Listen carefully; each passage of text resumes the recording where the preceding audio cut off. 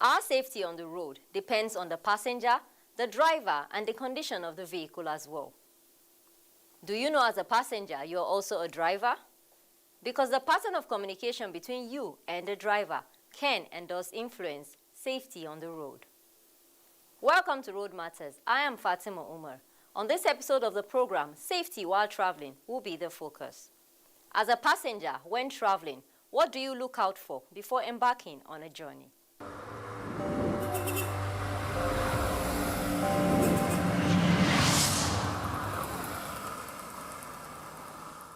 Passengers board vehicles with the plan to arrive their destination safely and with the hope that the driver that takes the wheel is a responsible person. Even though the movement of the vehicle is entirely in the hands of the driver, little is known, however, about the interaction between the driver and passengers. Can passengers influence the behavior of drivers to enhance driver-passenger safety? Sometimes passenger used to is a good driver to run, but we driver, we know what you are doing. You cannot pay me for one person money to ask me to run. We have our limit. Money will come out, we let our drivers that anybody make you say run. No, think of yourself, control yourself. You cannot somebody so because of somebody run, go and kill yourself. Passengers that we take these days, they are always focused on speed. Mostly on roads like Kano Road, and when you go to some other routes, they will say, driver, stop and give this also person money, then do this and do that. There is a way of you to overtake now. Even yesterday when I was coming from Akure, some of the passengers say, driver, can't you see the road is free now, overtake. Passengers, we must be patient with them. So we get some passengers that can say you should move over 120 speedometer. Passenger cannot force you to run over the 120. If you go after that 120 at long last, now you go still cry. People they are complaining about maybe you are not running very well. Maybe your speed is limited only. That's some they are complaining. Some they don't talk to you till you reach your destination. If you are answering call, no, some people they don't bother. But some drivers, if you are going like me, I will slow down to park to answer my call if somebody calls me. Even if you're not a good driver, some passengers to push you to go, they will push you to go and do this because they want to say go hurry. One say, hey driver, don't you move. But if you're a good driver, you know go follow their own this thing. You use your own number 6 to do what you learn. There is something we call a capacity building. We normally lecture on our members the implication whenever you drink, don't drive. Whenever you smoke in there, they even come to the motor park. Because if you come to the motor park, there's a penalty that we give it to you. We find out you have drunk it before you come to the motor park. We give you a suspension. We are not driving from the office, but we are giving a suspension. Go and learn a lesson.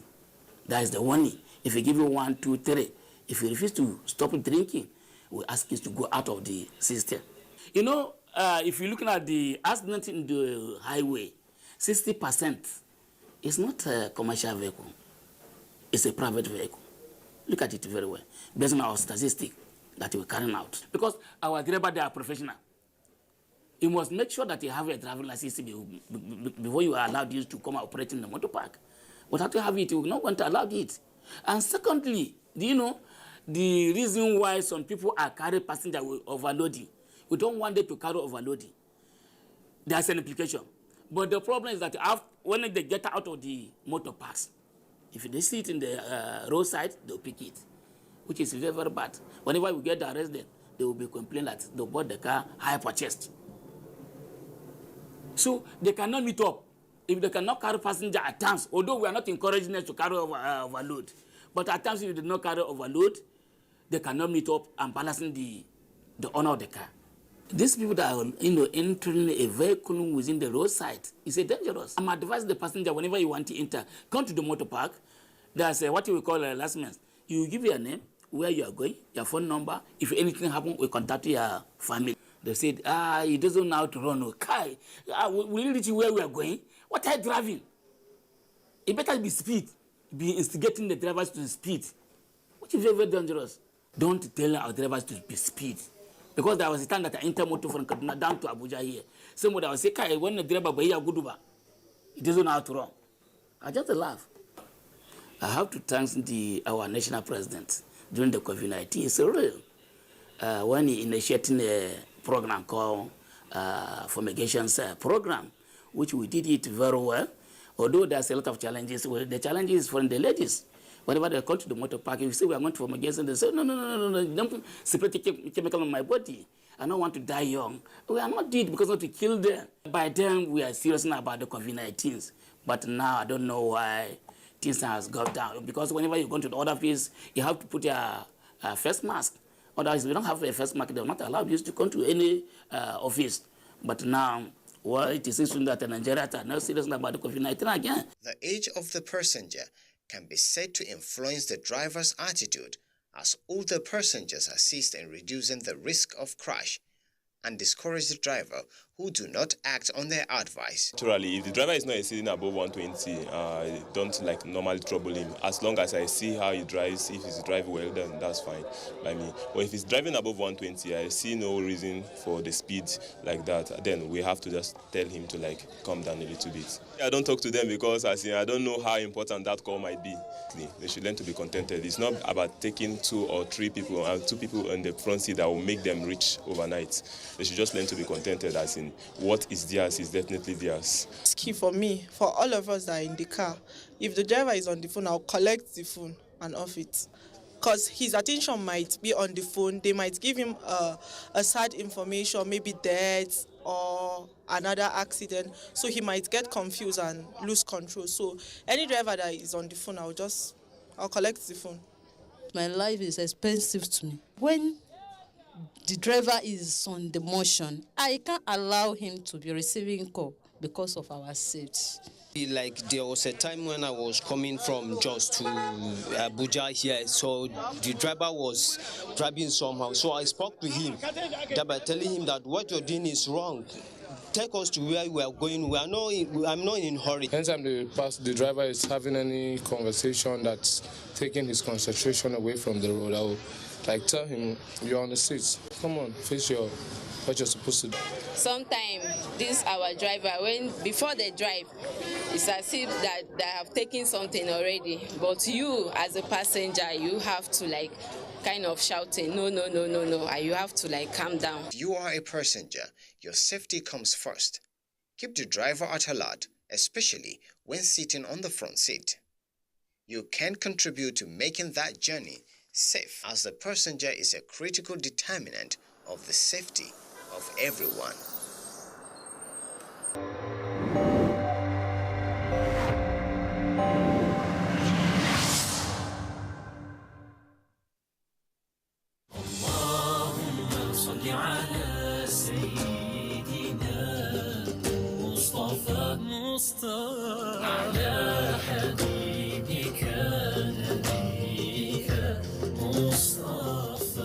You came to me in the time of despair.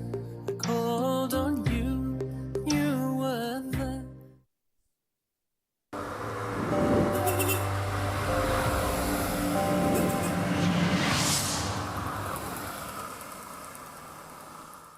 Safety on the road is everybody's business. Do play your part for the safety of all. For some, the assurance of a safe trip begins from right where you bought the vehicles, that is, motor parks. The journey to your destination begins right from the motor park itself. How safe are the motor parks? Let's go to Port Harcourt in Rivers State and join Francis Vincent on motor parks and safety.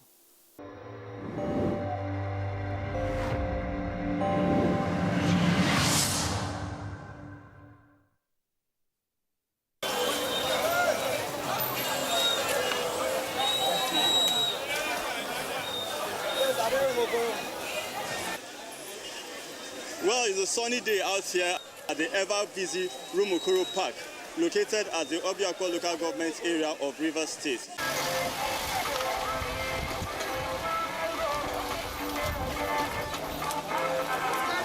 We are out here to actually seek the views of passengers and even the authorities on the safety measures put in place to make sure that passengers who utilize this park are safely and well attended to.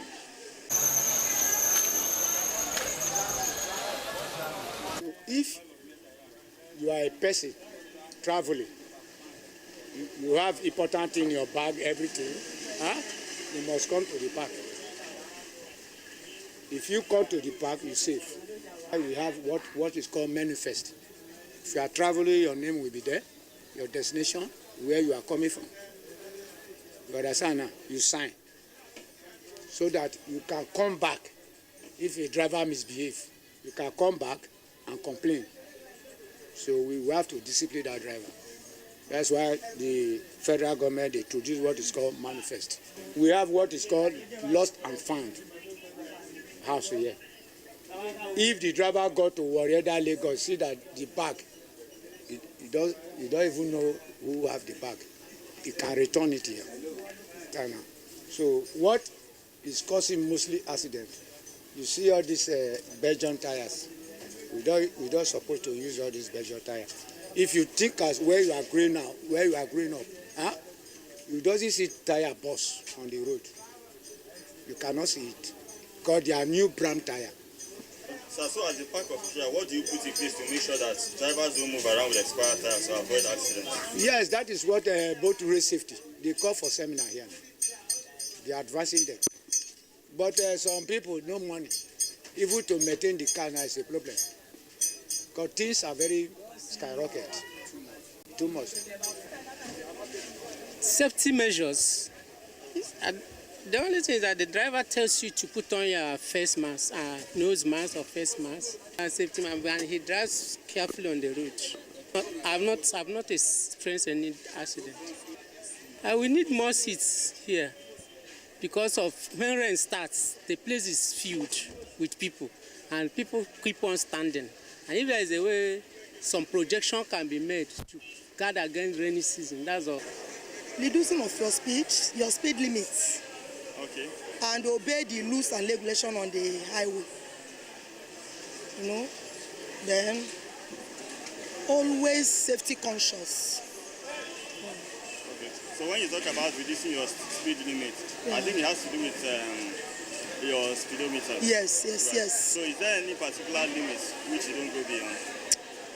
All I know about driving is always be safety conscious. I've been on the road for this is my 8 years.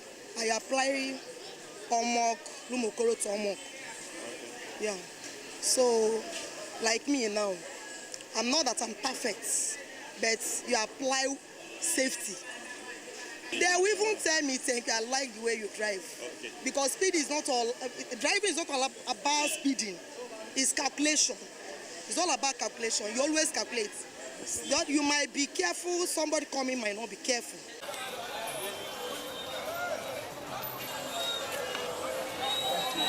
As you can see, it is a well-organized system that motorists applies to different destinations, and safeties are assured because we are really on transport business. Our duty is to ensure that safeties are assured by guaranteeing the passengers a really guaranteed vehicle. And we are also partnering with road safeties, police, and other federal government personnel that concerns transport. The River State Transport Ministry of Transport is aware of what we are doing. We are partnering with the government. We carry on the functions. We are also working in partnership with the people that government brought here as committee. So those are the people that are part of what we are doing, that we partner with them. You can see that the park is not dirty. We do daily cleans and follow government rules and regulations. That are the things we do. The issue of one chance is no more around these vicinities, no more around this area, because the loading point is inside park. And the park will also take, we also move to the area where our parks are in other states. The issue of the taxi you can see around are those ones that apply Choba Aziz. So we ensure that every person does the business inside the park. So I put it as a point of stopping the habit, even people not to sell alcoholic around the motor, around the commercial drivers, so that they will be of themselves.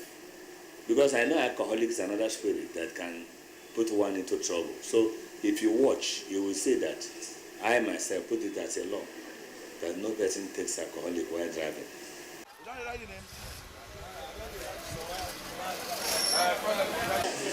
Well, it has really been an interesting one, interacting with passengers and the authorities who are actually manning this park. And it is good to know that all safety measures are being put in place to ensure that passengers who use the Rumokoro Park in Rivers State are properly attended to, and all safety measures are being put in place to make sure that these passengers move from this park to their various destinations without hitch. Well, that's it from Port Harcourt. Over to Fatima for the rest of the program.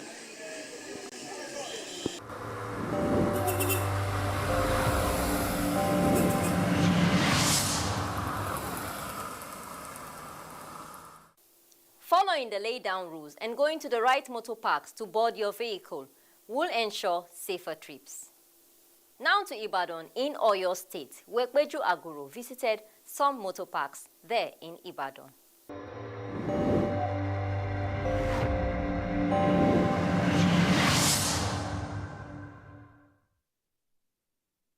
Reckless driving is a major challenge, which leads to accidents, loss of lives, and congestions on a road. The conscious efforts taken by stakeholders is gradually reducing commercial motor accidents in Oyo State, particularly from the various approved motor parks in the state. The idea behind the establishment of motor parks and the effective monitoring guides put in place has no doubt given motorists more confidence to go to the parks whenever they have a journey to embark upon. If you are going by road, you need to go to the park. That is the designated area by government and by the practitioner. That's for safety, because you are so sure there's a manifest. You are so sure the vehicle you are entering.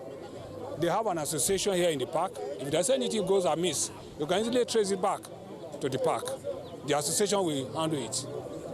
Well, I feel it's safer for me to come to the park to take a bus to my destination because, one, every bus here, I think they are registered and they should know every driver here. But going by the roadside, I don't feel safe with it. I might be carried by maybe 419s or armed robber on the road. Even entering the road by the roadside, I don't think it's safe. It is safer to go to the garage. And, you know, because the garage, I mean, you have proper details. You give your names, the name of the next of kin. You know, God forbid something happens on the road, they will be able to track the vehicle and some other things like that. So I believe it's safer for the passenger that is traveling to actually go to the garage, the park, to board the vehicle. To prevent accidents and safe driving, most park officials embark on routine check of vehicles, constant monitoring of the drivers, and trainings to reorientate them on why safety should be their priority. Now, if you go to our garages, you are well assured that your safety is guaranteed because on weekly basis, we do orientation for all our drivers on what to do and what not to do. And for now, you can't just go on the road and stop either a bus to take your destination. You cannot freely walk into our garages and take your buses to wherever you're going. So our garages are now safe for anyone that comes into the state. And whenever you're in a garage and you board either a taxi or a bus, especially all those going outside the state, your name, your destination, your phone number, your next of kin, the names will be taken down in case anything happens, God forbid. So for now, all our garages are now safe for all passengers. This is seminar láti lọ lẹ́nu ìgbà tí ìjọba PMSC bẹ̀rẹ̀ lábẹ́ aláṣẹ jùlọ gómìnà wa Ṣèyí Mákindé We have gone for different seminars since the inception of Park Managers System, PMS, under Governor Seyi Makinde's administration. We are grateful to him. If you look around the park now, you will see great transformation. You cannot see touts here. Secondly, all our vehicles, you will notice the tires are very okay with extra tire. Our vehicles are neat and doesn't tear people's clothes. We organize lectures for our drivers often. All our travelers feel safe. No issue of lost luggage. No issue of fighting in our parks. And our drivers do follow road safety guidelines. Firstly, since the inception of this park manager system, we were told that no alcohol sale in the park. Also, any traveler that enters our park, we ask where they were heading. For those that can't read, we direct them. For the learned, they will see description on the vehicles indicating the destination going. Every park has secretary who register vehicles that enters or depart our park. We relate well with travelers at our park. It is a common knowledge now that tickets are issued to drivers so that they do not overspeed in a bid to circumvent the order of loading or arrival at the other park. Taking turns at the park is no doubt yielding positive results. For instance, these vehicles are waiting for their turn before being called to load. FRSC says most of the measures taken at the motor park have reduced accidents to the barest minimum. It is therefore a good development that the confidence of commuters in motor parks are still high, as drivers are now more concerned about safe driving on Nigerian roads.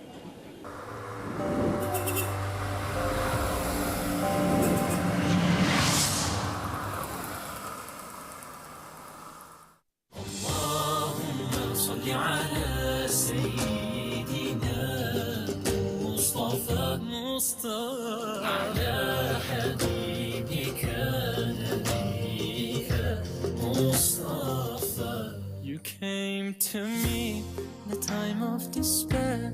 I called on you, you were there.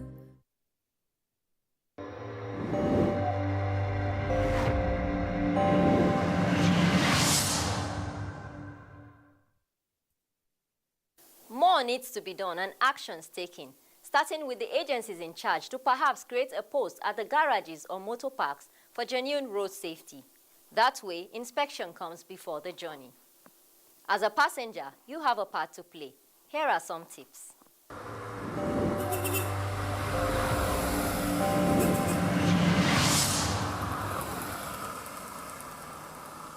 As you prepare to travel, your safety while on the road should be your first priority.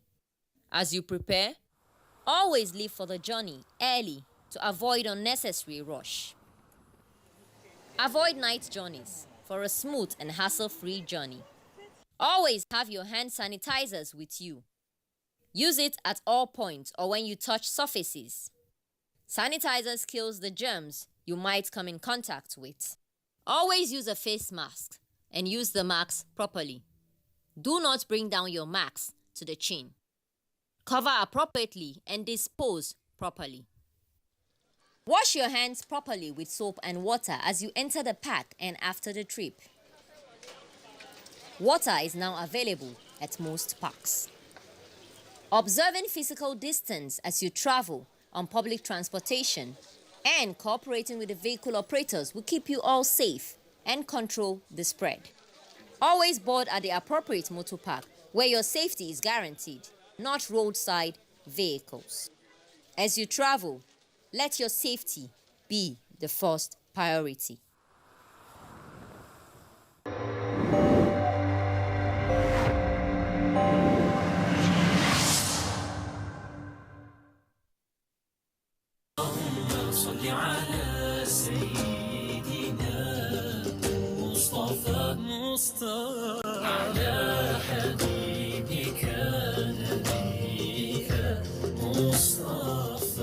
You came to me in a time of despair.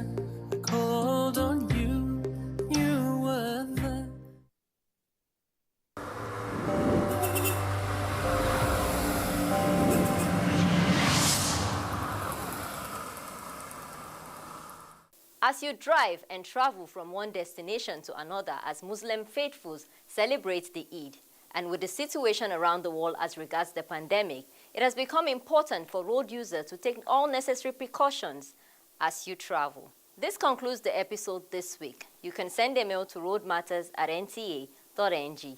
Until the next episode, I am Fatima Umar. Drive to live. And to all celebrating, happy celebrations. Bye-bye.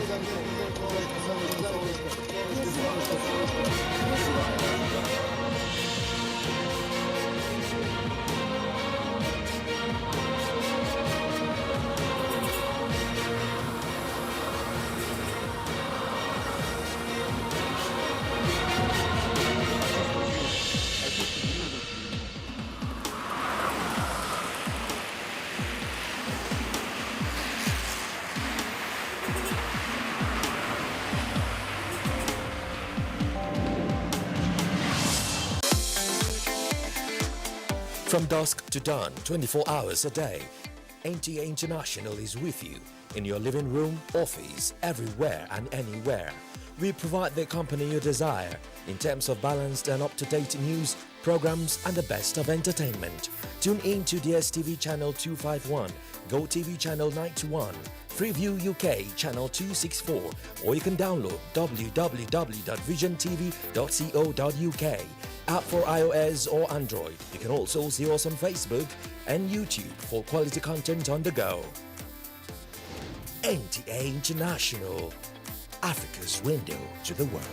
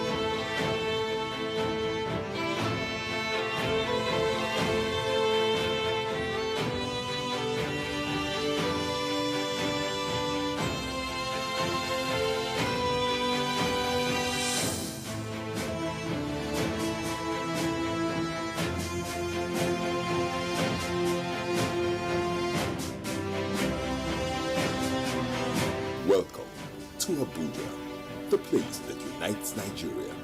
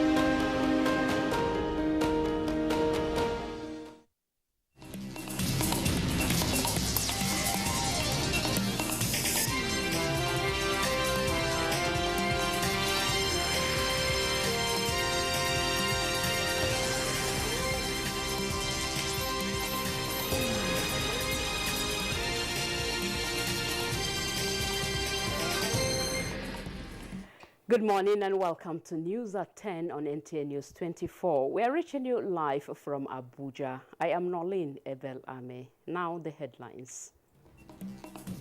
Presidency urges leaders in politics and religion to preach respect for truth.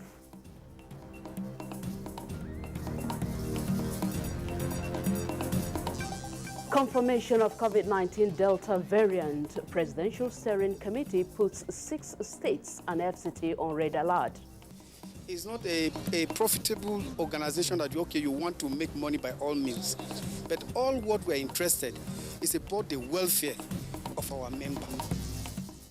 FCDA Multipurpose Cooperative Society plans affordable housing for members, hands over land to contractors.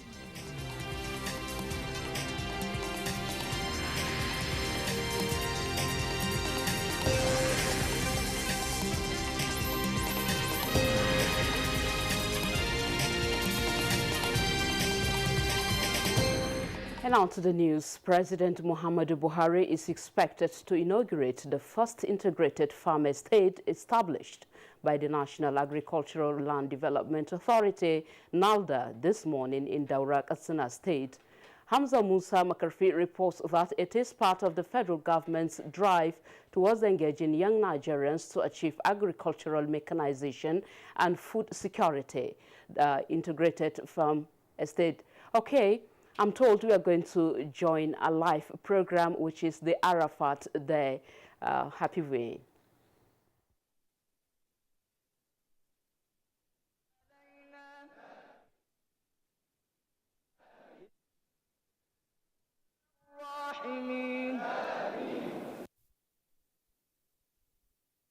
من الشيطان الرجيم بسم الله الرحمن الرحيم والصلاة والسلام على من لا نبي بعده سيدنا محمد وعلى أهله وأصحابه أجمعين.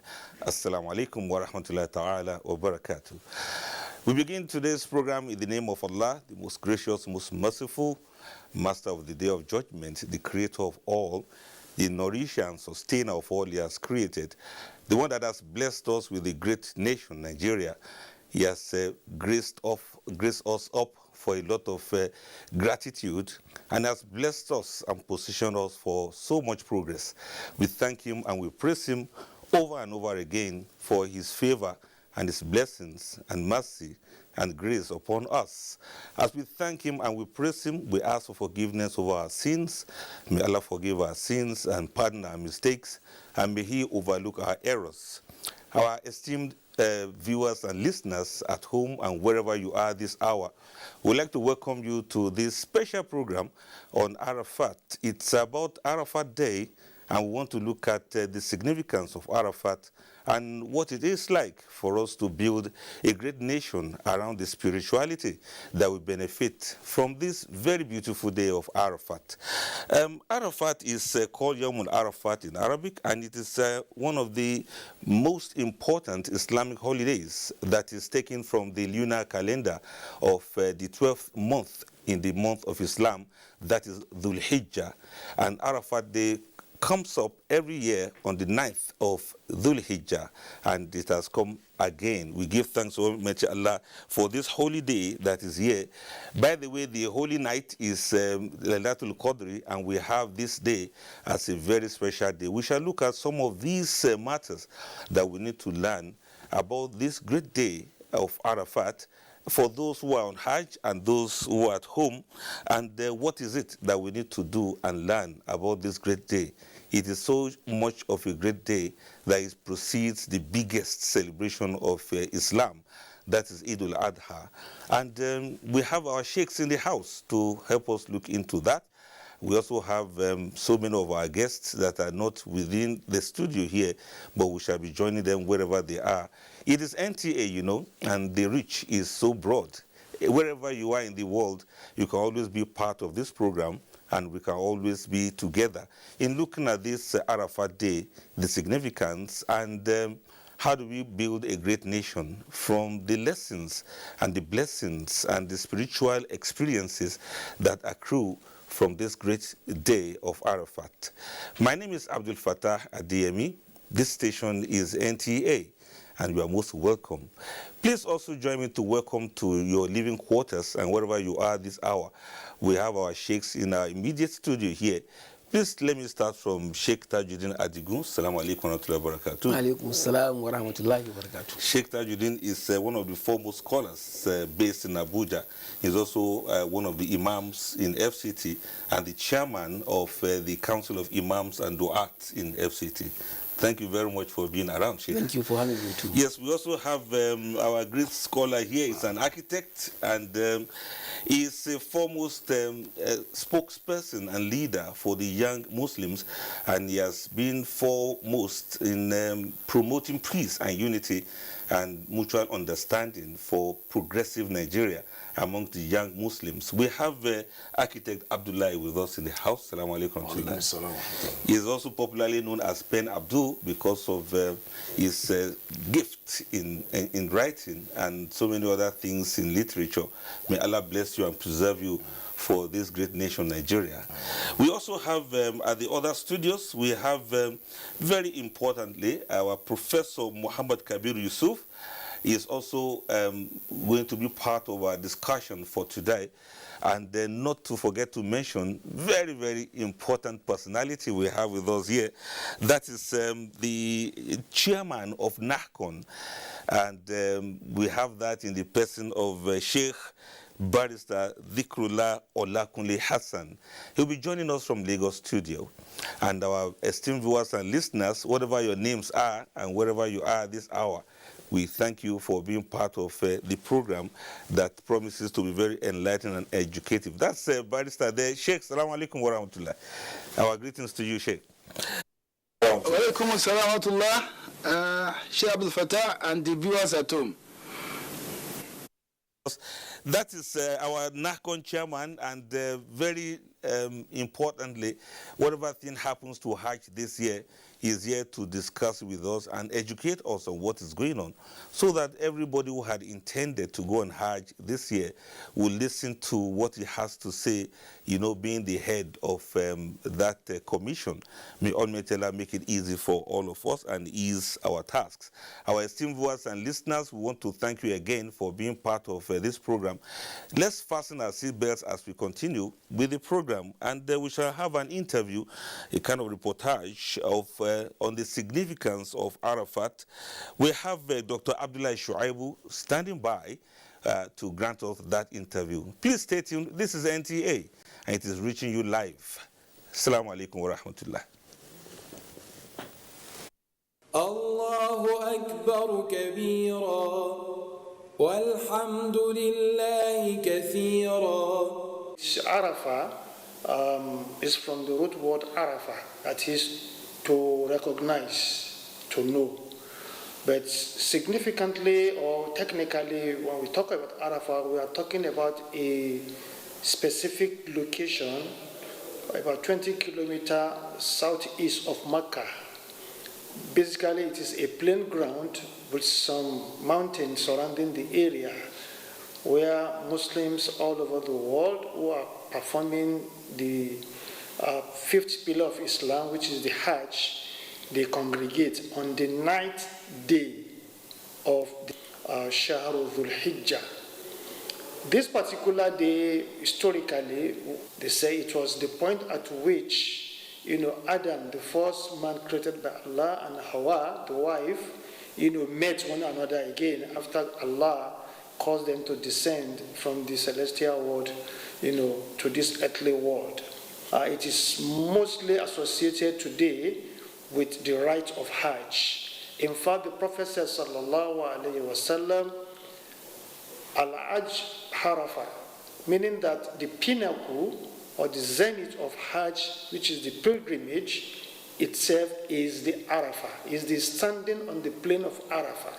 So people say Mount of Arafah. It is not Mount of Arafah, but it is a plain of Arafah, where Muslims congregate and then they stand, chanting the remembrance of Allah, supplicating to Allah, seeking for Allah's forgiveness, and of course they will be there till when the sun is about to set and they leave the place to Muzdalifah.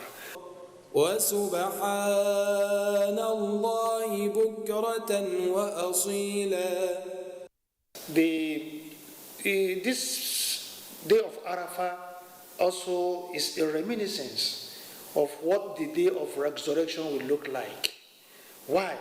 Simply because on that particular day, all Muslims pilgrims from all over the world, both from different continents of the world, black, white, both the wealthy ones and then those who are on the lowest, radar or strata of society, all of them will be in the same garments, pieces of white cloth shrouded around their body, chanting the same slogan, which is the talbiyah, that is glorification of Allah, sanctification of Allah, and giving praises to Him.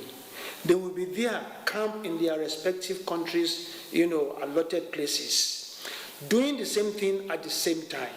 They will listen first to the sermon that will be delivered by the Imam, and they are expected to perform, importantly, 2 of the 5 obligatory prayers combined together with one single call to prayer, but with 2, iqamah. That is, Salatul Zuhr and Salatul Asr will be combined. While they are there, they are expected to redirect or reconnect their soul with their Creator Allah. So it is a kind of a spiritual rebirth where Muslims go to cleanse themselves of their mistakes, their sins, which they have committed before that particular day, and then to also have a sober reflection of what is happening to them as individuals, as family members, as a community, as a state, as a country, and as a nation, and as a whole world altogether. And then ask Allah, to respond to their supplications, to grant their requests, and also to continue to shower His favors and bounties upon them. Allahu Akbar kabira walhamdulillahi kathira.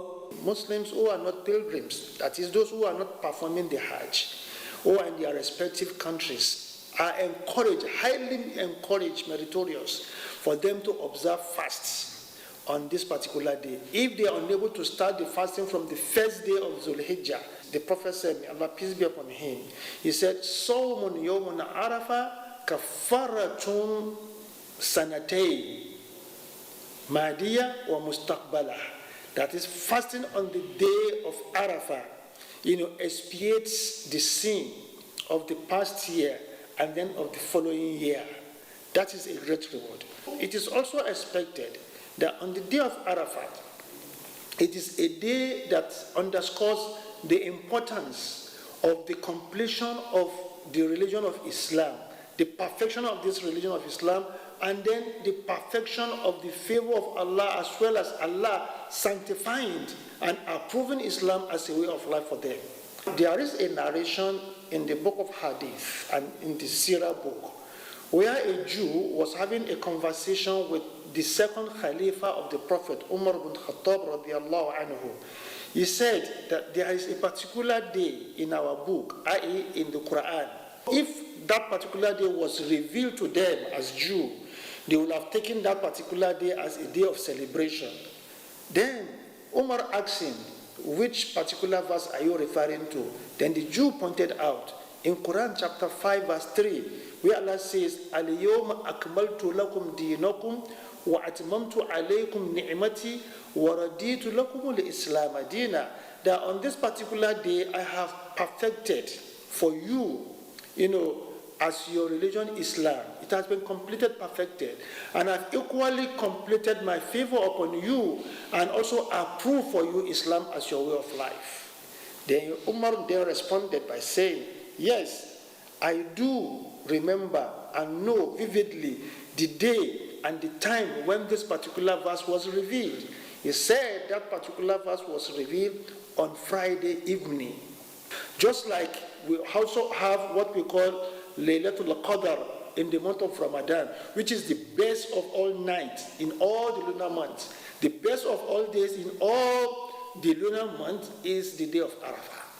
The day of Arafat is a key day in the life of Muslims because it is on that day that we have an opportunity to engage in intensive supplication, because the Prophet said, Khairu dua Arafah.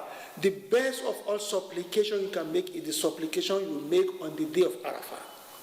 And then he said, of all the supplications that he and the prophet that came before him, they made on the day of Arafah, is the slogan, La ilaha illallah, wahdahu la sharika la, lahul mulku wa lahul hamdu, wa huwa ala kulli shay'in qadir. This is what pilgrims on that day, and then those who are not even pilgrims, are expected to be chanting as often, as much as they could, which means, La ilaha illallah. There is no deity worthy of being worshipped except Allah. Wahdahu la sharika la, who has no partner, is one. Lahul muluku, to him belongs the dominion. Wa lahul hamdu, and all praises belong to him. Wa huwa ala kulli shay'in qadir, and he has power over all things. This is the supplication the Prophet bequeathed to the Muslims before he left the world. However, it does not exclude other supplication one can make for himself, for his family, for his friends, for his colleagues, for his compatriots, for his country, for his tribe, for the whole Muslims, and for the whole humanity all over the world. Allahu Akbar kabira walhamdulillahi kathira. That the day of Arafah is also the day where the Prophet said, sallallahu alayhi wasallam, that ma min yawmin min an yu'tiqa Allahu abdan min yawmin Arafah. That there is no any other day in which Allah free humanity, free mankind from hellfire and emancipate them to become freeborn more than the day of Arafah. It is also the day where Allah also will boast with humanity by calling his angels that, look at my servant who cannot see me, they cannot hear me, yet they all came from all different parts of the globe to this particular place. And my slogan, glorifying me, giving thanks to me. Ma arada awlahi, what does these people want from me again? Allah will question the angels. Allah will inform the angels that because they cannot see me, because they cannot hear me, yet they are seeking my countenance, they are seeking for my grace, and they are also asking me for their forgiveness. وَأَنَا أَغْفِرُ لَهُمْ جَمِيعًا. Today I will forgive them of all their sins. It is also one of the days where Allah has made a great opportunity for a Muslim to become a reborn person in life from all forms of iniquities. And that is why the Prophet underscored the importance of the day of Arafah. It is the pinnacle. That if you go on Hajj, for example, you do all other rites of Hajj, or you omitted standing on the plain of Arafah to glorify Allah, your Hajj is not a full Hajj. You don't have the Hajj, but you have the reward of all other rites that you have done.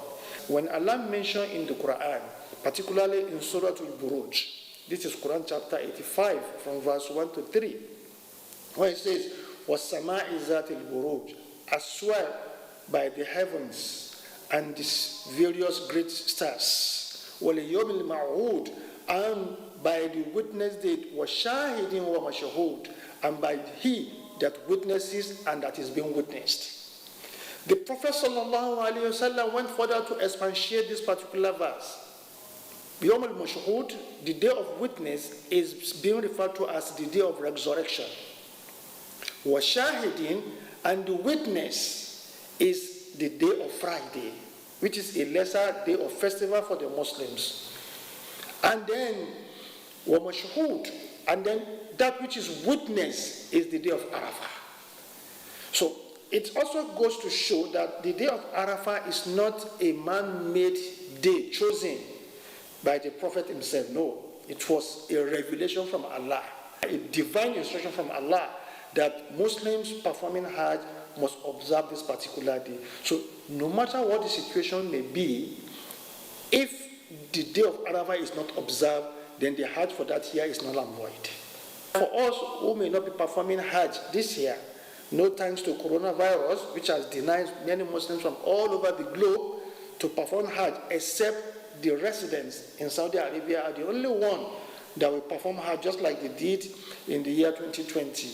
But it doesn't take away the fact that we can still avail ourselves of the merits and the favors and the grace of Allah for this particular day by observing all other acts of meritorious services that can make us to avail in ourselves of the benefits and the reward from Allah. Allahu Akbar kabira والحمد لله كثيرا. Thank you so very much for staying tuned. That has been an interview that was granted by Chief Imam, Dr. Abdullah Shuaib. Alhamdulillah, he has been able to do justice to what we need to know concerning the Arafat Day and how it works. We shall still discuss further on that as the program progresses. Meanwhile, let's go to the Arafat ground and see what is happening there. Let us stay tuned and enjoy the ambience together. Assalamu alaikum.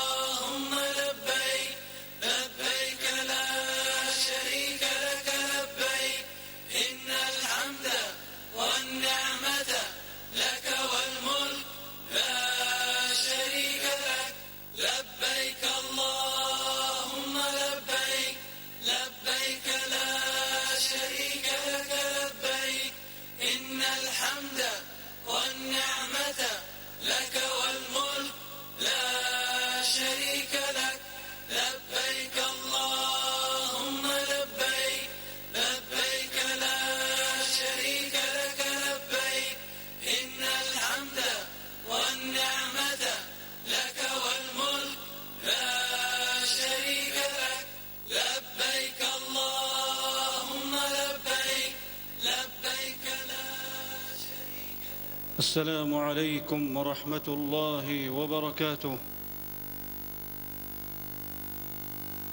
الحمد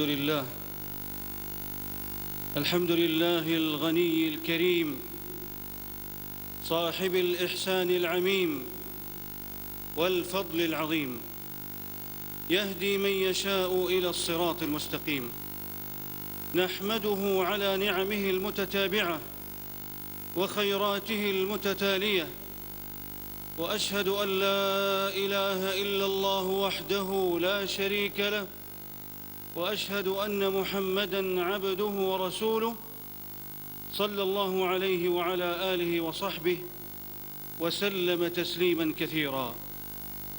أما بعد، فيا أيها المؤمنون، اتقوا الله تعالى بامتثال أوامره تفوزوا الفوز العظيم وتفلحوا في دنياكم وأخراكم، كما قال تعالى: والعاقبة للمتقين.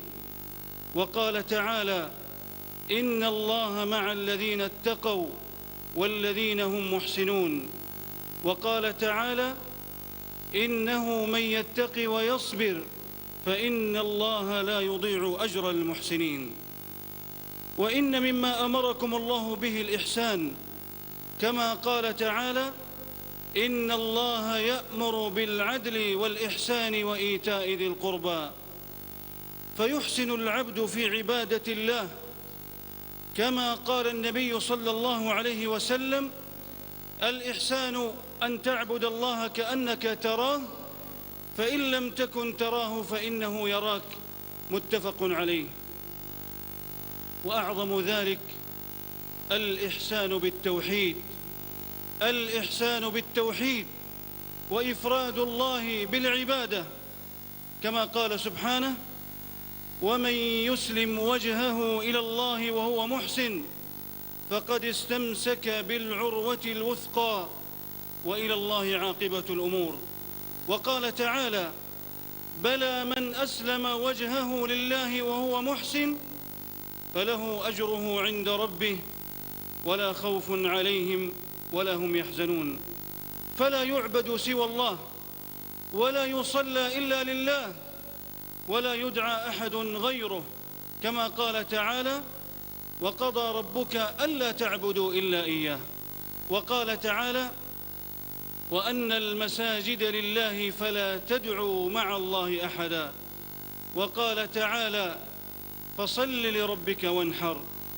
وهذا مقتضى شهادة التوحيد لا إله إلا الله، وقرينتها شهادة أن محمد رسول الله، فيطاع أمره ويصدق خبره، ولا يعبد الله إلا بما جاء به، لأن الله أكمل الدين فلا يحتاج إلى أن يزاد فيه بشيء من البدع. قال الله تعالى في الآية التي نزلت يوم عرفة: اليوم أكملت لكم دينكم وأتممت عليكم نعمتي ورضيت لكم الإسلام دينا. ومن الإحسان في عبادة الله المحافظة على الصلوات الخمس في أوقاتها كل يوم، كما قال تعالى: حافظوا على الصلوات والصلاة الوسطى وقوموا لله قانتين. وأداء الزكاة كما قال تعالى: ورحمتي وسعت كل شيء فسأكتبها للذين يتقون ويؤتون الزكاة والذين هم بآياتنا يؤمنون. ومن ذلك صوم رمضان كما قال تعالى: فمن شهد منكم الشهر فليصمه. وحج البيت الحرام كما قال تعالى: ولله على الناس حج البيت من استطاع إليه سبيلا. ومن الإحسان الإيمان بالله ربا ومعبودا، والإيمان بملائكته وكتبه وجميع رسله واليوم الآخر، والإيمان بالقدر خيره وشره، فقدر الله نافذ وقضاؤه لا محالة واقع. وكيف لا يحسن الإنسان بعبادة ربه سبحانه، وكيف لا يحسن الإنسان بعبادة الله وهو سبحانه قد أحسن إلى العباد وتفضل عليهم بصنوف النعم، حيث أوجدهم من العدم وأسبغ عليهم الخيرات ووالى عليهم المسرات. قال تعالى: ألم تروا أن الله سخر لكم ما في السماوات وما في الأرض وأسبغ عليكم نعمه ظاهرة وباطنة. وقال تعالى: لقد خلقنا الإنسان في أحسن تقويم. وقال تعالى: فتبارك الله أحسن الخالقين. وقال تعالى: الذي أحسن كل شيء خلقه وبدأ خلق الإنسان من طين ثم جعل نسله من سلالة من ماء مهين ثم سواه ونفخ فيه من روحه وجعل لكم السمع والأبصار والأفئدة قليلا ما تشكرون. ومن إحسانه سبحانه بالعباد أن أنزل إليهم الكتب وأرسل الرسل لهداية البشر، كما أنزل كتابه العظيم القرآن الكريم على محمد صلى الله عليه وسلم. قال تعالى: لقد من الله على المؤمنين إذ بعث فيهم رسولا من أنفسهم يتلو عليهم آياته ويزكيهم ويعلمهم الكتاب والحكمة وإن كانوا من قبل لفي ضلال مبين. وقال تعالى: الله نزل أحسن الحديث كتابا متشابها مثاني تقشعر منه جلود الذين يخشون ربهم ثم تلين جلودهم وقلوبهم إلى ذكر الله ذلك هدى الله يهدي به من يشاء. وقال تعالى: ومن أحسن من الله حكما لقوم يوقنون. ومما أمر الله به الإنسان أن يحسن إلى مخلوقات الله بأنواع الإحسان.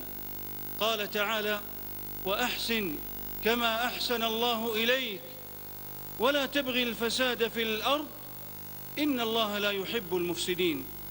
فيحسن الإنسان لكل من له به صلة. قال تعالى: وبالوالدين إحسانا وبذي القربى واليتامى والمساكين والجار ذي القربى والجار الجنب والصاحب بالجنب وابن السبيل وما ملكت أيمانكم إن الله لا يحب من كان مختالا فخورا.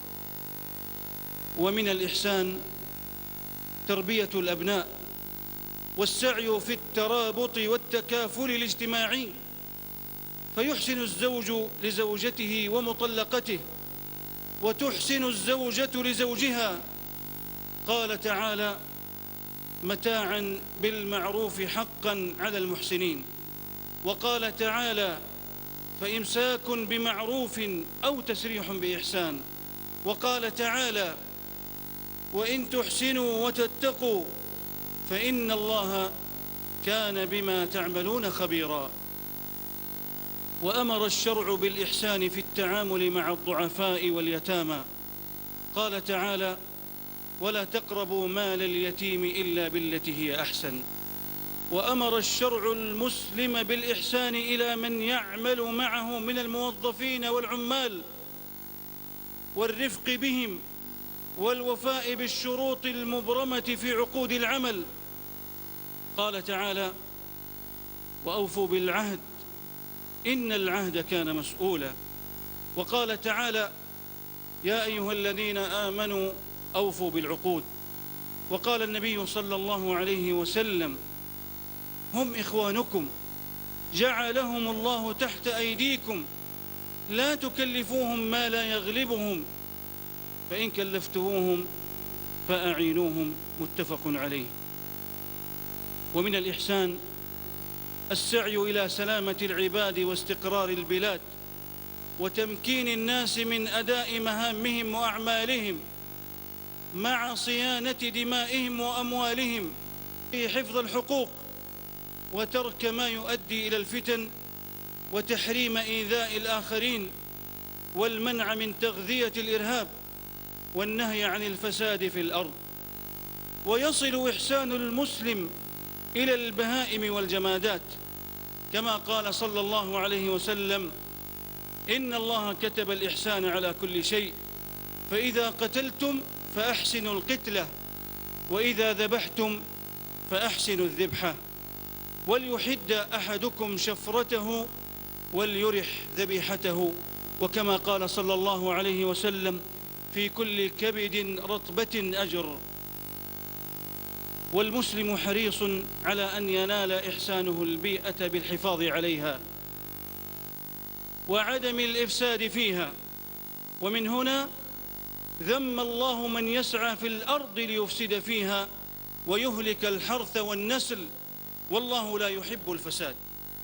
بل ويصل إحسان المسلم إلى المسلمين وغير المسلمين كما قال تعالى: ويطعمون الطعام على حبه مسكينا ويتيما وأسيرا. وقال تعالى: ولا تزال تطلع على خائنة منهم إلا قليلا منهم فاعف عنهم واصفح إن الله يحب المحسنين. بل ويصل إحسانك لمن بينك وبينه عداوة. قال تعالى: ادفع بالتي هي أحسن فإذا الذي بينك وبينه عداوة كأنه ولي حميم وما يلقاها إلا الذين صبروا وما يلقاها إلا ذو حظ عظيم. ويشمل ذلك الإحسان في التعامل المالي. قال تعالى: وأوفوا الكيل إذا كلتم وزنوا بالقسطاس المستقيم ذلك خير وأحسن تأويلا. وقال تعالى: من ذا الذي يقرض الله قرضا حسنا فيضاعفه له أضعافا كثيرة. كما يشمل ذلك الإحسان إلى جميع الخلق في الأقوال اللفظية الجميلة. قال تعالى: وقولوا للناس حسنا. وقال تعالى: وقل لعبادي يقولوا التي هي أحسن إن الشيطان ينزغ بينهم إن الشيطان كان للإنسان عدوا مبينا. ويشمل الإحسان للجميع بالفعل العادل الذي يستحقه كل أحد بحسب تصرفاته. ومن ذلك الإحسان في الدعوة إلى الله. قال تعالى: ادع إلى سبيل ربك بالحكمة والموعظة الحسنة وجادلهم بالتي هي أحسن. وقال تعالى: ولا تجادلوا أهل الكتاب إلا بالتي هي أحسن. ومن ذلك الإحسان في حسن الاستقبال والتحية. قال تعالى: وإذا حييتم بتحية فحيوا بأحسن منها أو ردوها إن الله كان على كل شيء حسيبا. ومن الإحسان إلى الناس الصبر على أذاهم، كما قال تعالى: واصبر فإن الله لا يضيع أجر المحسنين. وشأن المؤمن أن يتبع أحسن الأقوال والأعمال. قال تعالى: فبشر عبادي الذين يستمعون القول فيتبعون أحسنه أولئك الذين هداهم الله وأولئك هم أولو الألباب. وما ذاك إلا للمؤمن، لأن المؤمن يعلم أن الإحسان هو ميدان المنافسة والمسابقة، كما قال تعالى: الذي خلق الموت والحياة ليبلوكم أيكم أحسن عملا وهو العزيز الغفور. وقال تعالى: وهو الذي خلق السماوات والأرض في 6 أيام وكان عرشه على الماء ليبلوكم أيكم أحسن عملا. ولئن قلت إنكم مبعوثون من بعد الموت ليقولن الذين كفروا إن هذا إلا سحر مبين. وقال تعالى: إنا جعلنا ما على الأرض زينة لها لنبلوهم أيهم أحسن عملا. إن الإنسان بإحسانه في عبادة الله إن الإنسان بإحسانه في عبادة الله وإحسانه إلى عباد الله ويكون بذلك قد حاز محبة الله ومعيته والقرب من رحمته. قال تعالى: وأحسنوا إن الله يحب المحسنين. وقال تعالى: وإن الله لمع المحسنين. وقال تعالى: وبشر المحسنين. وقال تعالى: إن رحمة الله قريب من المحسنين. وقال تعالى: إن الله لا يضيع أجر المحسنين. وقال تعالى: ويجزي الذين أحسنوا بالحسنى. وقال تعالى: للذين أحسنوا الحسنى وزيادة ولا يرهق وجوههم قتر ولا ذلة أولئك أصحاب الجنة هم فيها خالدون. وقال تعالى: ما على المحسنين من سبيل بل قد وعد الله المحسنين بخيري الدنيا والآخرة. قال تعالى: للذين أحسنوا في هذه الدنيا حسنة ولدار الآخرة خير ولنعم دار المتقين. وقال تعالى: إن المتقين في جنات وعيون آخذين ما آتاهم ربهم إنهم كانوا قبل ذلك محسنين. وقال تعالى: لهم ما يشاءون عند ربهم ذلك جزاء المحسنين. وقال تعالى: قل يا عبادي الذين آمنوا اتقوا ربكم للذين أحسنوا في هذه الدنيا حسنة وأرض الله واسعة إنما يوفى الصابرون أجرهم بغير حساب. وقال تعالى: هل جزاء الإحسان إلا الإحسان. وقال تعالى: من عمل صالحا من ذكر أو أنثى وهو مؤمن فلنحيينه حياة طيبة ولنجزينهم أجرهم بأحسن ما كانوا يعملون. فهنيئا لكم أيها المحسنون بمضاعفة الأجور، كما قال صلى الله عليه وسلم: إذا أحسن أحدكم إسلامه فكل حسنة يعملها تكتب له ب10 أمثالها إلى 700 ضعف. وقال تعالى: من جاء بالحسنة فله 10 أمثالها. وإن من إحسان الله على العباد أن فتح لهم أبواب التوبة ليحسنوا بعد الإساءة ما داموا في زمن الإمهال لتغفر ذنوبهم، كما قال تعالى: إلا من ظلم ثم بدل حسنا بعد سوء فإني غفور رحيم. وقال تعالى: إن الحسنات يذهبن السيئات. وقال تعالى: ويدرؤون بالحسنة السيئة أولئك لهم عقبى الدار. وإن مما جاءت به الشريعة مقابلة من أحسن بالدعاء والثناء والاعتراف بالإحسان، ولذا ذم النبي صلى الله عليه وسلم كفر الإحسان بإنكاره وعدم الإقرار به. وإن ممن أحسن إلى المسلمين قاطبة، وإن ممن أحسن إلى المسلمين قاطبة خادم الحرمين الشريفين الملك سلمان بن عبد العزيز وسمو ولي عهده الأمير محمد بن سلمان برعايتهم لأمر الحجيج وقيامهم على الحرمين الشريفين وسعيهم في حفظ الأمن فيهما وتوفير من يحسن للحجاج والمعتمرين، مع حرصهم على سلامة موسم الحج من أن يكون محلاً لانتشار الأمراض أو أن يكون بؤرة للوباء، والحرص على إقامة الشريعة والحرص على إقامة الشعيرة بشكل صحي يحقق متطلبات الوقاية والتباعد الاجتماعي، تحقيقاً لمقاصد الشريعة في حفظ النفس وامتثالاً لقول النبي: أرض فلا تدخلوها، وإذا وقع بأرض وأنتم فيها فلا تخرجوا منها. فجزاهما الله خير الجزاء وبارك فيهما وجعلهما من أسباب الخير والهدى والسعادة للناس أجمعين. حجاج بيت الله الحرام، أدوا مناسككم على وفق ما فعله رسول الله صلى الله عليه وسلم لقوله: لتأخذوا عني مناسككم، ولقول الله عز وجل: وأتموا الحج والعمرة لله، فتكونوا بذلك ممن أحسن أداء الحج.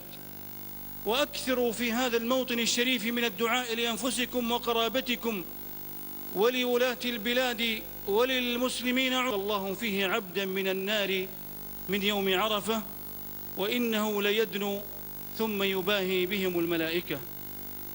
اللهم أحسن إلى عبادك المؤمنين، اللهم أحسن إلى عبادهم على الحق وأصلح قلوبهم.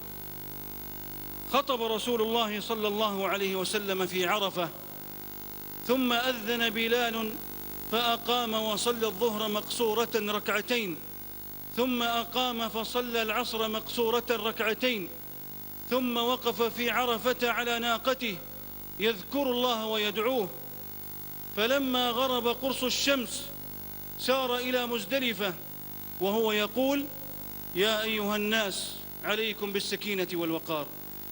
وحين وصل مزدلفة صلى المغرب 3 والعشاء ركعتين جمعا وقصرا، وبات بمزدلفة، ثم صلى الفجر بها في أول وقتها ودعا الله إلى أن أسفرت، وانطلق إلى منى فرمى جمرة العقبة بعد طلوع الشمس ب7 حصيات وذبح هديه وحلق. بعد ذلك طاف طواف الإفاضة وبقي في منى أيام التشريق يذكر الله ويرمي الجمرات 3 بعد الزوال، يدعو عند الصغرى والوسطى. ورخص لأهل الأعذار في ترك المبيت بمنى: فإذا قضيتم مناسككم فاذكروا الله كذكركم آباءكم أو أشد ذكرا، وليكن من دعائكم: ربنا آتنا في الدنيا حسنة وفي الآخرة حسنة وقنا عذاب النار. أولئك لهم نصيب مما كسبوا والله سريع الحساب. وسنة رسول الله صلى الله عليه وسلم المكث بمنى إلى اليوم 13 وهو الأفضل، وأجاز التعجل في 12، فلما فرغ من حجه طاف بالبيت قبل سفره. سبحان ربك رب العزة عما يصفون، وسلام على المرسلين، وآخر دعوانا أن الحمد لله رب العالمين. الله أكبر الله أكبر الله أكبر الله أكبر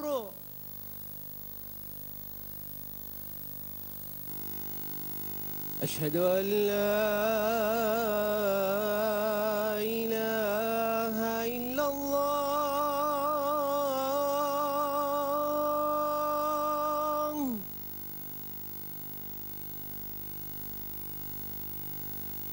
أشهد أن لا إله إلا الله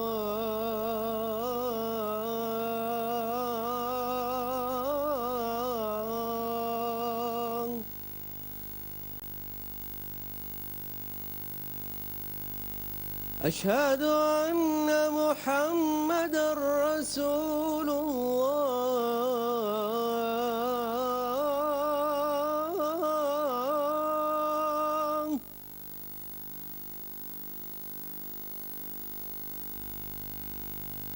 أشهد أن محمدًا رسول الله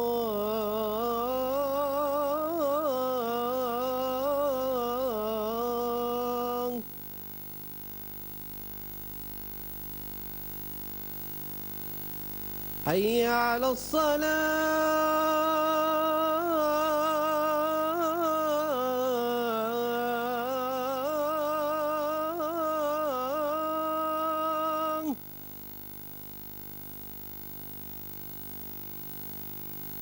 حي على الصلاة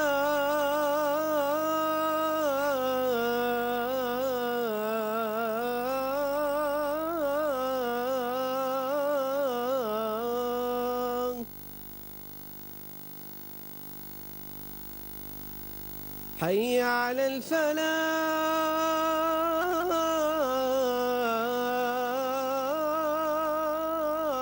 الفلاح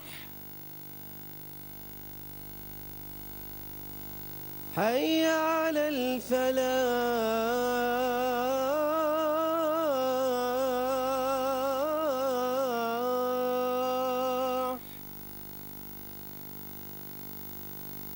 الله أكبر الله أكبر لا إله إلا الله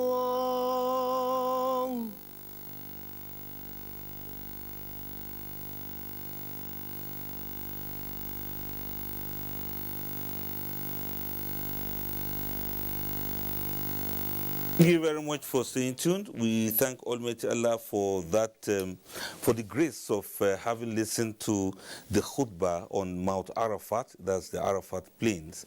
And that marked a similar thing that was done by the Prophet Muhammad sallallahu alaihi wasallam during the last pilgrimage that he had. And he stood on that same plain of Arafat to give the last sermon to the believers. And so many things were said then. And it's from then that the annual, replay of that beautiful sermon has always been taking place. From year to year, we have different messages that come from the plains of Arafat. And as was just done now, like we just seen, the Imam had said a whole lot of things. But we have our sheikhs in the house, so they are going to interpret and give us a synopsis of the message that was passed across to the whole Muslim world on that plain of Arafat. Before I move on to the sheikhs to tell us, I want to quickly introduce our guests that just just joined us, we have Professor Muhammad Kabir Yusuf Hamdani.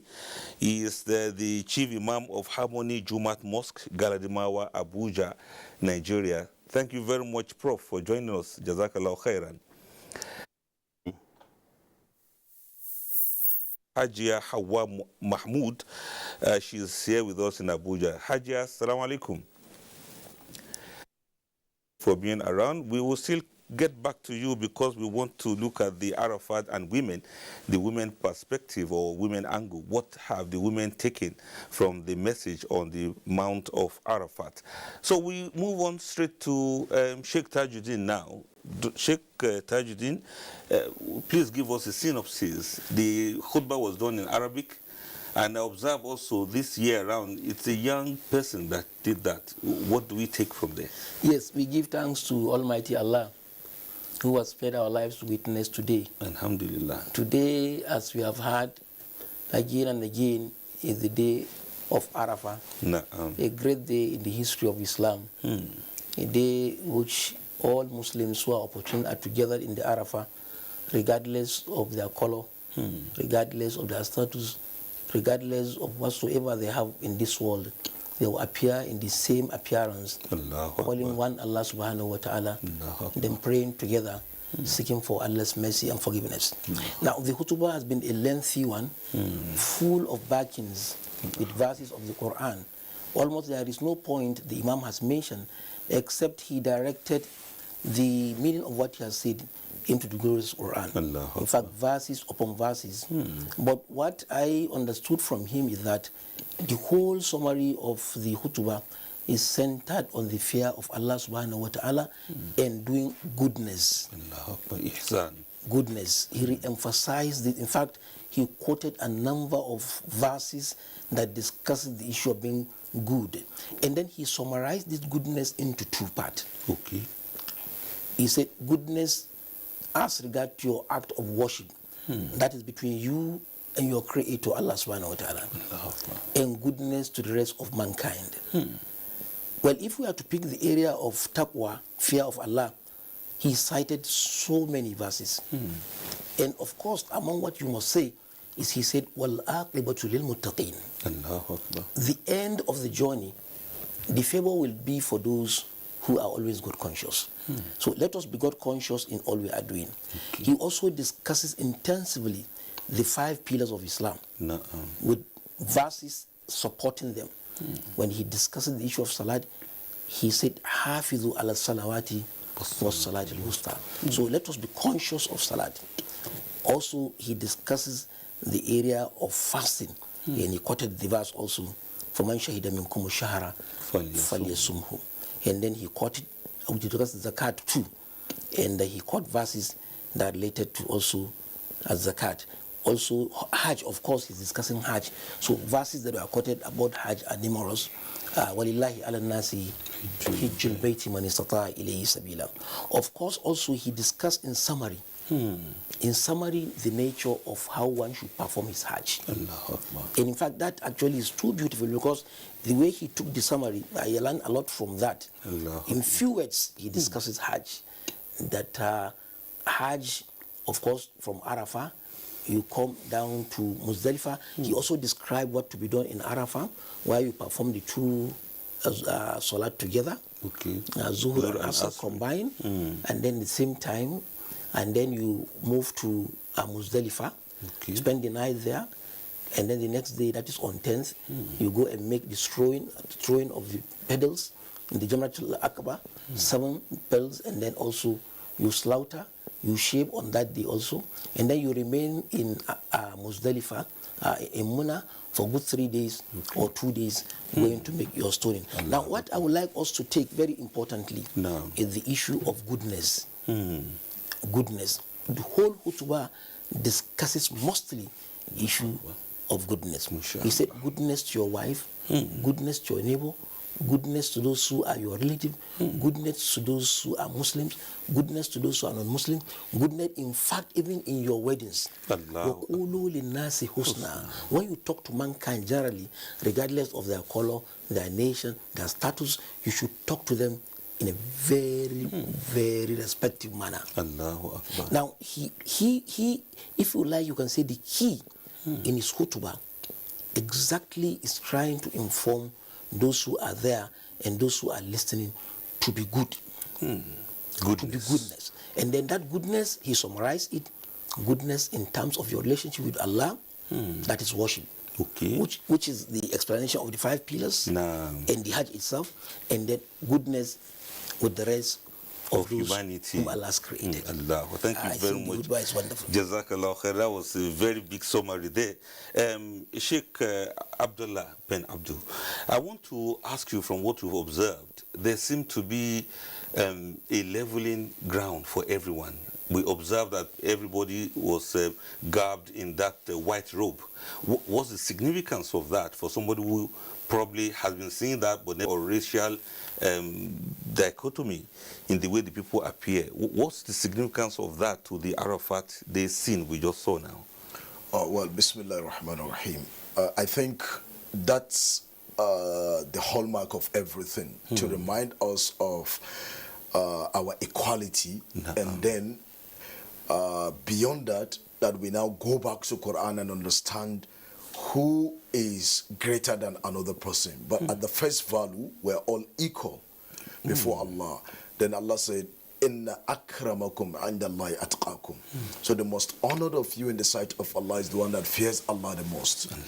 So the most significant thing there, for anyone that does not know why everyone is dressed in the same manner, it's a subtle reminder that we are all equal before Allah subhanahu wa ta'ala, except by the virtue of our righteousness, which the khutbah revolved around. And you know, as if, like my sheikh has said, yani, the summary, the synopsis is so apt, what he has given, and it's as if the imam has just taught everyone to wake up, that the world is in turmoil.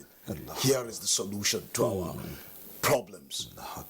If you make good your relationship with Allah by worshipping Allah as He should, which He emphasized the issue of Tawheed, and then He warned against innovative matters in the religion, bid'ah, then He spoke about the relationship between you and others, your fellow humans, to be good to them, as Sheikh has elucidated.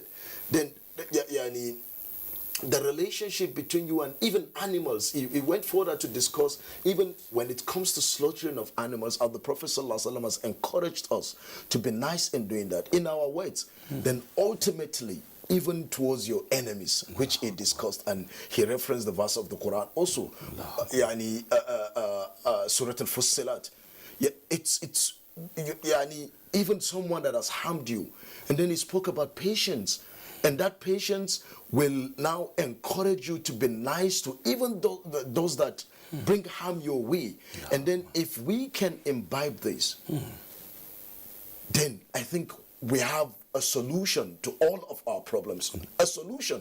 Righteousness, a solution to all of our problems. Goodness to everyone. Goodness to everyone. Regardless. Yani starting from Allah subhanahu wa ta'ala. And then he capped it up with even seeking for forgiveness, because we make mistakes. Then he say it's Allah's kindness upon us to even open the doors of forgiveness for us. So when we repent back to Allah, that's a mark of Allah's kindness on us. And I think this is the solution to the global turmoil. Thank you very much for that. Jazakallah khairan. We've heard it. It's a leveler for everyone, regardless of where they are from. We are all the same, one single race of humanity. Thank you very much for that. Please, I would like to go straight to Professor Muhammad Kabir. After him, we have our chairman, Sheikh Zikrullah Olakunle Hassan, that will address the matter of going for Hajj or not going for Hajj. I want us to hold on to that, because we still want to look extensively on what happens as far as NACON is concerned. But before we go to Sheikh Zikrullah, Professor, you are most welcome again. We would like you to let us see. We have a very great nation here, Nigeria, where we are building a great nation. And I want you to encourage us all the significance of the day of Arafah and the message you have listened to now to nation building. How do we imbibe all these regardless of our religious inclinations so that we can all be on the same page in building a great nation, Nigeria? Professor, over to you. إلا على الظالمين.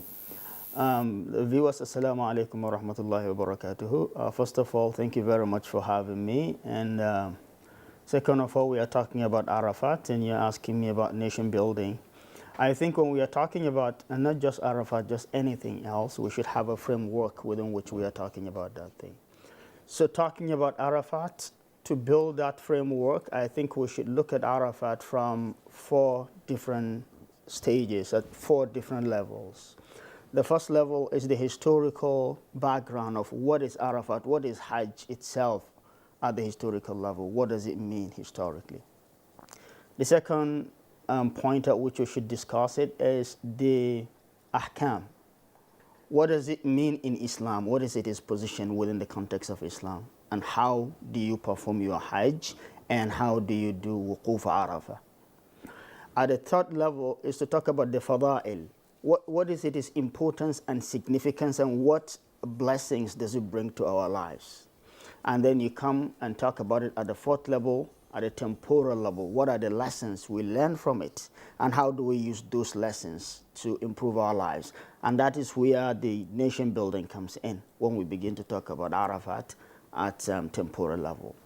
Starting from the first level, the historical level, we have to go back to the biography of Ibrahim alayhi salam, the father of all the prophets, and his family. How did he bring his family to the plain that is called Mecca today? When he brought his wife and his child to that place, Allah narrated that to us in the Quran, and he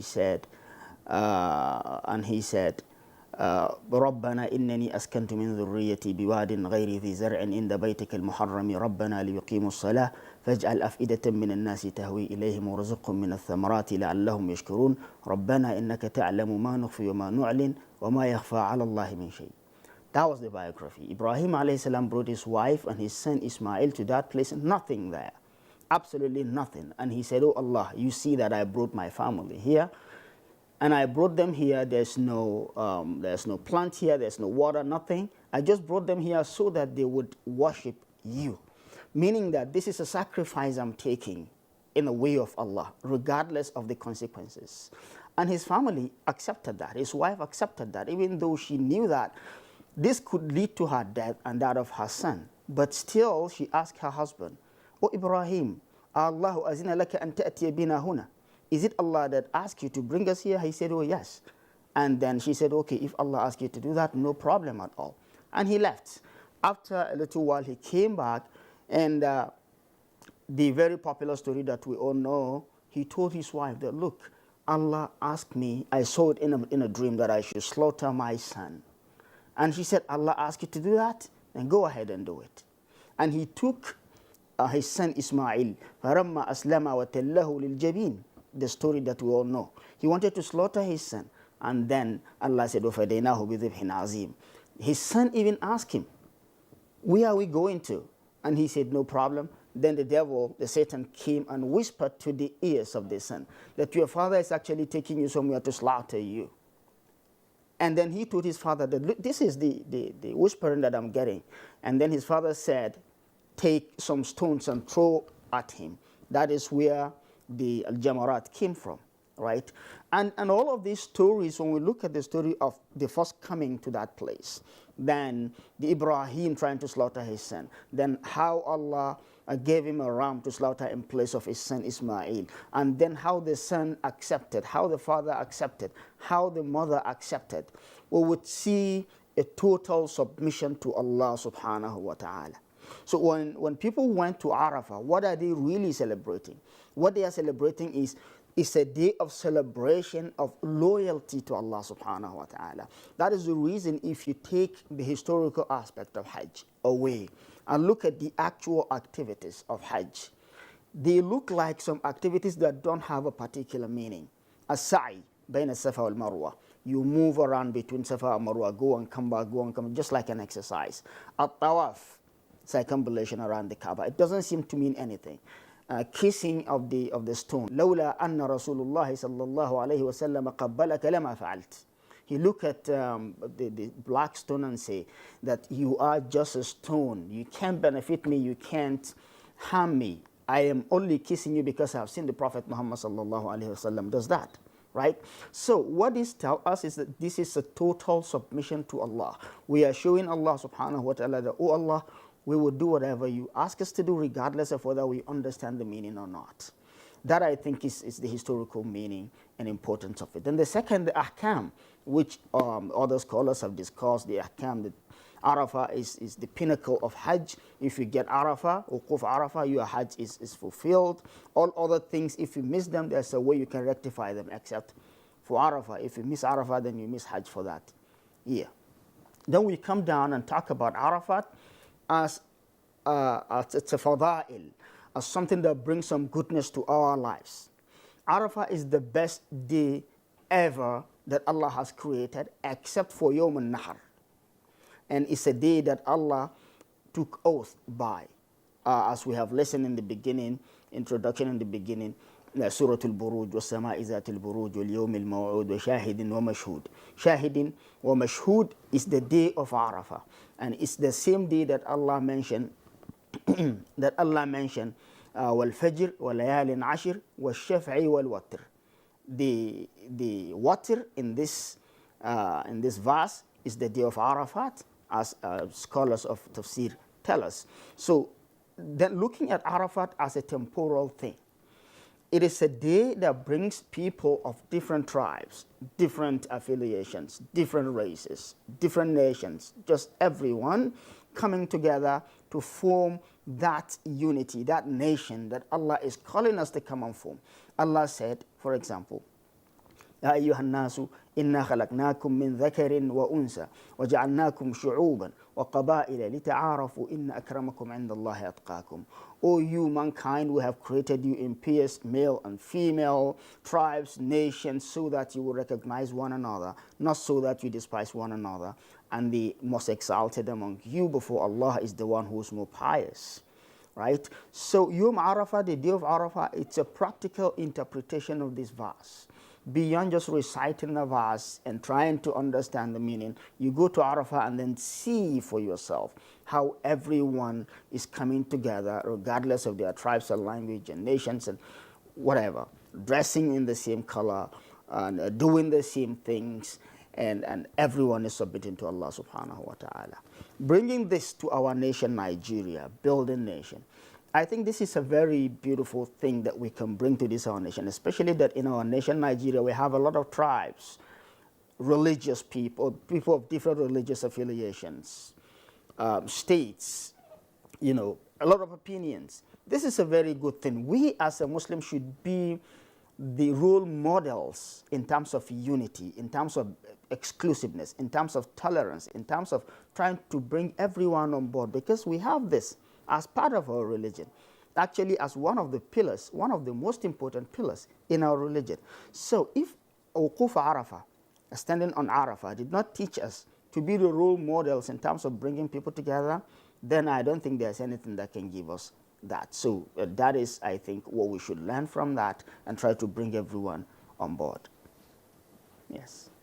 For that explanation, we have seen and we've heard and we've learned that regardless of anything, we are just one single humanity, and this is very significant. In nation building also, unity is paramount, and we've seen that in the aspect of spirituality, as it has to do with the activities on Arafat and the significance of the Arafat day. However, many people have wished to be there with those pilgrims. They look like the very lucky few people that performed Hajj this year. I said few because that number compared to the numbers we had always had, it is very, very small compared to that. And many people intended to go, and Allah didn't wish that that should happen this year around. And these are some of the things we'd like to discuss with our chairman, the chairman of NAHCON, that is Sheikh Dhikrullah Olakunle Hassan. Sheikh, if you are ready for us, we would like to ask you some of these questions concerning what happened this year around. It also happened last year.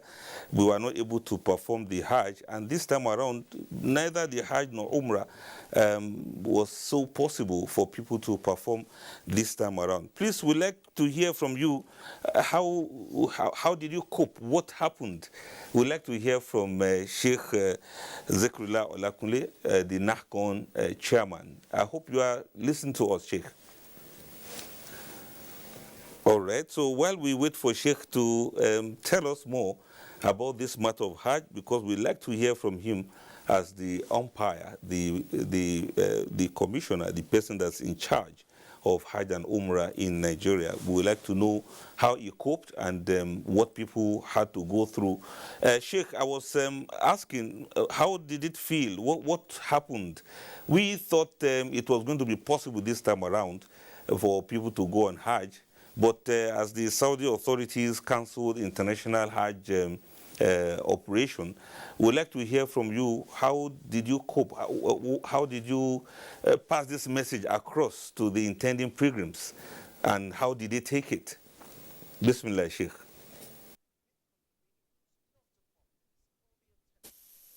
Bismillah ar-Rahman ar-Rahim. I want to thank you on behalf of the Hajj family for having me here this afternoon, or this morning actually. Indeed, like you said, it's almost like a trauma for Muslims all over the world, in several millions, that this year again, they are not able to join their counterparts who are Muslim residents in Saudi Arabia for this year's Hajj. To be honest, shortly before the cancellation, there was some rays of hope. Rays of hope in the sense that there was Umrah actually this year, the lesser Hajj. I also was part of those who performed the Umrah even during the holy month of Ramadan. We engage in a lot of worship, and that gives some hope. Again, when it flitted that the number of pilgrims would be about 60,000, it looked very small, but still, Muslims were still hoping that even 3,000, as small as it is, will be something from Nigeria. But when it finally came, as Muslims, we know the Prophet ﷺ had told us, "Ajaban li'amri al-mu'min fa inna al-amra kullahu khair." For everything that happened to a believer, it is good for us. We know Allah the Almighty is all-knowing. We had wished a different thing, but of course, we must, whether we like it or not, resign to the fate of Allah. Immediately, it came to us. Actually, we had known through informal sources about 2 weeks that Hajj may eventually not be allowed for those who are non-resident in Saudi Arabia. So we had some strategy on ground, which we waited until the actual announcement from the kingdom. When it became clear, based on the announcement, we informed the appropriate authorities, that is the presidency, that again this year Hajj has been cancelled. Then of course we had to have engagement with all the stakeholders. The stakeholders include the boards of the National Hajj Commission. They will also include the leadership of the State Pilgrims Welfare Board, as well as the private operators. We had a meeting with all of them. And we are resolute in passing message to Muslims, Nigerian, that Hajj did not take place, but definitely Allah is ever living. It did not take place this year. It does not mean it won't take place in many more years to come. It is very important that we live in order to be able to worship Allah. The fact that we're alive, most of us are in good health, is enough to be grateful to Allah. So our message to Nigerians, which we pass through all the various stakeholders, is this: Hajj did not take place, but as a Muslim, continue to worship your Creator in line with the spirit of Islam. Secondly, you have the option of collecting your money from whoever you have paid to. It could be the tour operators or the Pilgrims Welfare Board or agency. We said to all Nigerians who have paid this money and who are desirous of going to Hajj, and Hajj not taking place, please, you are at liberty to go and collect your money. The second option, And that happened last year when we asked people to come and collect their money, and less than 5% did. Why? Because people are still hopeful. And as I speak with you, we should still be hopeful that inshallah come 2021 there will be Hajj. So like I said, if you want to retain your money with whoever you are paid to, as long as they are licensed by the Hajj Commission, you must be licensed. Don't go and give your money to those who are just rogues, or those who go illegally broadcasting their businesses in the media without going through the regulatory agency, which is the National Hajj Commission. So if those people, we are not going to be able to defend that. So if you want, put your money there. But more importantly, we have introduced a scheme which is called the Hajj Savings Scheme. And the idea behind that, there's no point in your money just being an account while inflation eats deep into it. We said invest your money in the Hajj Savings Scheme through our partnership with Jaiz Bank, which we believe that at the end of the year, this money will accrue some profits, and in the end, depends on the vagaries of the economy, next year's Hajj, whatever it is, we'll be able to have a good standing. And all that is the position. We have passed the message to Nigeria, and we are sure that even Saudi government cannot be happy in not receiving visitors outside the country to come and perform Hajj. Many businesses there also suffer because of this. We take it to mean the decision was in the best interest of not just the Muslim but mankind. COVID-19 is an invisible enemy, and the invasion has been indeed very chaotic to the people of the world. But we are very sure that Allah has not created a disease that He cannot overpower. And certainly we know that in due course, the human race will overcome the effect of COVID-19, and will be able to live a life better than we live presently. That's my take. We are so grateful for that. You've given us so much hope and encouragement that all is not lost. We didn't perform the Hajj, but we are still alive, hale and hearty. And as Allah has been so magnanimous, even when a person is not on Hajj, the Arafat day is so much of a significant day for us to make prayers and to do all that is necessary. Thank you very much, Sheikh. We'll still come back to you because we still want to hear more messages of hope and unity from you. Let's quickly move to our sister, Hajia Hawa Mahmoud from here in Abuja. Hajia, assalamu alaikum once more. I want you to please tell us vis-a-vis the khutbah, the sermon we listened to, what's in it for the women? What are the perspectives of women in all these we are discussing?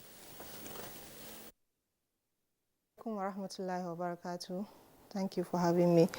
Alhamdulillah, the sermon have covered so many aspects of human lives, including women. The khutbah, in general, that discussed the unity and the significance of piousness, and then the importance of coming together as one ummah. Then the issues surrounding the world and how we will come together to overcome all those issues using the Islamic way of life. Alhamdulillah, we can see the women are not left behind in Islam. Everything, both male and females have equal parts in Islam, except they share both reward and punishment in all cases, except in some aspect where is related to social life. And we will say the khutbah taught us to unification, then piousness, and then how to give importance to the teachings of Islam entirely. Then women, like the Imam rightly said, we were not opportune to perform Hajj this year. We are here at home, but the significance of this day is not left for the only people that were opportune to perform Hajj. We can play our role here at home by supplicating, praying, doing other activities like charity, like being good at the teachings of goodness. Then inshallah will make impact. And this as a woman at home, you will be able to, like the fasting, you will be able to sit with your family, or with maybe make small gathering with your people around the women to teach them how to do your zikr, to keep remembering what is, reminding others what is right and what is wrong, how to overcome the challenges we are facing at home, how to, raise our children to be useful part of the society, and then inshallah that will make a great effort. And then this day of Arafat is a day in which we are expected to pray, not kind of like other days that women mostly, when it's Arafat day, a day to eat festival, most women are found in the market preparing salah dishes and other things, forgetting the significance of this day, which is, I will encourage my fellow sisters at home not to make this day as preparation for the festive period, that's the Eid celebration tomorrow. Even if you are not at the Arafat ground today, you can make impact in the society by praying. We have so many challenges, so many problems. You pray for yourself, your family, the ummah, the society, the ummah at large. We can do that in our various houses. We can stay at home, not by watching TVs, chatting and other things. No, we stay and pray, because we need to pray and take maximum benefit of this day. We are not to, as in relent, because we are not in the Arafat ground today, to just feel as if it's not that significant. No, this day is significant for both that are opportune to go to Hajj and people that are back here at home. And then prayers, charity, we can involve in so many charitable activities. We can cook and give iftar for the people that are fasting in the mosques, in the markets, around our areas, the streets, is very important. And then we can also, encourage goodness by, strengthening the family ties. You call your relatives, extend that message by telling them the importance of this day, by, guiding them, and then at the same time, earning your own reward. You involve yourself in zikr. Whether you are cooking, you are sweeping, you do your zikr. Subhanallah, walhamdulillah, wa la ilaha illallah, wallahu akbar. You can make it as if it should be part of you. You moisten your tongue with zikr of Allah subhanahu wa ta'ala. And inshallah, at the end of the day, you will get maximum reward, because any activities done on this special day is multiplied in reward. So we are seeking for that reward, and we have so many issues that we need to pray for. We have health issues, we have security issues, we have so many issues, and we are women, we are at home. Mostly women, 50 to 70% of women are staying at home, unlike the men that have to go out, even on the day of Arafat, to go for work and other things. So they might be engaged in other things, but women have more time to do that. So you sit down and pray, make serious supplications about things that are happening. And inshallah, this will be of significance and very of great importance, great benefit to the society and Ummah at large.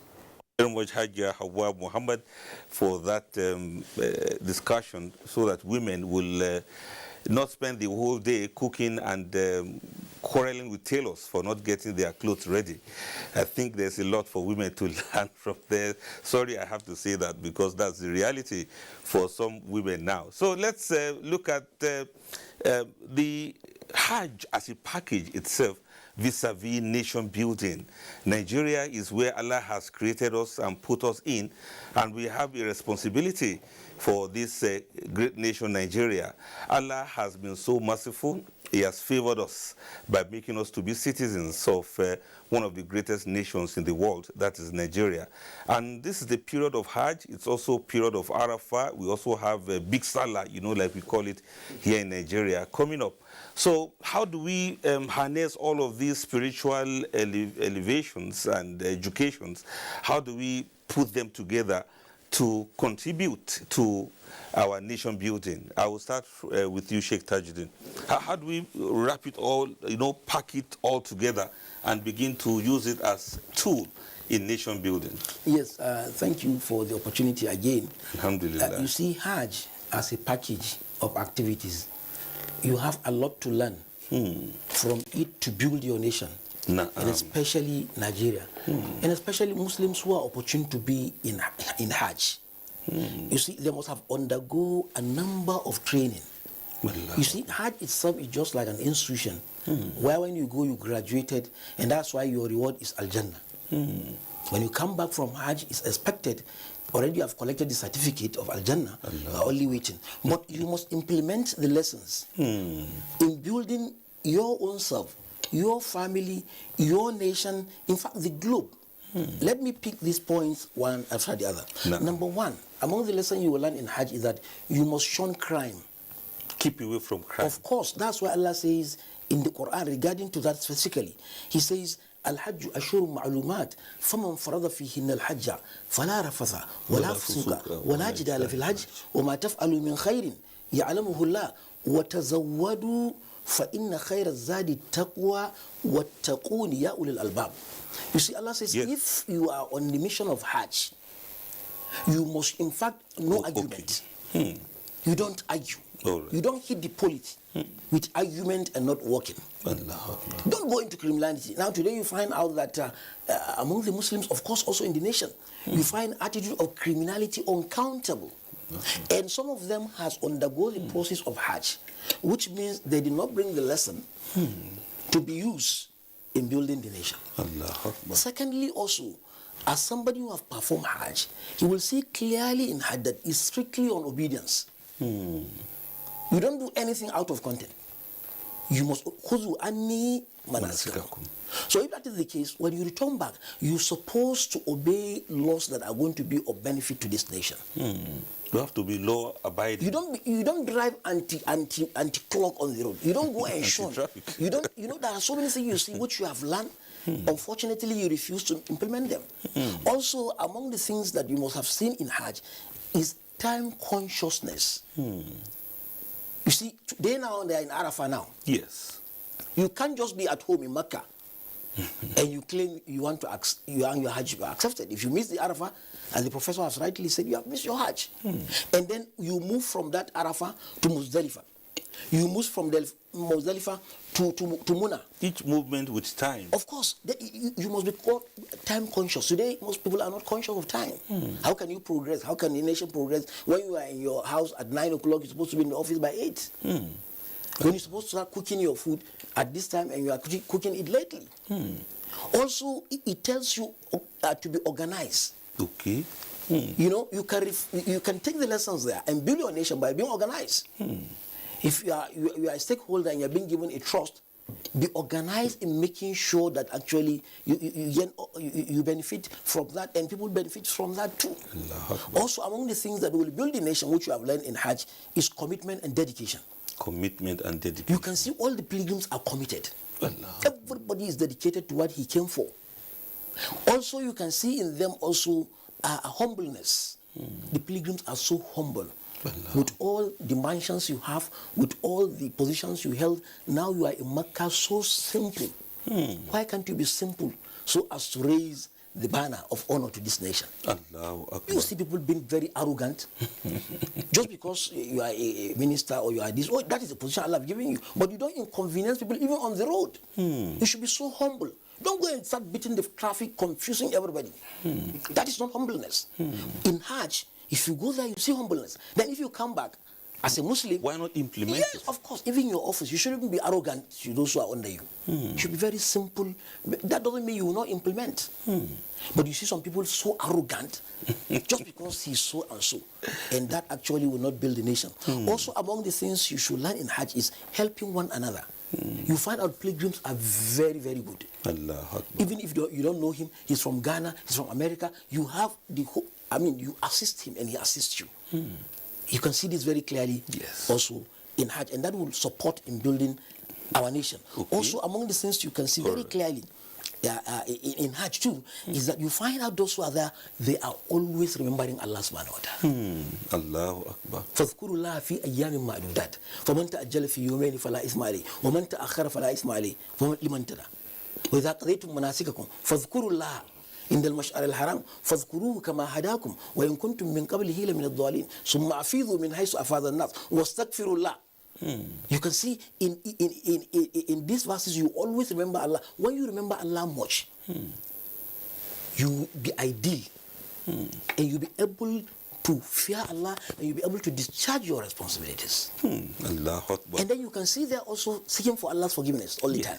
Allahu Akbar. And that also, if you come back home and you continue to ask for Allah's forgiveness, you are going to perform in building your nation. Inshallah. Of course, you must mention dua.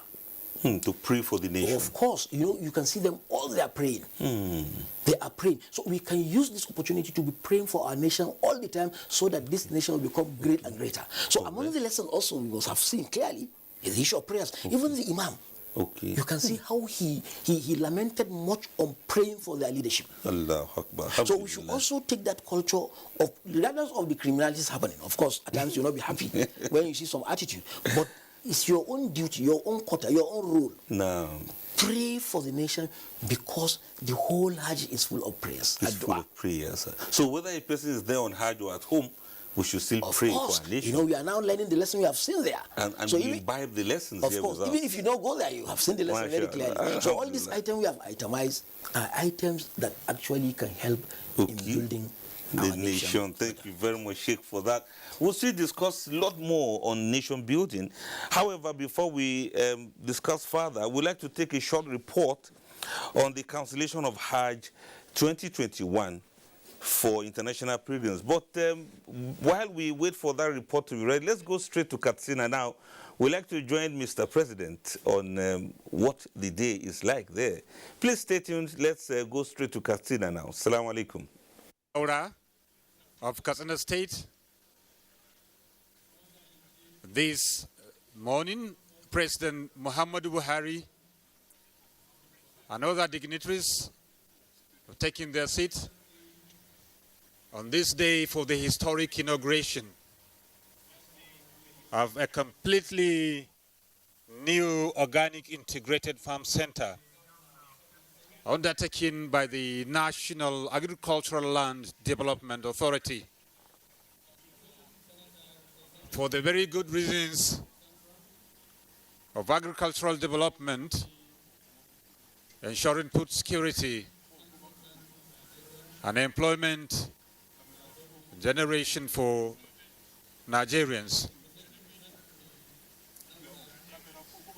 The sun is already high and temperatures here have started getting hot.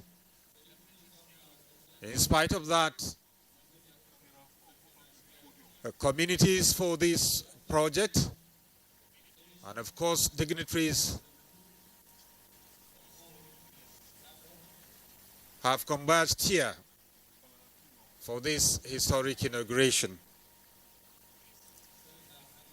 Let me quickly inform our audience that the integrated farm estate in Sujide community, the outskirts of Daura town, is intended for the promotion of agricultural activities, including animal husbandry.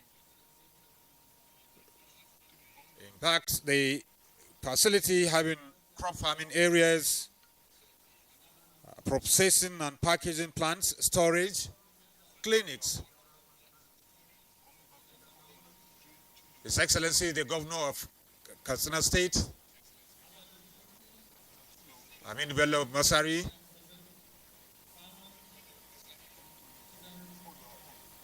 and other dignitaries here this morning as we quickly transit into afternoon hours.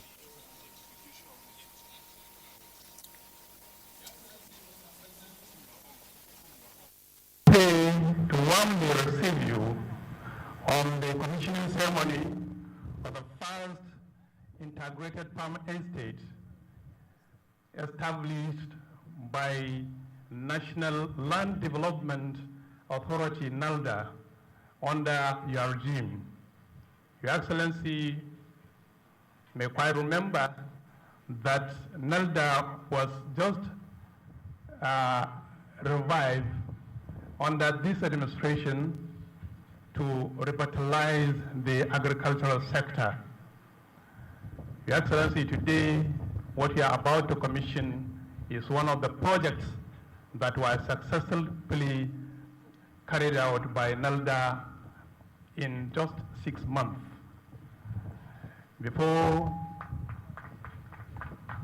I invite the Executive Secretary, Prince Paul, to welcome you, Mr. President, and the members of the entourage, may I request the Chief Imam, Liman Hassan Yusuf, to lead us in the opening prayer, please. Liman Malam Hassan ka zo ka bude mana taro da addu'a.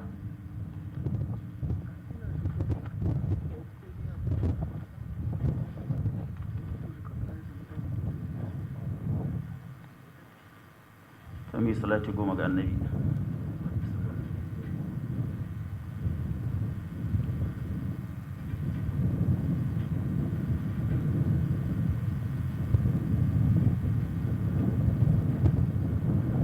Alhamdulillahi rabbil alamin.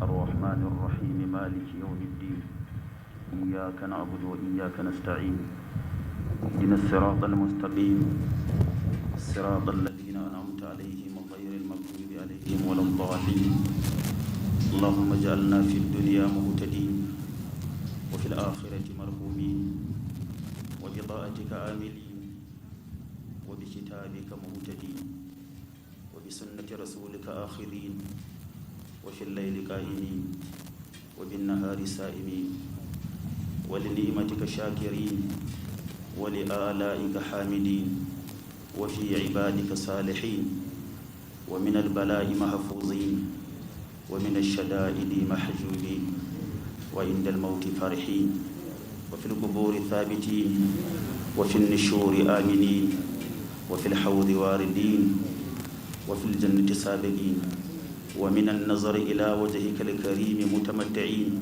وبرضوانك فائزين وعلى أعلى إليين ساكنين مع النبيين والصديقين والشهداء والصالحين وحسن أولئك رفيقا برحمتك يا أرحم الراحمين يا رب العالمين اللهم آمين سبحان ربك رب العزة عما يصفون وسلام على المرسلين والحمد لله رب العالمين.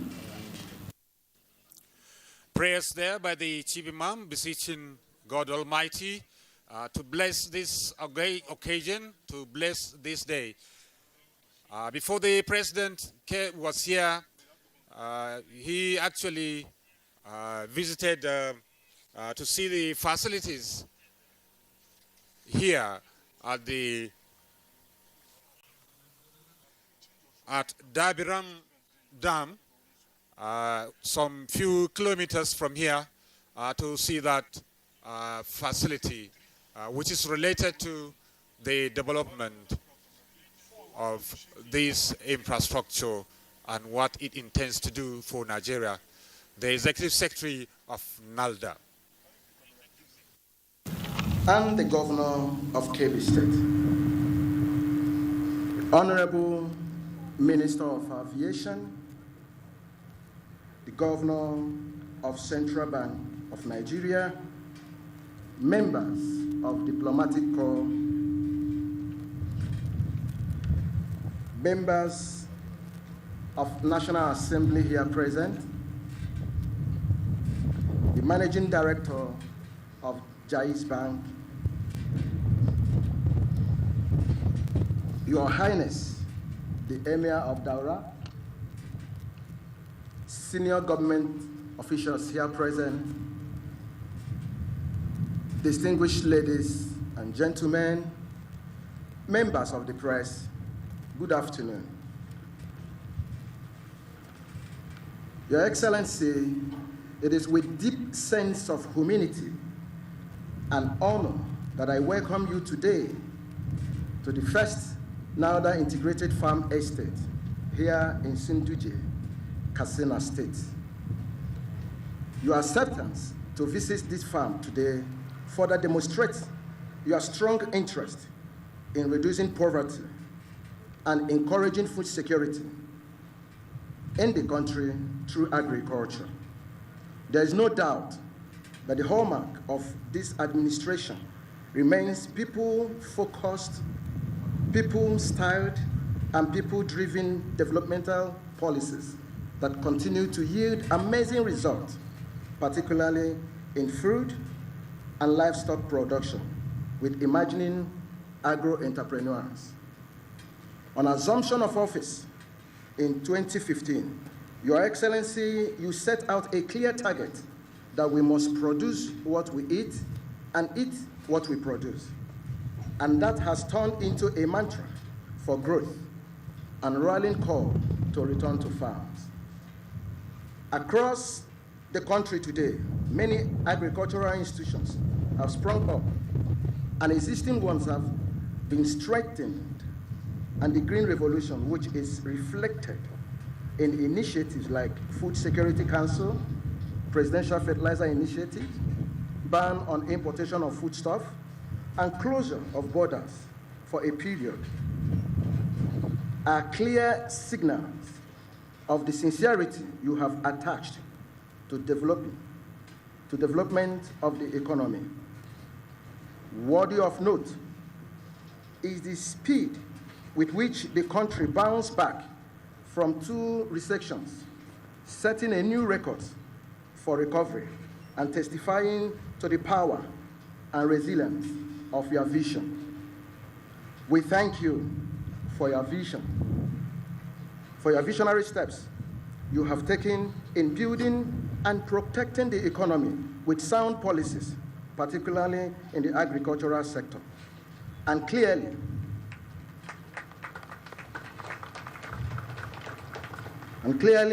we now produce what we eat and eat what we produce.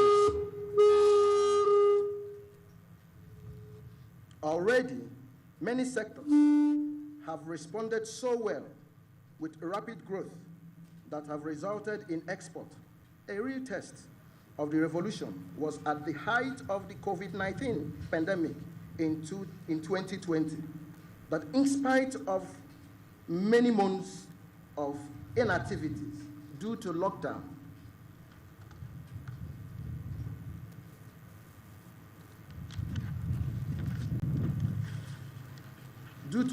to protect lives, Nigeria did not go begging for food to eat or throw its borders open for substandard products since the right policies were in place.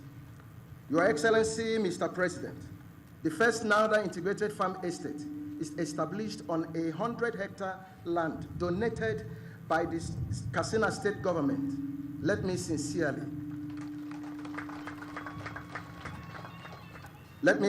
appreciate the magnanimity of Governor Aminu Bello Masari for providing support through his Commissioner of Women Affairs. This farm is designed as cyclical, where every process is part of a value chain. It is divided into 80 hectares for crop production and 20 hectares for animal production, processing and packaging, with growing of feeds, which include recycling of animal waste as fertilizer for plants and growing plants to feed the animals. The ecosystem is best appreciated with low-cost, domestically fabricated machineries like the incubator, which Your Excellency just saw, ovens, and battery cages, which can be easily understood and adapted to by the farming community. The integrated farm estate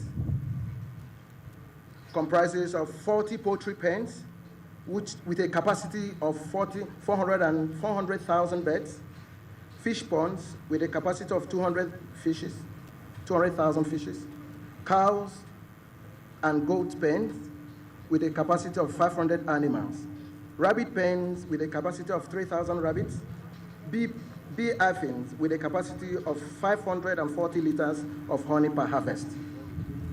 The estate has a school, clinic, a residential area with 120 units of one-bedroom apartment, so that some farmers and their families can live and work in the farm. The farm has the capacity to engage 1,500 women and youth directly. Sustainable development is the only way to promote rational utilization of resources and environmental protection. The integrated farm system holds a special position as nothing is wasted. The byproduct of one system becomes the input for another. With the farm's poultry, fishery, rabbitry, and beekeeping units, about 95% of the nutritional requirements of the system is self-sustained through resource recycling.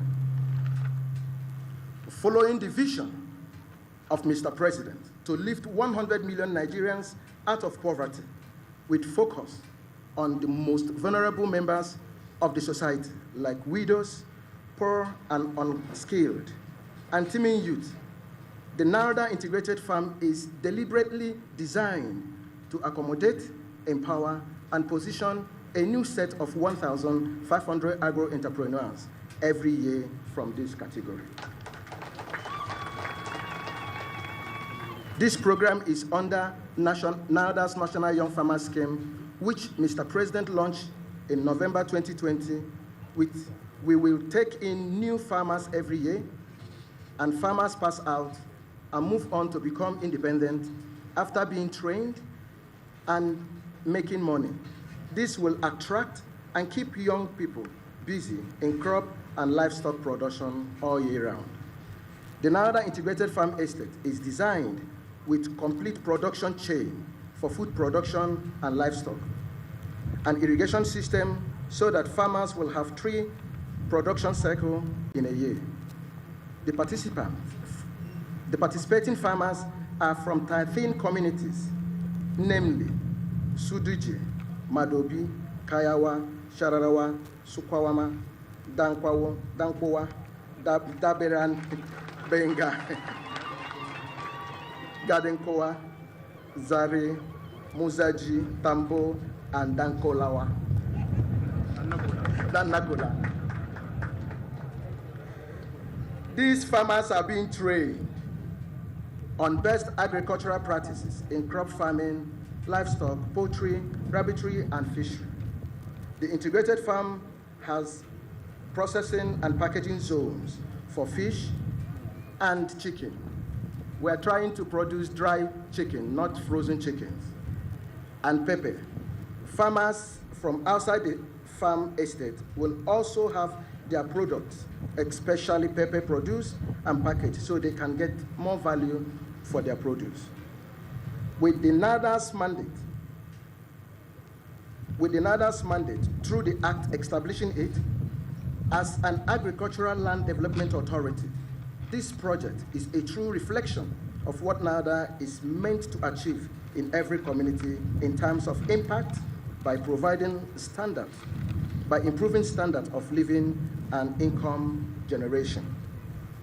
This entire project, Your Excellency, was achieved under 6 months, and it couldn't have been possible without Mr. President's direct supervision of NARADA. I sincerely thank you, Your Excellency, Mr. President, for your genuine commitment to achieving food security and love for Nigeria and Nigerians. For continuity and sustainability, we have designed a management system whereby Jaiz Bank will manage the entire facility with a team of our professionals, and the entire farm has the capacity to generate over 1.7 billion in the first year.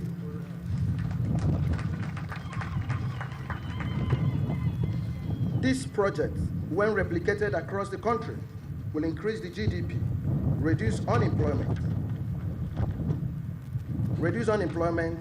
and will go a long way towards achieving food security.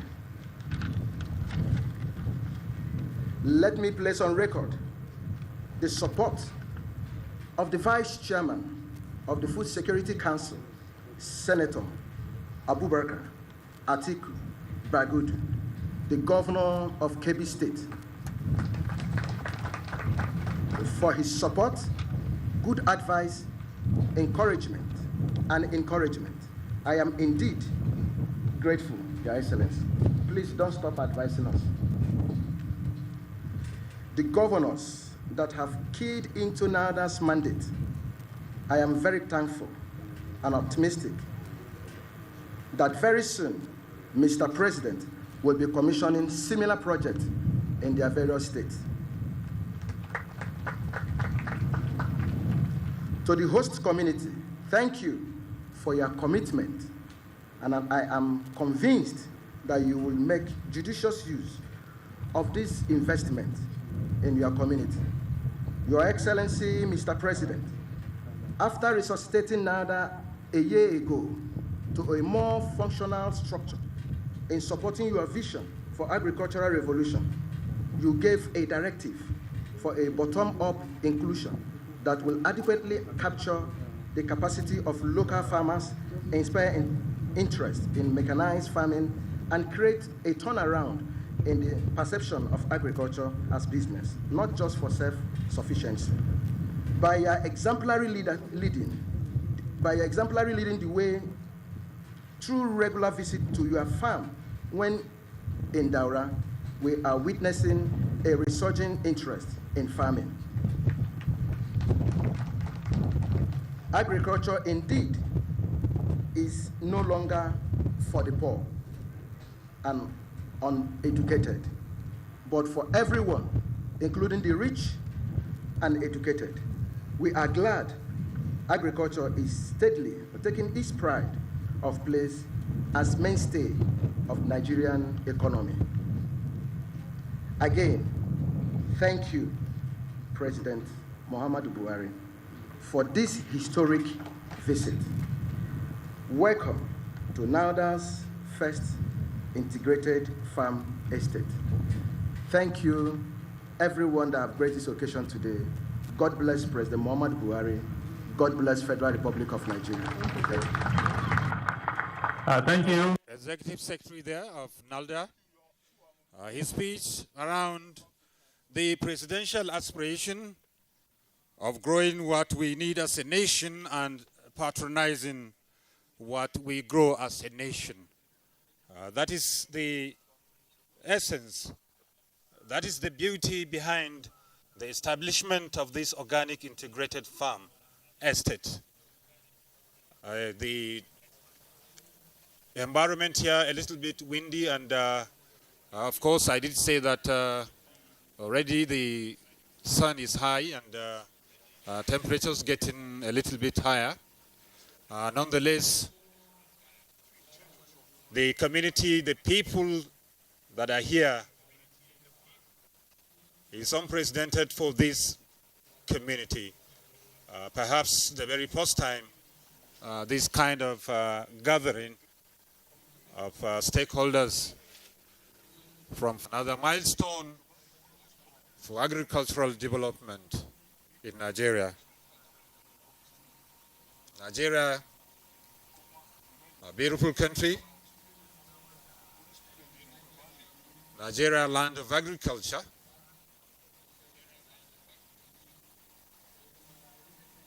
From Port Harcourt to Kano to Daura,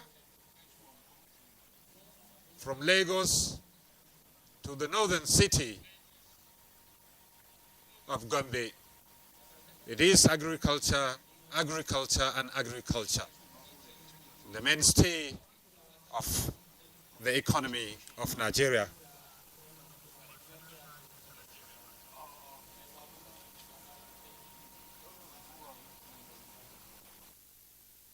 There are issues that are cropping up about sustainability, about ensuring the preservation of infrastructure here to ensure that the objectives for which this estate was established is achieved.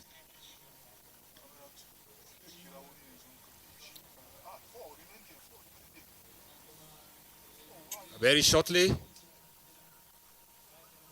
the governor of Katsina State,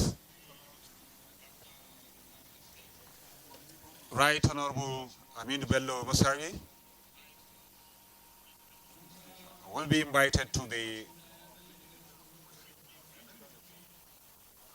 podium to deliver his speech. Very remarkable day for historic town of Daura. Historically, the ancestral home of Bayajidda.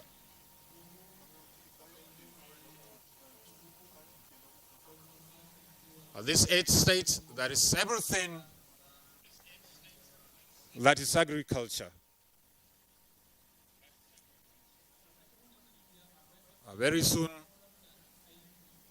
as the Executive Secretary said, in hundreds, youths will be engaged here to imbibe the very good lessons of business in agriculture.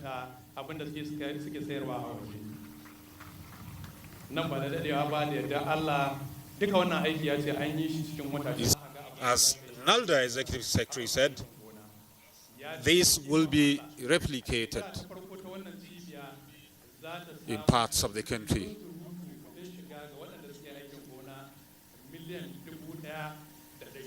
And I'm sure it will also reflect the kind of agricultural activities in those areas. Communities know how to do very well.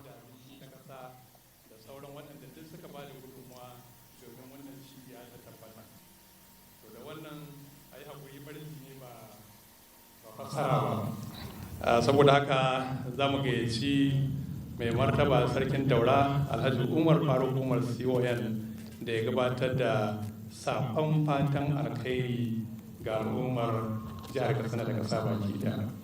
Mai martaba sarki. Emir of Daura invited to give some goodwill message.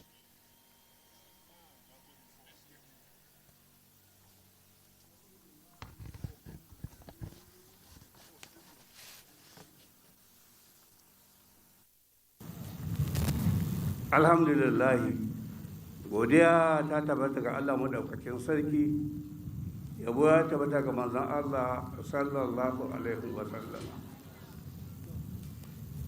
Mai girma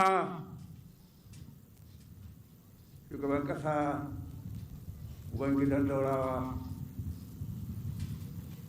kuma dan Daurawa dogo mai dogon zamani.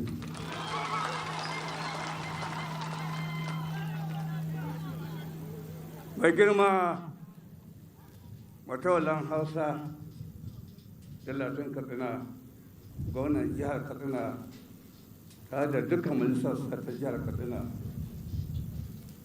babban bakonmu Maraba Lale da gwamnan Kebbi fari mai fara aniya. A gafarce mu saboda ba lokaci, an dade a zaune za mu yi ɗan takaitaccen abin da aka sanya mu.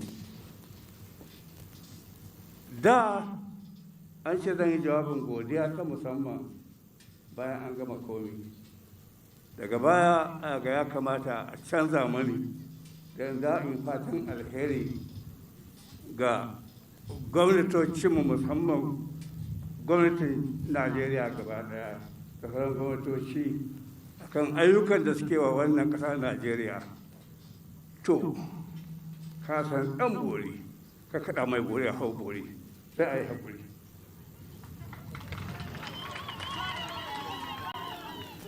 Babu shakka ka ce mani in tashi in kawo fatan alheri ga gwamnatin Najeriya ta yanzu, wadda Badauri ne, ɗan cikin gidan Daura, ɗan cikin gidan sarkin Daura, yake shugabancin wannan ƙasa ta mu Najeriya. Aiko lalle kamun susa inda ƙaiƙayi yake.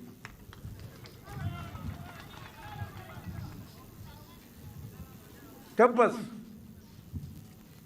muna nan muna shiri mun nisa kan rubuta duk ayyukan da ubangidanmu ɗanmu yake wa Najeriya tun daga jihohin kudu da arewa. Muna nan muna rubuta su ɗaiɗaya bisa ɗaiɗaya, manya da ƙanana, ayyukan ci gaba.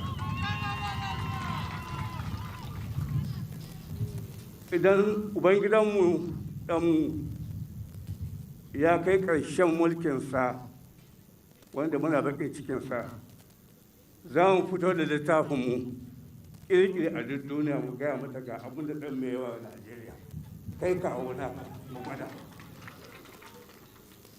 Babu shakka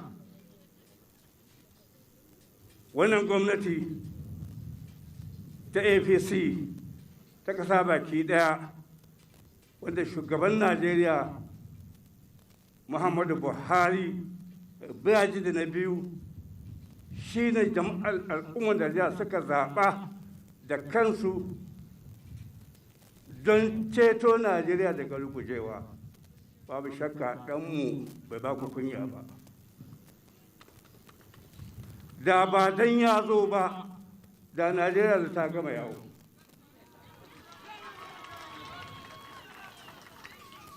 Ko ka ƙi, ko ka so, ko ka yarda, ko da ka yarda, wanda magana haka take.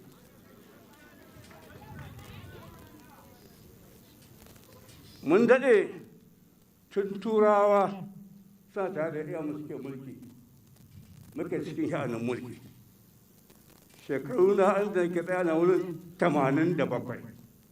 Na tsammani a nan in an yawata ko za a samu. Saboda haka mun ga gwamnatoci da yawa iri daban-daban, da na sojoji da na farar hula, amma fi sabilillahi tsakani da Allah ban yabi kaina ba. Kuma ta ganin gwamnatin ta kula da talakawa ba, ta suke share haya talakawa ba, ta suke duba talakawa, da kilbata talakawa take kuma gwamnatin shugaban kasa Muhammadu Buhari ta jiho. Babban abin farin cikin mu shi baya buƙatar kuri da ɓaɓatu a jaridu ko sauransu, kurma ne mai aiki. Saboda haka kowa ya san irin aikin da shugaban ƙasa Muhammadu Buhari ke a wannan ƙasa ta mu Najeriya. Ya shiga halaye da yawa, ya shiga masifu da yawa wajen tafiyar da wannan mulki na makekkiyar ƙasa mai ƙabilu mai yawa, mai raina abubuwan da ake yi mata na alheri. Yana da haƙuri, yana da ya kamata, yana da kawaici, yana da rashin son kai, yana ƙiblarsa ta Allah ce. Da aka babu shakka, ina tabbatar muku ba don yana Badauri ba, ba don yana ubangidana ba, ba don yana da wannan masarauta ba, halayen shugaba Muhammadu Buhari halayen annabawa ne masu duban Allah.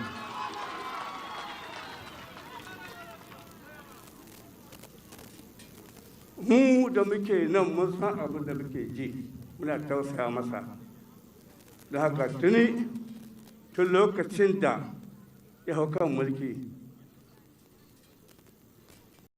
ta daura ta ɗauki wani abu wanda bata aje ba har sai lokacin da ya aje mulki shine Allah ubangiji ya bashi albarkar abubuwan da yake yi Allah sa aljanna ce makomarsa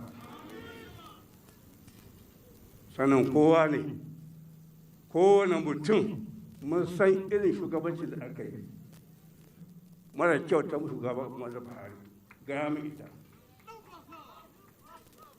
saboda haka ko abin da aka yi inugu mun rubuta abin da aka yi a ko'ina mun rubuta za mu littafi lokacin da ɗanmu zai shan da oba ga gwamnati wadda aka zaɓa a ƙarƙashin jam'iyyar apc za mu fito littafin nan mu karanta ga abin da ɗanmu ya bari karka lalata mana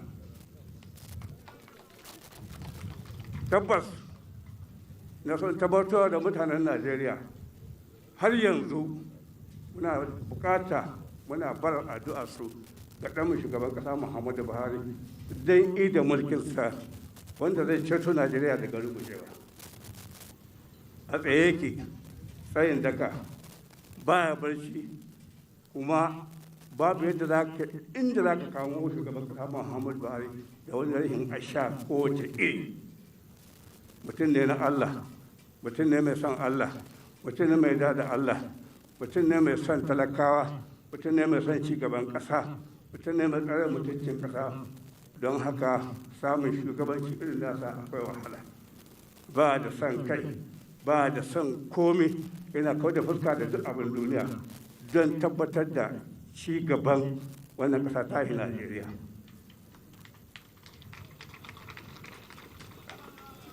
ƙaramin lokaci gare ni saboda haka ina mai godiya ga shugaban ƙasa muhammadu buhari ina mai godiya ga gonanmu mutumin kirki matawallan hausa wanda yake ba mu aiki daban-daban a cikin jiharsa don ci gaban daura da daurawa daura tsoho masarauta ce daura tushen hausa daura fadar hausa yaro in baka iya hausa ba zo daura tsohon gari daura gari wanda yake babu wani gari a gabansa daura masu biyayya daura masu mutunta juna daura masu bin dukokin odoji daura masu yadda da allah daura masu haƙuri da wani yaran dakata allah ya karɓi shugaban kasa muhammadu buhari allah ya zama na muhammadu buhari allah ya shigo na matsari assalamu alaikum. His Royal Highness the Emir of Daura, in goodwill message, and is exactly what he has done, appreciating the President for the work he's doing for Nigeria. Actually, the Emir did underscore what he described as excellent disposition of President Buhari in all matters that affect the development of Nigeria. He also said that his people have taken up the challenge to actually put forward a report card of what the administration of President Buhari has been able to undertake over time. The next speech.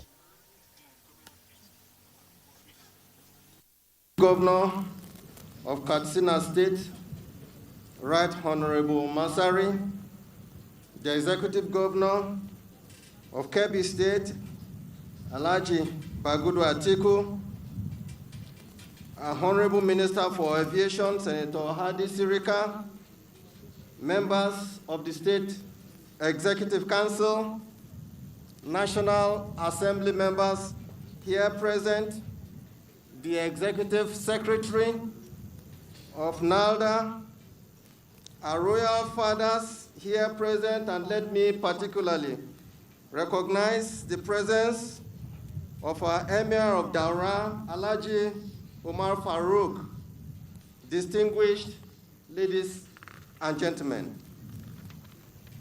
I am extremely delighted to be part of this noble event, the official commissioning of the first National Agriculture Land Development Authority, NALDA Integrated Farm Estate Project in Suduje, Daura, Katsina State.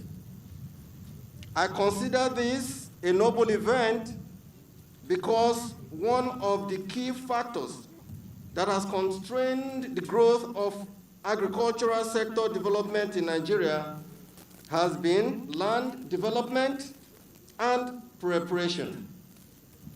In the 70s, NALDA was well noted for its efforts in making land available to farmers, and this indeed helped in boosting agricultural output and productivity in Nigeria. Consequently, I'd like to commend His Excellency President Muhammadu Buhari and his administration for the efforts in resuscitating NALDA to optimally deliver on its mandate.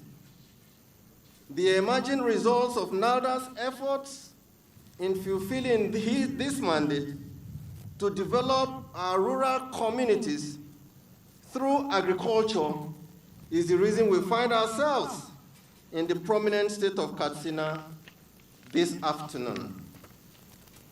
Your Excellency, sir, in the course of the inspection of this integrated NALDA project,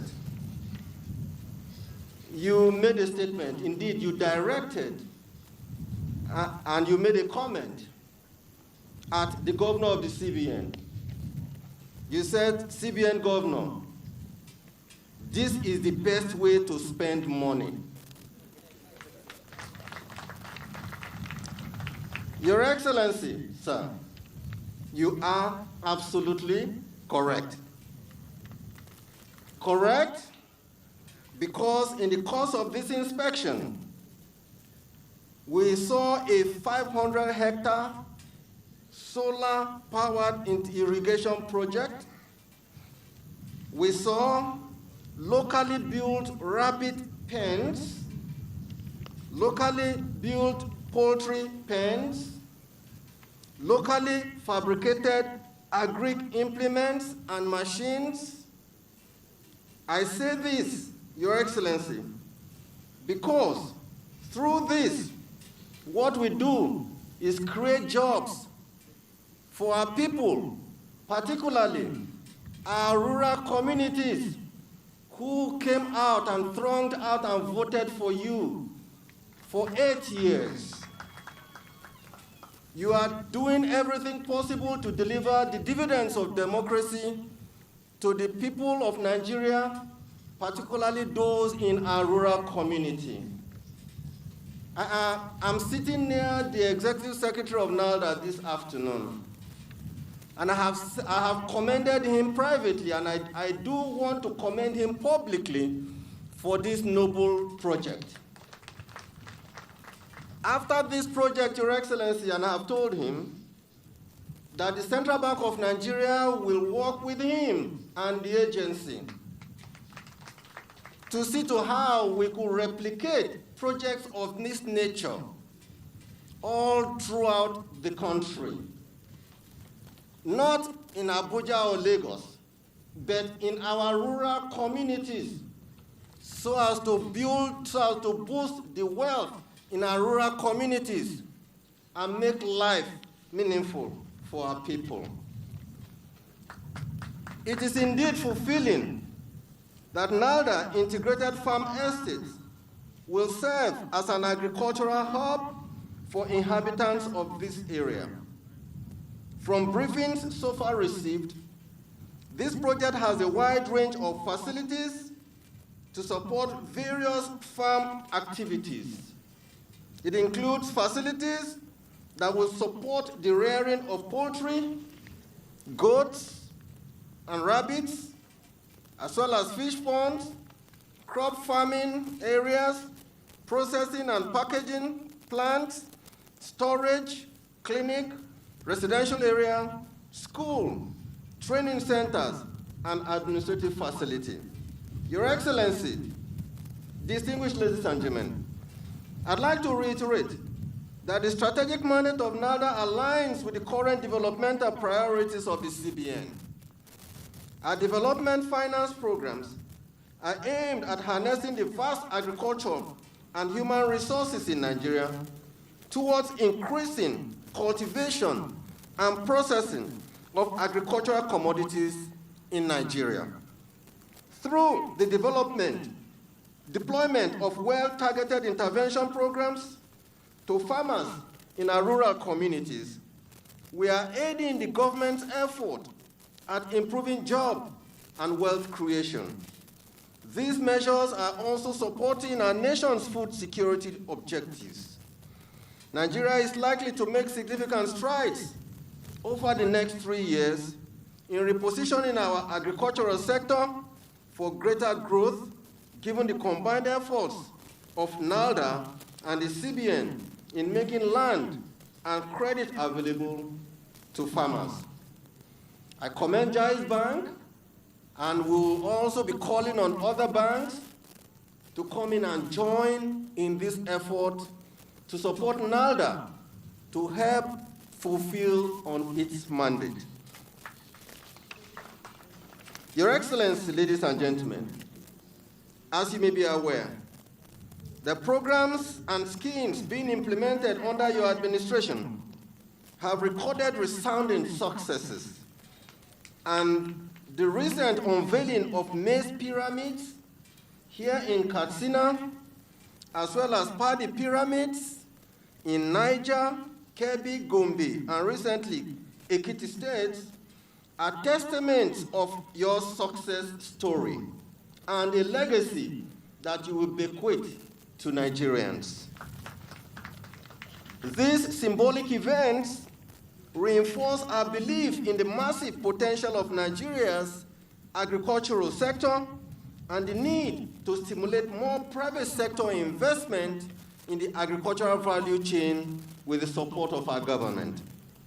Since the inception of your administration, Your Excellency, President Buhari has taken necessary measures to stimulate investment in critical sectors and segments of our economy, particularly those with high growth impact and employment elastic potential. In line with this vision, the CBN has introduced several lending programs and provided finance to these sectors and segments, with their implementation tailored to support the administration's policy of repositioning Nigeria to become a self-sufficient food producer, creating millions of jobs and supplying our domestic industries with their raw materials need. Our development finance efforts were also driven by the need to diversify the economy by reversing the ugly trend of relying largely on revenues from crude oil. In pursuance of the drive to diversify our economy, Your Excellencies, with emphasis on non-oil exports through agricultural revolution, our Anchor Borers program has become a game changer for financing smallholder farmers who are leading our efforts at improving the cultivation of agricultural commodities such as rice, cassava, maize, tomatoes, fish, cotton, oil palm, cocoa, and wheat in Nigeria.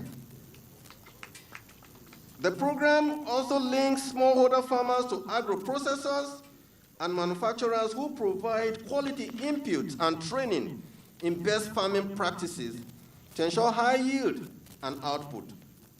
Since November 2015, when Your Excellency asked us to come with you to Kebbi State, the Anchor Borers program has financed 3,734,938 smallholder farmers, cultivating 4,648,880 hectares of 21 commodities across the 36 states of the Federation and the FCT. In a bid to ensure that we tackle the problem of youth unemployment in Nigeria, the CBN introduced the Accelerated Agri-Development Scheme and the private sector-led Agri-Development Scheme. This program aims to engage 370,000 youths in agri production in collaboration with state governments, while the private sector arm, which was just introduced in 2020 to complement AADS, operates by exploring private sector partnership to facilitate more rapid clearing of production of high-demand agricultural commodities. Other interventions of the CBN include the Agribusiness Small and Medium Enterprise Scheme and the Targeted Credit Facility, which were introduced to support micro, small, and medium enterprises across our country and to help cushion the devastating consequences of COVID-19 on businesses and households. Under this program, we have so far disbursed loans to 29,023 projects across the 36 states of the country and the FCT, out of which 16% of the beneficiaries are in the Northwest, with Katsina State accounting for 21% of Northwest beneficiaries. Under the Targeted Credit Facility, 631,738 businesses and households across the country have been supported, with 95,000 businesses and households having benefited from the Northwest. The CBN is also positioned to ensure the integration of our farmers into the federal government's economic sustainability plan, which is focused on providing 5 million homes with electricity using renewable energy. Under the program, farmers with good repayment records under the Anchor Bros program shall be eligible to obtain solar home systems to supply electricity to their homes. The CBN will develop a repayment program that will allow the farmers to use their farm produce to pay for electricity consumed under this program. In conclusion, Your Excellency, our survival as a country is hinged on our resourcefulness and synergy among various government ministries, departments, and agencies in areas of policy formulation, implementation, which is a prerequisite to the attainment of our desired growth trajectory. The CBN is indeed, and I repeat, ready to partner with NALDA and explore the potential of providing affordable and accessible finance to the beneficiaries under the program to scale up productivity, because we believe that doing this not only creates jobs, but also helps to catalyze our economy and achieve the much-needed growth of our economy. I wish to once again congratulate Mr. President and NALDA on this milestone achievement, which will no doubt catalyze the desired agricultural revolution, not just in Dara, not just in Katsina State, but indeed all over Nigeria. I thank you for your attention. Thank you so much. The Syrian governor, Mr. Emefiele, he was asked to present a good message, but then we have listened to him because he speaks in the language all Nigerians understand. He speaks about economy, he speaks about money and how to make money. Thank you for this wonderful presentation, sir. At this juncture, may I quickly highlight some of the key issues he raises in his speech. Ya yi godiya ga mai girma shugaban kasa a lokacin da suke zagayawa. Mai girma shugaban kasa ya shaidawa shugaban bankin Najeriya cewa to kaga fa inda ya kamata a kashe kuɗi ko kaga yadda ake kashe kuɗi. Saboda haka wannan darasi ya shige shi ya ratsa shi, kuma don haka ne ma ya ce a yanzu suka fito domin su yi haɗin gwiwa da NALDA a kakkafa irin waɗannan cibiyoyi a duk faɗin Najeriya, kuma ba wai a Abuja ko Lagos ba, a'a za a yi hakan a yankunan karkara inda ainihin mazauna karkara suke domin bunƙasa ayyukan gona da kuma raya tattalin arzikinsu. Ya kuma yi godiya ga shugaban ƙasa tare da daddada mashi cewa ya samu nasarori masu yawa. Ɗaya daga cikin nasarorin da suke a bayyane na bunƙasa samar da abinci shine ainihin katafariyar dalan masara da aka kaddamar a nan Katsina da kuma dala ta shinkafa da aka kaddamar a jihohin Kebbi da Niger. Ya ce mai girma shugaban kasa muna taya murna waɗannan nasarori ne manya-manya da gwamnatin ka ta samu a daidai wannan lokaci. To wannan kenan a takaice. We are going back to the programs, the events. It is my honor, Mr. President, to invite the Vice Chairman of the Food Security Council, the Governor of Kebbi State, Alhaji Abubakar Atiku Bagudu, to present his goodwill message. Your Excellency, sir.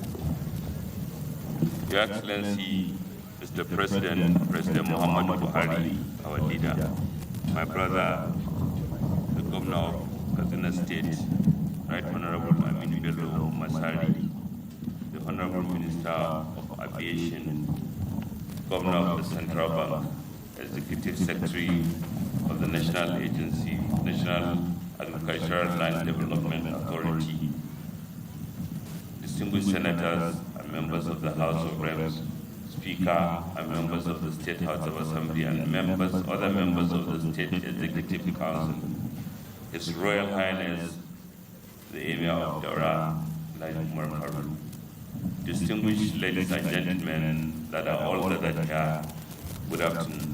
Let me start by congratulating Mr. President for this important addition to Nigeria's agricultural space, the first integrated farm by the National Agricultural Land Development Authority, which is one of the institutions of the National Food Security Council, which itself is a creation of Mr. President, President Muhammadu Buhari, about 4 years ago, so that he can have periodic, holistic view of the agricultural sector and other elements that impact on the agricultural sector, finance, environment, water resources, and trade relations, so that occasionally he can calibrate policies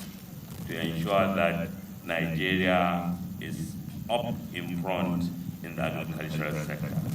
And the successes recorded in the last 6 years shows that Mr. President's vision will stand him out as a person of history, as one of the most remarkable leaders who led the agricultural transformation as a foundation for social justice, as a foundation for building a just and egalitarian society.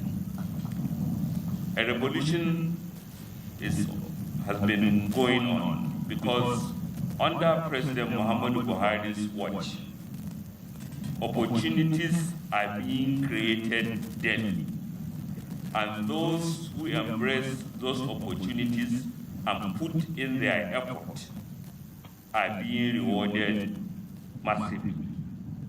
In the last few years, people who have embraced agriculture, who have whether farming or animal husbandry or fishery or processing, have been receiving support from Central Bank of Nigeria and the banking sector in general, have been receiving support from technology providers who are increasingly visible in our space. Many, many young entrepreneurs are creating companies that are providing services in the agricultural space daily and are being rewarded, are being supported by policies which put Nigeria first, including the very courageous and brave closure of the borders, not because Mr. President do not appreciate our neighbors, not because he do not support them in other ways, but because he wants to make it clear that Nigeria means business, that Nigeria will lead the sub-region in ensuring that we are independent, we are able to produce what we eat and eat what we produce. And a few months ago, the Benin Republic, the President of Benin Republic sent 4 ministers to come and appreciate and learn what Nigeria has been doing and to seek Mr. President's blessing so that Nigeria can support them in ensuring that they also become independent and they also help us in stopping the importation of food, particularly smoked food, through the Benin Republic border. So today, what we are seeing is a further evolution of what Mr. President has been doing in the last few years.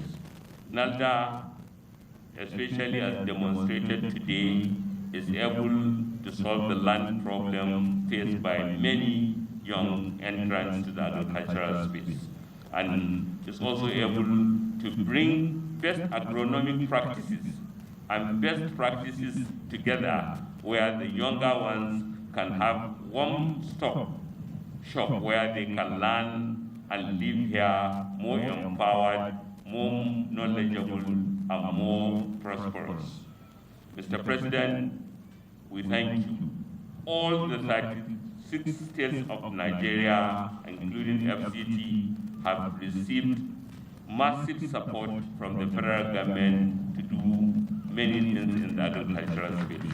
Personally, the Central Bank Governor and I have visited many states where we either commission or we saw in progress plants or processing facilities or fertilizer plants that are being created, which in the last few years have been well over 100. So we congratulate you and we thank you for your vision, which is again being rewarded and is being acknowledged. The Emir of Daura said a lot, and that is among other things that Nigerians have been saying. And not only those who have been rewarded by their effort, even those who have faced challenges, Mr. President has been very, very clear and very, very supportive. Over the last 4 years, over 50 billion naira was spent in supporting farmers across the states that have been affected by flood or by drought or by other security-related challenges that affected their economic output. This can only happen in an egalitarian society, and we thank Mr. President for showing us the way and being committed to it, and we believe by 2023, Nigeria will be more prosperous and more competitive as intended, as Mr. President has desired to make it. So I congratulate Mr. President, and I congratulate NALDA, and I congratulate my brother, the Governor of Katsina State, and thank him for providing this land and those who are designed to benefit from this. May God bless the Federal Republic of Nigeria. Thank you. Thank you. That has been His Excellency the Governor of Kebbi State, Alhaji Abubakar Bagudu. It is now time, Mr. President, to invite the host governor, the donor of this 500 acres land, free in Uganda, the executive governor of Katsina State, Right Honorable Anini Bello Masai, CFR, to present his good meeting.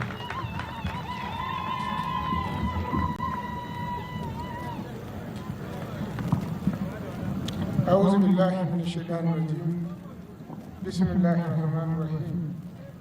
Your Excellency, the President and Commander-in-Chief of Nigerian Armed Forces, President Muhammadu Buhari, GCFR, Your Excellency, the Executive Governor of Kebbi State, Senator Babudu Abubakar,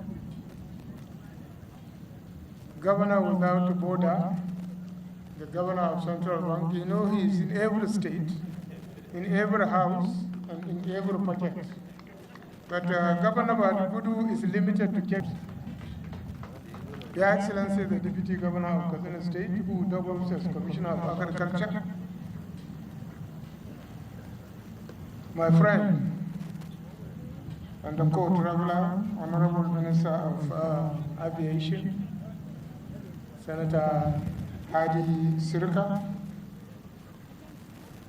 the distinguished senator representing Katsina Central, the Speaker, Katsina State House of Assembly, and members of Katsina State House of Assembly, our Royal Father, His Royal Highness, the Emir of Daura, our host for today's occasion, the Executive Secretary of NALDA, and the other principal officers of NALDA, all invited guests, distinguished ladies and gentlemen, good afternoon and assalamu alaikum. Let me join millions of well wishes for Mr. President for his health, long life, and a successful tenure as President of the Federal Republic of Nigeria. When Mr. President banned the importation of rice and other commodities, many people were very skeptical that we cannot produce enough, and as such, there will be hunger and there will be problem in the country. I don't know. The inner powers of Mr. President has informed him there will be COVID-19. At that time, the whole world will be shut. Revenue will go down.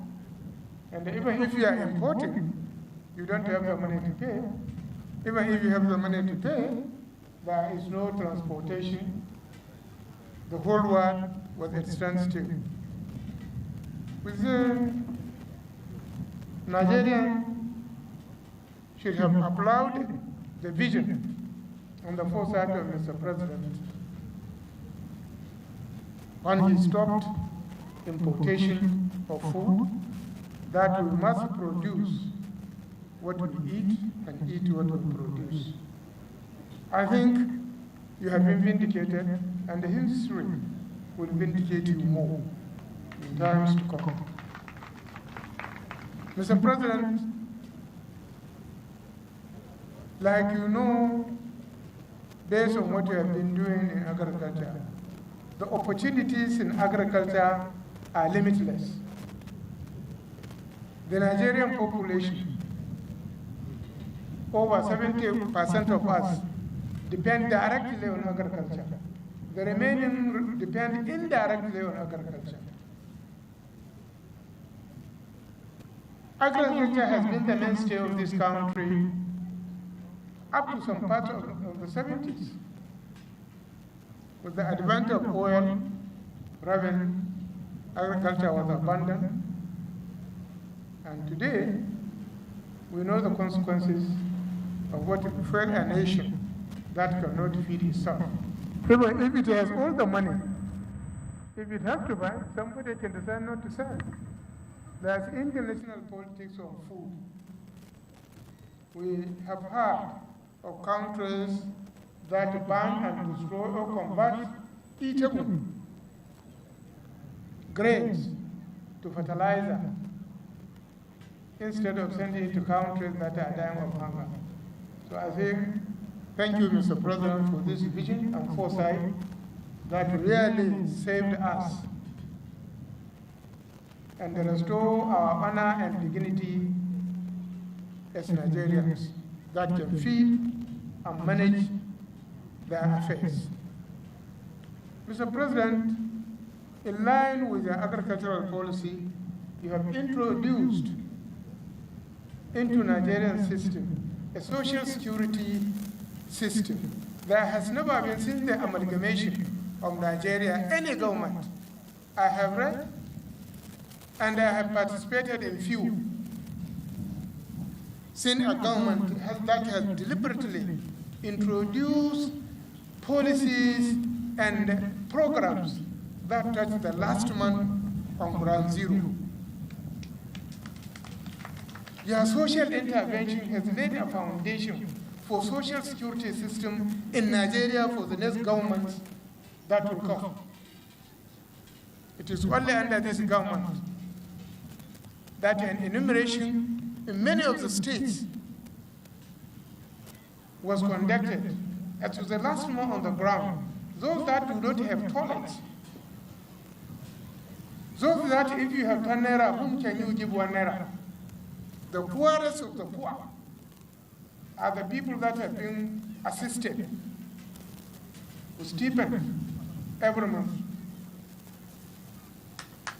The Empower, the money market, the Governor Central Bank is here, the anchor borrower.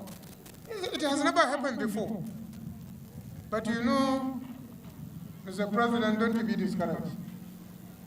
As a Muslim, you know, in an insana, the rabbihi la kanu. We are all like that. Shi yasa wa haushi ke cewa kada Allah kawo ranar yabo. Surely, like His Royal Highness, the Emir of Daura has said, the history of Nigeria and the real interventions that assist the most ordinary of the ordinary, your name will go down in history as a person who made promises to Nigerians, electorates,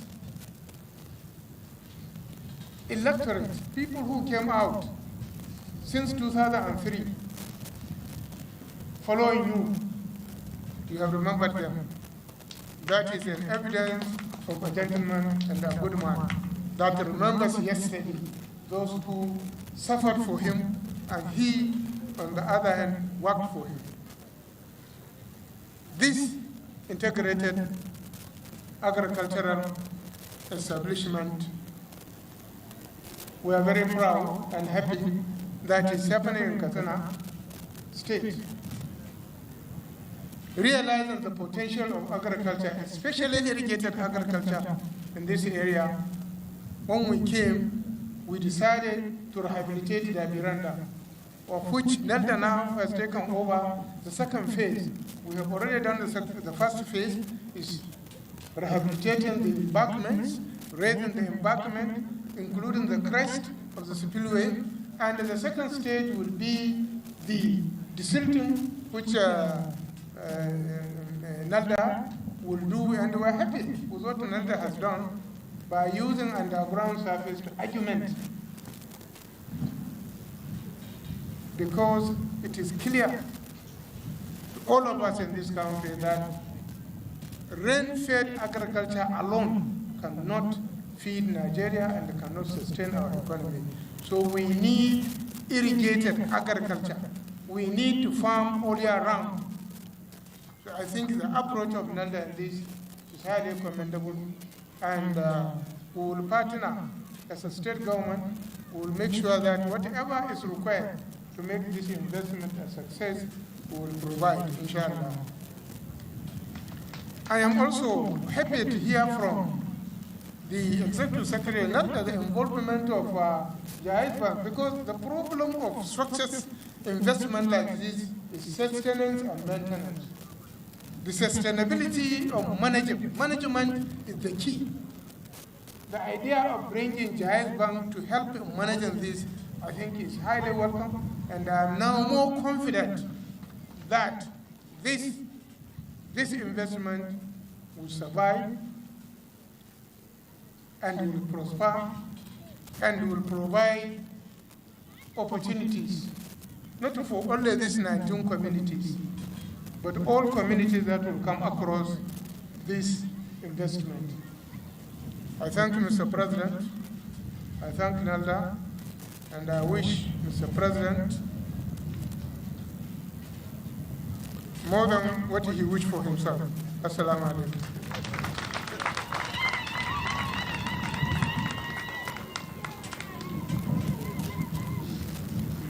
Alhamdulillah.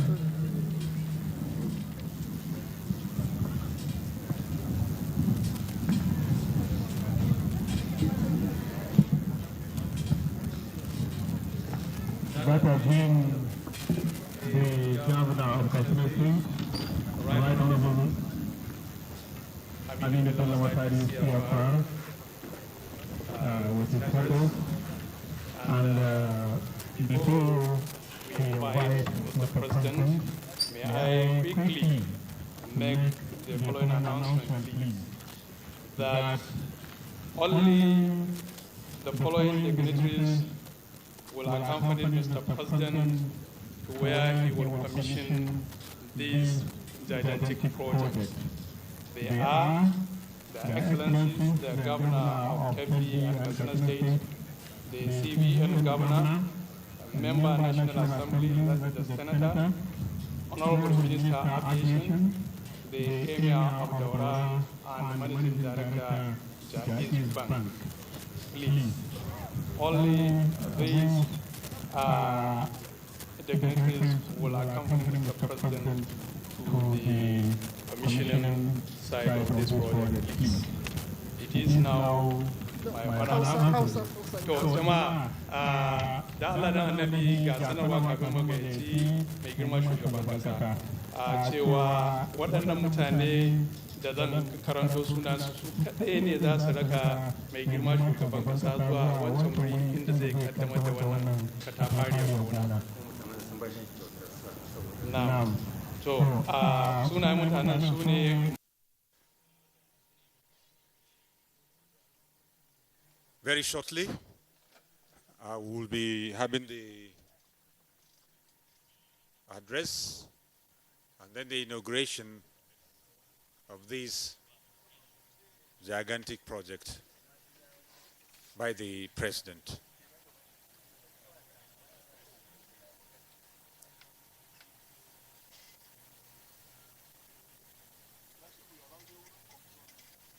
The governor of Katsina State, Aminu Bello Masari, a while ago, also acknowledging the strides in the agricultural sector of Nigeria, underscoring the commitment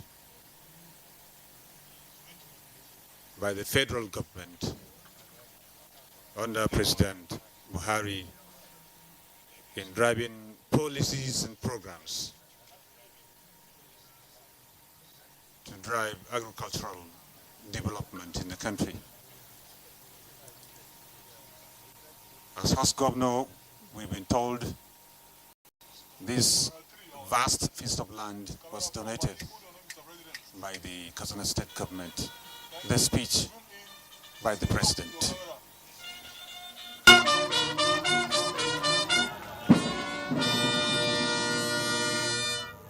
Please sit down. Your Excellencies, the governors of Katsina and Kebbi, Chief Executive of NALDA and Minton, His Royal Highness the Emir of Daura, the distinguished ladies stone in our journey to ensure that agriculture becomes the mainstay of Nigerian economy. As the world becomes more globalized, countries will continue to draw from their competitive advantage to remain relevant. My belief, and it is also shared by many Nigerians, is that our country has a special advantage in food and livestock productions that we must harness and promote to feed ourselves and build a farm structure for exportation.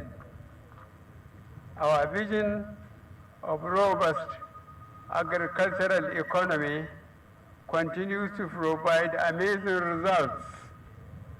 Across the country today, we are seeing rising public and private interests in agriculture, especially among the youth, and a steady migration from subsistence to commercial farming. With the support of public institutions like the Central Bank and the Bank of Agriculture, old tools are giving way to more mechanized style of farming. Credit lines are becoming more accessible, and farming is becoming more acceptable and fashionable. Indeed, we are witnessing a revolution in the agricultural sector.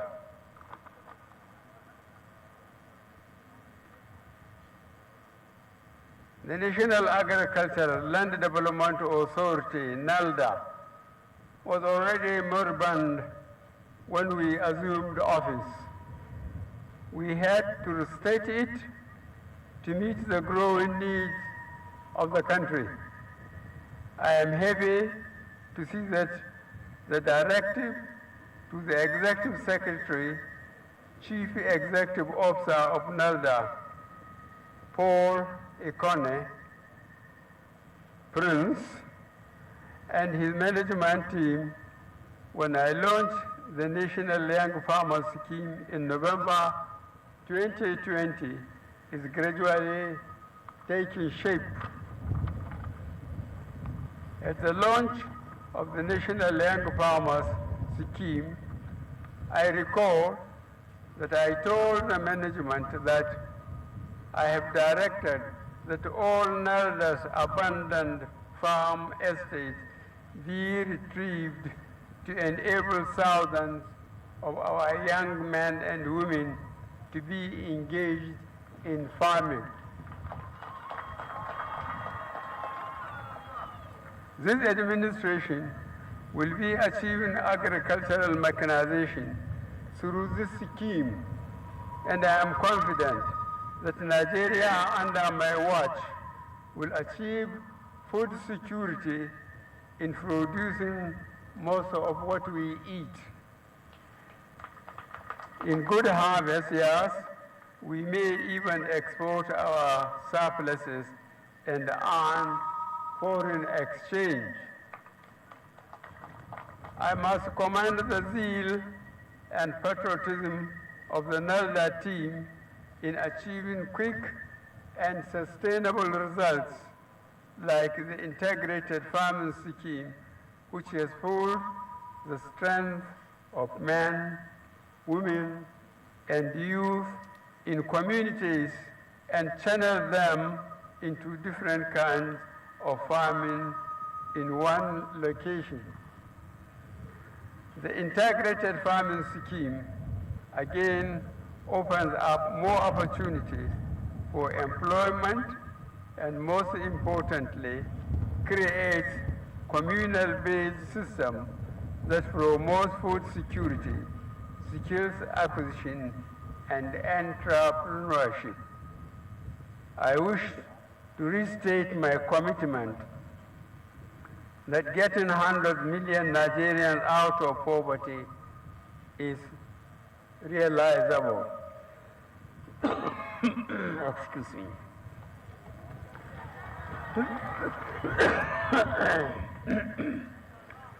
The country is robustly blessed with good weather conditions, good soil, human and material capacity, and a resilience to make a difference by all the hard-working youth. We can do it, and we will do it. No excuse will be good enough to remain a mono economy with all the challenges in oil production and fluctuating global prices, when we have vast opportunities in crop and livestock production. I am impressed to see that this Nalda integrated farm estate is purely organic, and it further expresses desire for Nigeria and Nigerians to have food sufficiency, to begin to earn more foreign income through agriculture. As a government, what I am seeing here today shows this administration's desire is genuine and realizable, that our people's orientation to farming can be changed for good. We have done more in supporting farmers than any other administration.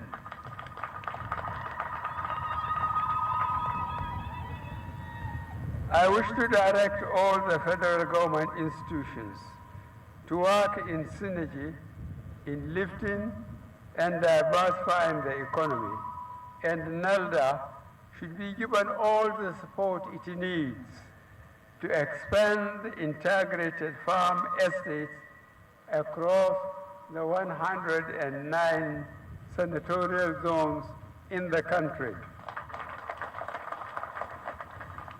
I thank all the governors who are here present to witness the historic commissioning, and urge them to provide support to the federal government institutions that have been mandated to work assiduously in engaging more minds and hands in turning the economy around for good.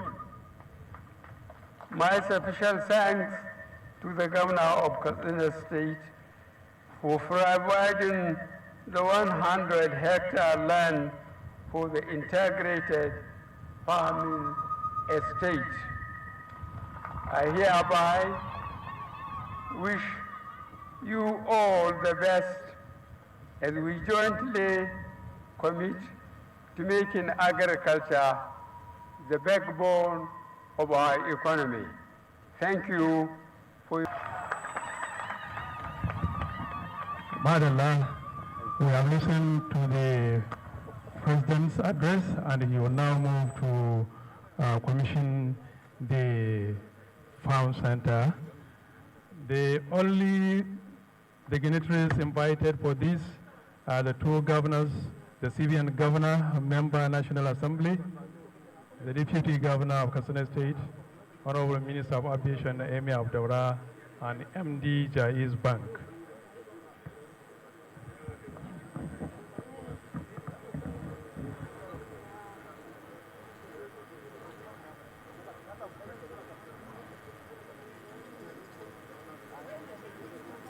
A halin yanzu shugaban kasa da manyan baki sun tafi wurin da zai kaddamar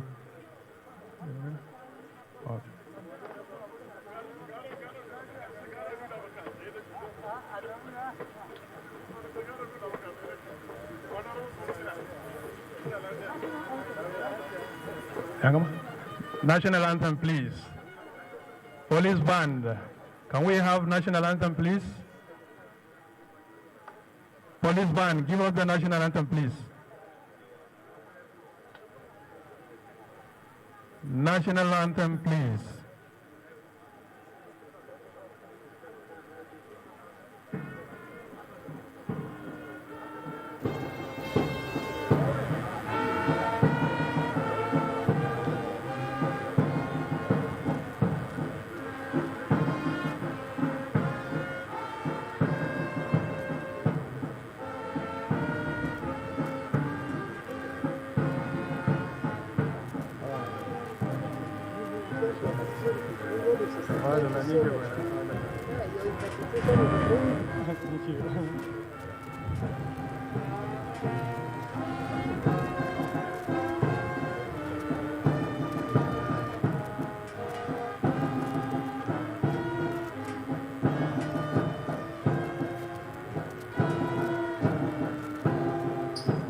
Authority Integrated Farm.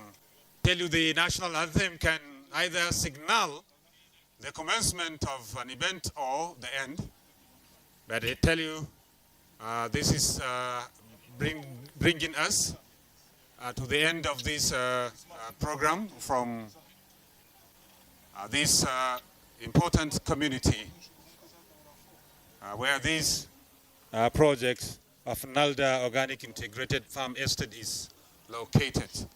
It's going to benefit Nigerians. On behalf of the transmission crew here in Daura and our colleagues in Abuja, we want to thank you most sincerely.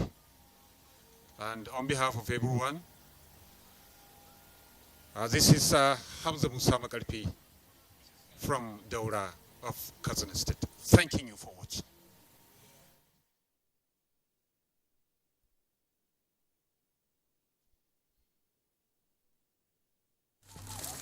Man has the natural urge to satisfy his needs and wants, and this motivates him to search for means to meet his desires.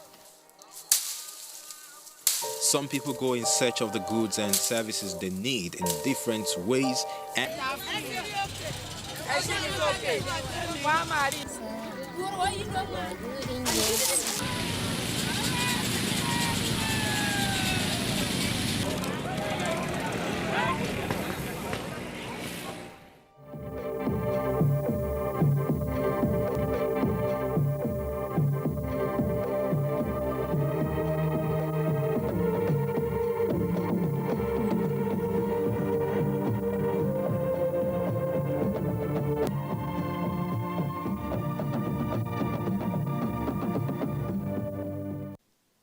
Buying and selling remains as long as we have human beings. Whether you're buying online, whether you're selling online, whatever things are being delivered to you in your couch, in your home, you're still buying and selling.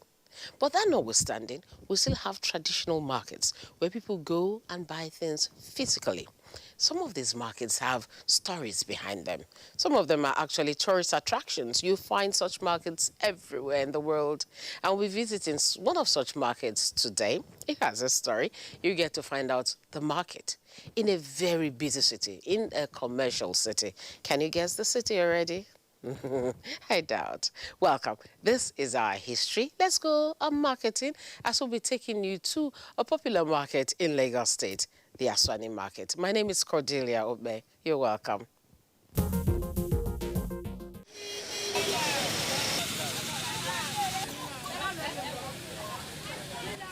people come from different places to engage in exchange of goods and services. They bargain for price and look out for their wants and needs. Could gather together because they develop common interest in meeting at a particular spot for buying and selling. And many markets like this developed in the past, okay? I'll just give you some examples. You know, some markets were established by single individual rulers, and such markets were named after them up to today, okay? Like Oba Market in Benin, it's called Oba Market. You know, such markets are located not far from the Oba's palace, okay?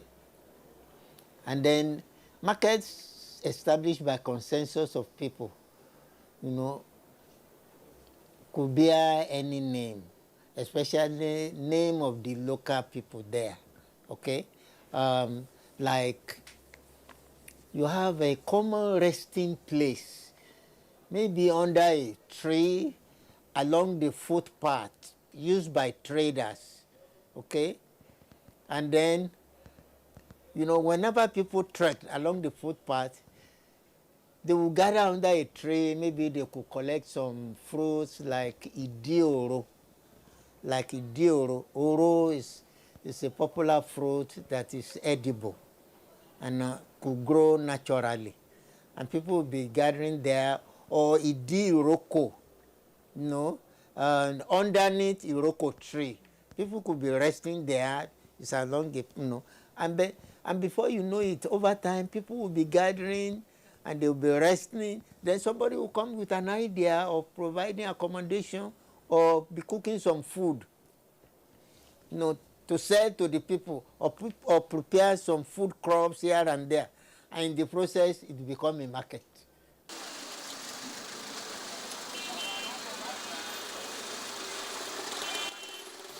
In a busy and commercial state like Lagos, one will find it difficult to believe that any market will have a particular day it operates.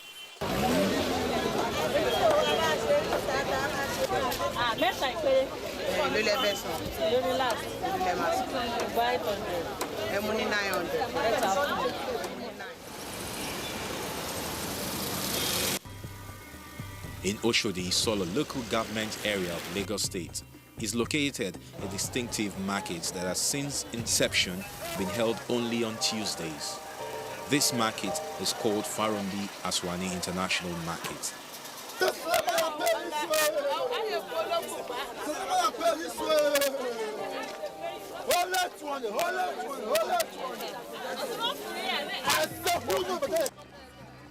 Why I do come here is that it's much more cheaper, and then I have the power to bargain too. Yes, especially when they tell me the prices, I have the power to bargain and get better bargain prices. Yes, that's why I do come here.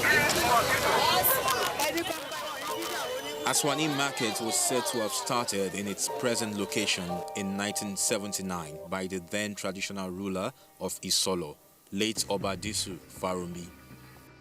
But before then, people always assemble in front of a textile company close to the site to sell and buy goods. Títí láti bẹ̀rẹ̀ ní express company kan ló ń jẹ́ Aswani Market tí wọ́n ń ṣe aṣọ textile níbẹ̀. So àwọn màmá wa wọ́n máa ń wá wọ́n á wá ra ọjà ní ibẹ̀ wọ́n á kó lọ sílé. Ṣùgbọ́n gbà tó wá yá tí àwọn tó máa wá láti Ìbàdàn, Oǹdó, Ìlọrin ó wá di wípé wọ́n máa ń pàdé wọn lẹ́nu géètì factory tó ń jẹ́ Aswani yẹn. Tọ́n bá ti wá wà ń bẹ̀ di láti àárọ̀. Tọ́n bá ti kó aṣọ jáde láti inú company yẹn. Gbogbo àwọn tọ́n wá láti ìlú òkèrè yẹn. Àwọn Oǹdó wọ́n bá wọn ra aṣọ yẹn wọ́n á lọ, wọ́n bá wọn ra aṣọ yẹn wọ́n á lọ. Nígbà tó wá yá láàárín àwọn màmá yẹn náà wá sọ láàárín ara wọn wípé tí àwọn tọ́n máa fi ń di òru ní ibi bẹ̀ kí ló dé tí àwọn òkùnkùn ṣe dá ọjà sílẹ̀. Wọ́n wá tó wá bọ́ sí ojú títì níbẹ̀ yẹn. Wọ́n wá ń ta ọjà wọn níbẹ̀. Factory kan wà ní Aswani, ló wà ní 5 star gangan. Wọ́n máa ń ṣe aṣọ, àǹkárá, téèlù, àwọn aṣọ ẹ̀gbántó láì tán máa ń ròyìn, wọ́n máa ń tà ń bẹ̀. So a máa ń lọ síbẹ̀, a lọ ra ọjà. Àwọn ìròlú òkè, àwọn Ìgbò, Kánò, Kaduna, gbogbo wọn máa ń wá síbẹ̀, wọ́n á wá rà, wọ́n á lọ tà lọ́hùn. So wọ́n máa ń kú sí ìta ń bẹ̀ yẹn, wọ́n á lọ, oníkálùkù máa ń rà.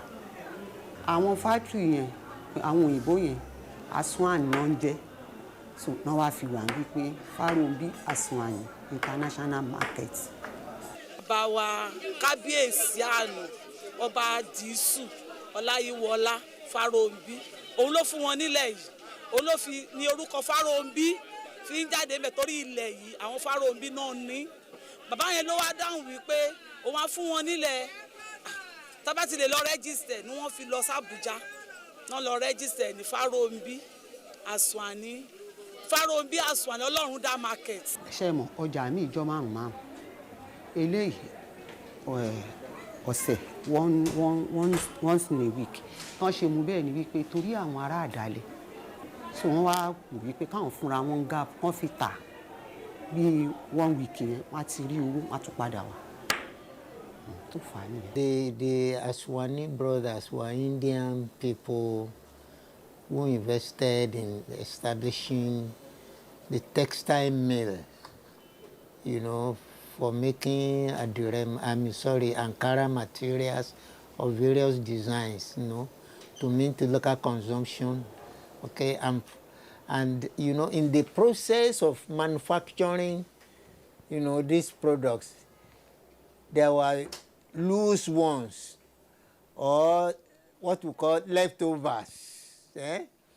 So instead of just dumping them away, you know, African women around, including the African workers there, they came up with the idea of creating a market nearby where they could be selling the leftovers, the small pieces, where they could be selling them, all right? So they started on a small scale, but before you knew it, many more people were patronizing them, and the crowd became bigger and bigger. The location where you have the market right now, you know, belong to some people we call Omonile. You know, they just allow the tippers to be, you know, to be digging the place for sand, to be selling to people building houses elsewhere, and before you knew it, the place became wider and wider.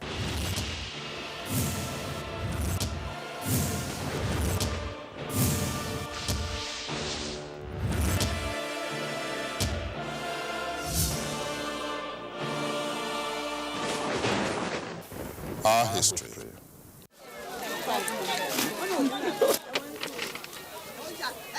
Today, people carry out their businesses on other days, but Tuesdays is still the busiest day when the Aswani market is in its full swing. It goes so original. I want to video you. I will tell you. But make sure it's about original thing, not fake. The way they sell 100 naira, 200, I give 100 naira. Yes. Evangelist in the name of Jesus. I'm a good man, I'm a bad man. Huh?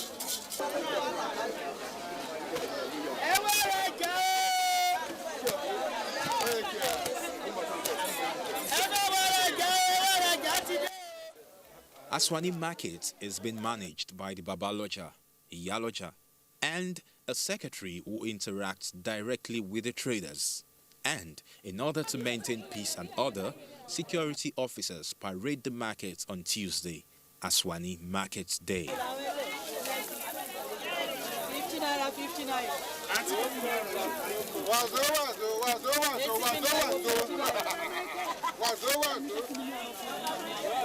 Iṣẹ́ tèmi lọ́jà yìí, àwọn ṣe store, ẹni ọjà tó bá ti wọlé, ọ̀dọ̀ tèmi ló máa ń wọlé sí.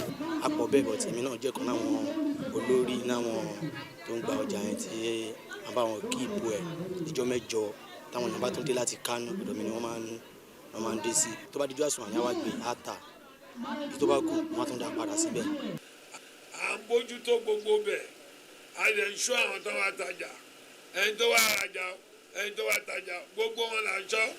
À ń gba àwọn ọmọ tó ń ṣọ́ èèyàn tó lè mọ̀ pọ̀ ń ṣọ́ èèyàn tó máa rò pé bóyá náà wà rajà ni. Ẹni tó bá ti tó ṣe wà tí ò lè amúbọ́lọ́pàá ni. Gẹ́gẹ́ bí akọ̀wé ní láti ṣe àmójútó ètò ìṣàkóso ọjà yìí, ìtọ́lóyìnbó ń pè ní administrative officer nìyẹn, láti rí wípé gbogbo nǹkan ń fararọ lọ́tún àti lósì láàrin ọmọ ọjà, láàrin àwọn sectional leader, láàrin àwọn olóyè ọjà pátápátá, láti máa gbàwájú gbẹ̀yìn kó má fi sí làásìgbò kankan. People come from different states, from far and near, indeed from outside Nigeria, to buy and sell their goods. Even though Aswani Market is located in the western region of Nigeria, the market attracts different ethnic groups and nationalists who transact their various businesses in these exceptional markets. There's market all over the Lagos state, every corner. So somebody cannot live in a day to come and buy here. It's only on Tuesday. We hope on those coming from far away to come and buy on Tuesdays. Tuesday are the main market day. But they do sell all these electronics during the day. But Tuesdays is a day that every tribe come from different places to buy and sell. A ti fẹ́ kó di ọjọ́ ojoojúmọ́ gan-an, but àwọn tó ń wá lọ́nà jíjìn wọn kì í wá, ṣùgbọ́n àwọn tó wà nítòsí wọ́n máa ń bá wa náà lórí ojoojúmọ́.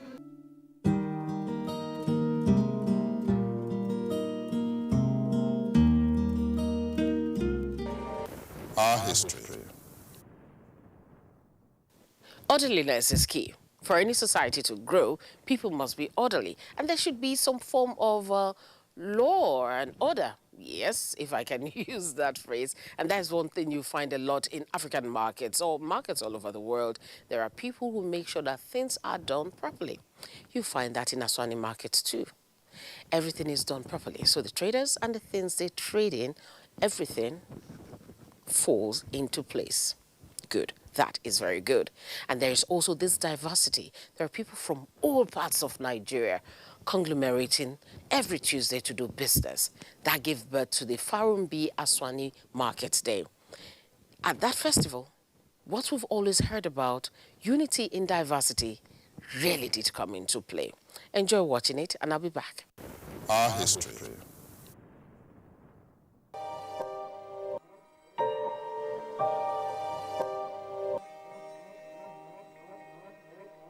Today is not a market day, but a day for the unity celebration called Farumbi Aswani Day.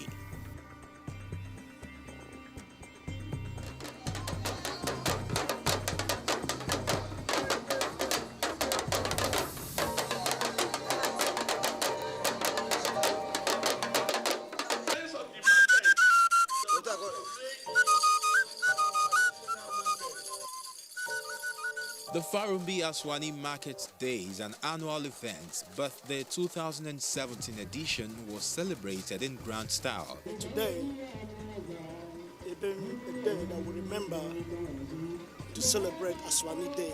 We did it last year, but last year wasn't staunch like today on. Today on, we started early preparation, and that is why you see the crowd. That's why you see different people, different groups coming from different free states to join us to celebrate the Aswani Day today.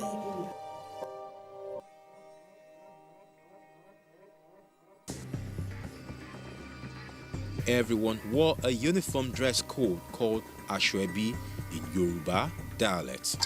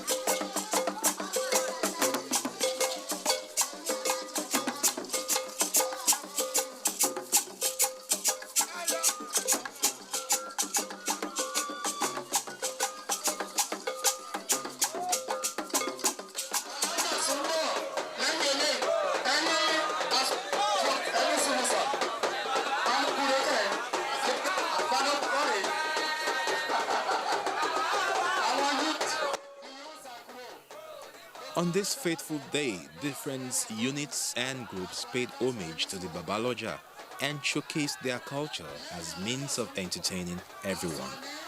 We see that the Yorubas inside the market, they are good to us. So, and everything they are doing, they're like doing with us. We don't even know the difference between Igbo and Yoruba in this market. We are together doing it together. That's why we like to celebrate with them.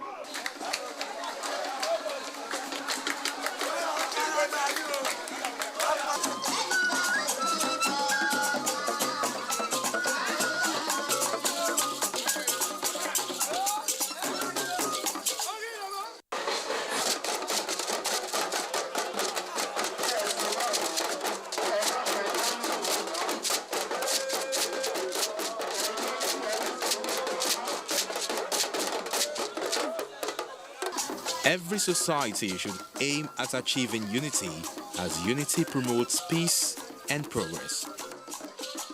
This is what is exhibited in this unique Tuesday Aswani market,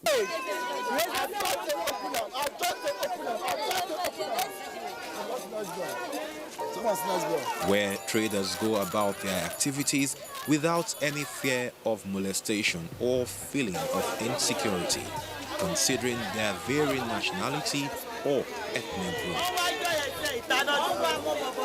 You go say original. I want to video you. I will tell you. But make sure you buy original thing, no fake. The way they sell 100 naira, 200, I give 100 naira.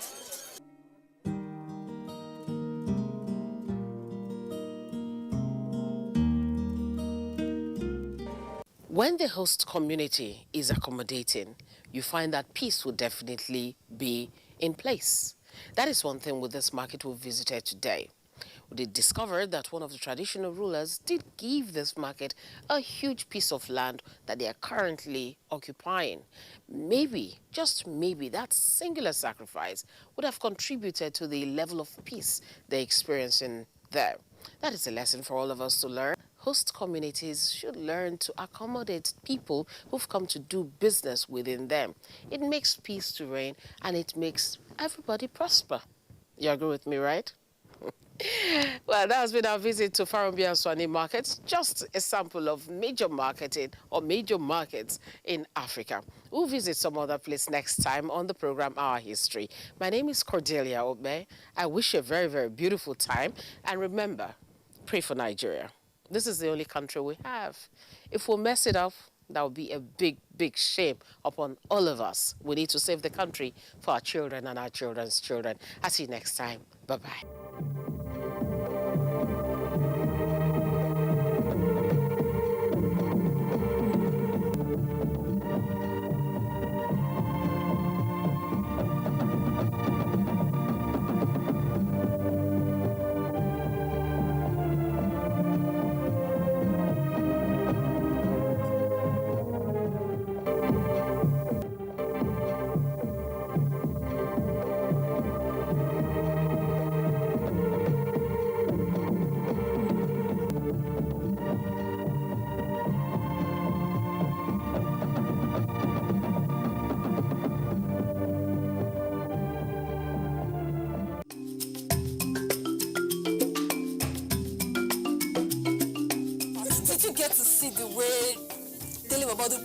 Don't forget to send in your messages. There's a difference between picking, child, and issue. That is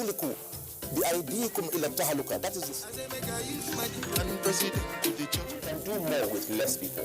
If we have a better way of addressing these issues, taking care of... Congratulations, you've been able to sign Timo Werner from RB Leipzig. So you take water before your workout. People have used their phone, using TikTok to do that. Should I go for test? A lot of people don't even have resources. I'm Cecil, and this is the Medley Show on NTA.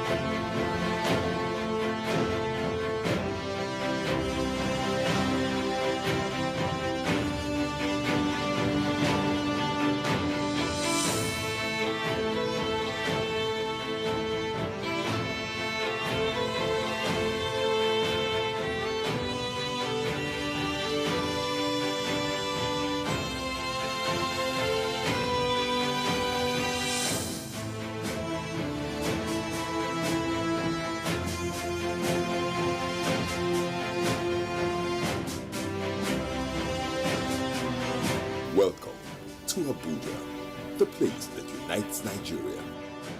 I never get this kind of thing, or I hear it.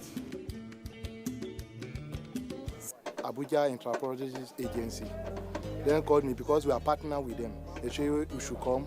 There is a survivor fund that the government wanted to give technicians. They capture everybody, including food seller in my own workshop. When my chairman called me that there is parity something, that I should come and take my cash off, the money now come, and that money helped me a lot. As a widow, where there is no husband. So it's this thing that I used to help myself, and that money helped me and pay some of my children's school fees. It don't reach almost 40-something years back where I did for this Nigeria. I never get this kind of thing, or I hear it.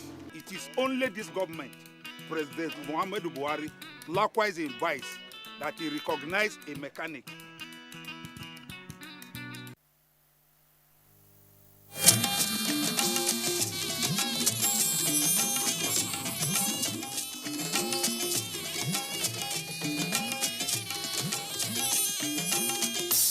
This is the network service of the NTA.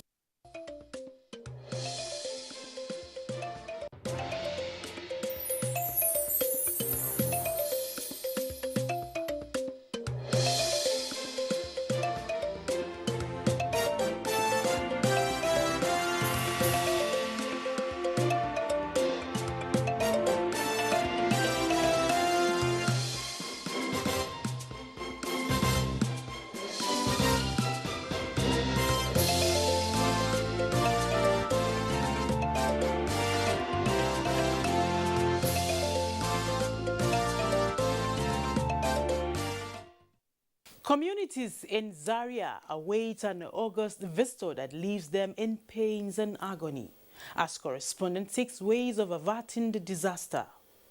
A review of achievements, issues and gap in the power sector in the last 6 years. Plus, Vigilante Group seeks legal backing of their complementary role in confronting security challenges. Good to have you join us again on this week's edition of The Correspondent. It promises to be an exciting edition as usual. I am Tessie Omiri. You're welcome. Let's begin with the issue of flood in communities in Zaria, Kaduna State. Global warming and consequences of climate change are impacting on well-being of cities all over the world, and Zaria, one of the largest in Kaduna State, is no exception in coming to terms with the challenges of flooding on a yearly basis, not only negatively affecting the environment, but key social and economic sectors of the historic town. Correspondent Tina Toro reports on how gullies and drainages have been turned to dump sites. Communities like Magume and environs in Zaria local government area are yet to recover from the aftermath effects of a flood that came with so much devastation. Lives lost, houses brought down, and properties worth millions of naira may never be recovered. But in all of these, life goes on as they pray that it never happens again. But alas, it is a yearly occurrence. The incessant flooding is as a result of inadequate drainage facilities and the fact that people have built their homes along the water channel.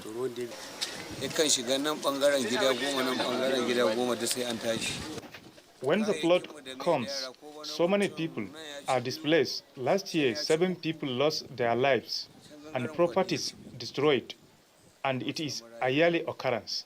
Ahmad Aliu, a resident of Magume, who is so concerned about the plight of his people, took the NTA crew to a stream which he described as the source of their problem.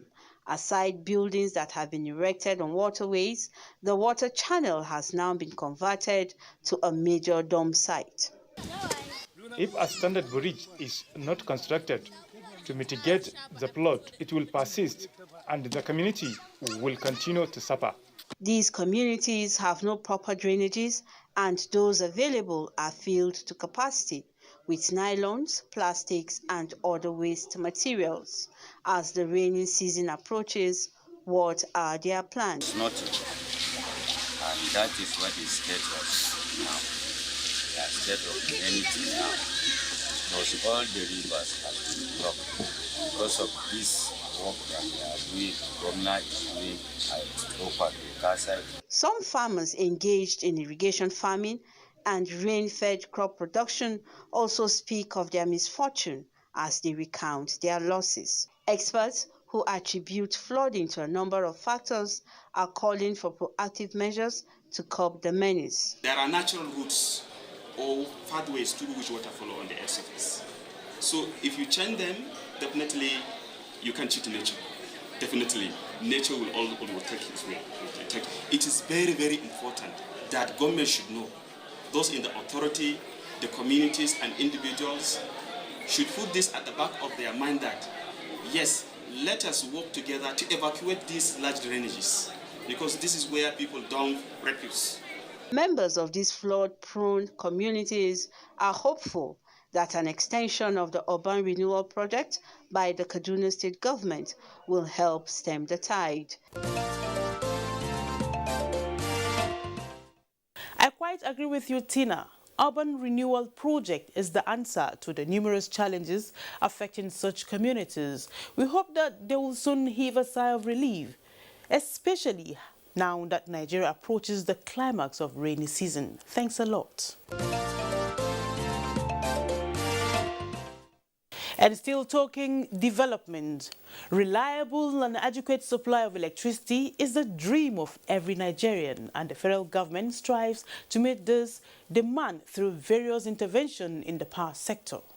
Correspondent Joshua Ojito reports that the federal government's vision of achieving 30 gigawatts with 30% renewable energy mix in the power sector by the year 2030 may be a reality. Nigeria's quest for reliable and adequate power supply continues in the last 6 years with interventions across the generation, transmission and distribution value chain.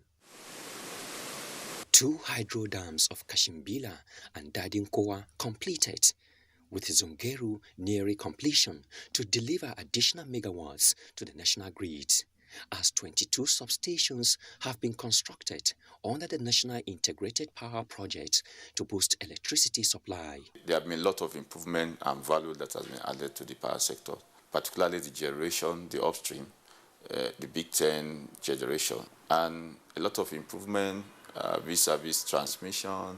Talking about the customer satisfaction, yes, there is still a lot of room for improvement. Like you know, the issue of tariff too is one area that has been of concern to the end users. Interventions through renewable energy powered hundreds of rural communities in the last 6 years, with 5 million additional homes to be energized under the Economic Sustainability Plan.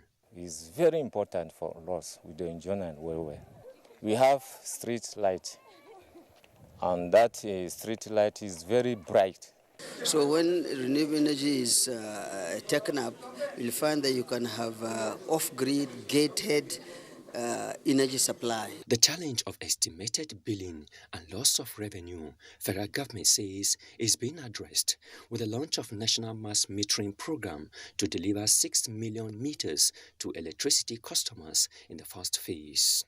We have now improved our collection, we have improved our remittance. The discos have now improved their remittance by 63%, because by the month of January we had the collection of up to 65 billion, which is a very, very significant improvement. This government too has actually done a lot to actually encourage local manufacturers, because with the National Mass Metering Program, the first phase of it is very clear that they must be all meter manufacturers and they must be frequent cases of grid collapse. Before the end of this administration, you will have a sustainable, reliable electricity 24/7. And joining us to speak further on the achievements in the power sector in the last 6 years is our correspondent, Joshua Ojito. Hello, Ojito, you're welcome to the correspondence. Thank you very much, Tessie. Can you tell us, there has been a lot of improvement and value addition in the power sector in the last 6 years. Please share with us your experience. The performance in the power sector in the last 6 years, many stakeholders will describe it as work in progress. Okay. In the sense that the administration has a target of 30 gigawatts by the year 2030. There is a target of 10,000 megawatts by the year 2023. And so what government is doing currently, which has recorded a remarkable improvement in the sector, is the approach of adopting the renewable energy to complement the grid. In this case, it is not all communities that will be on the grid. So what government is now adopting is the use of renewable energy. Okay. And since the country has potential for renewable energy, like the wind, like the solar, okay, and that is what government is doing now. So there are so many projects ongoing under the solar power initiative. For instance, we have the energizing educational institutions.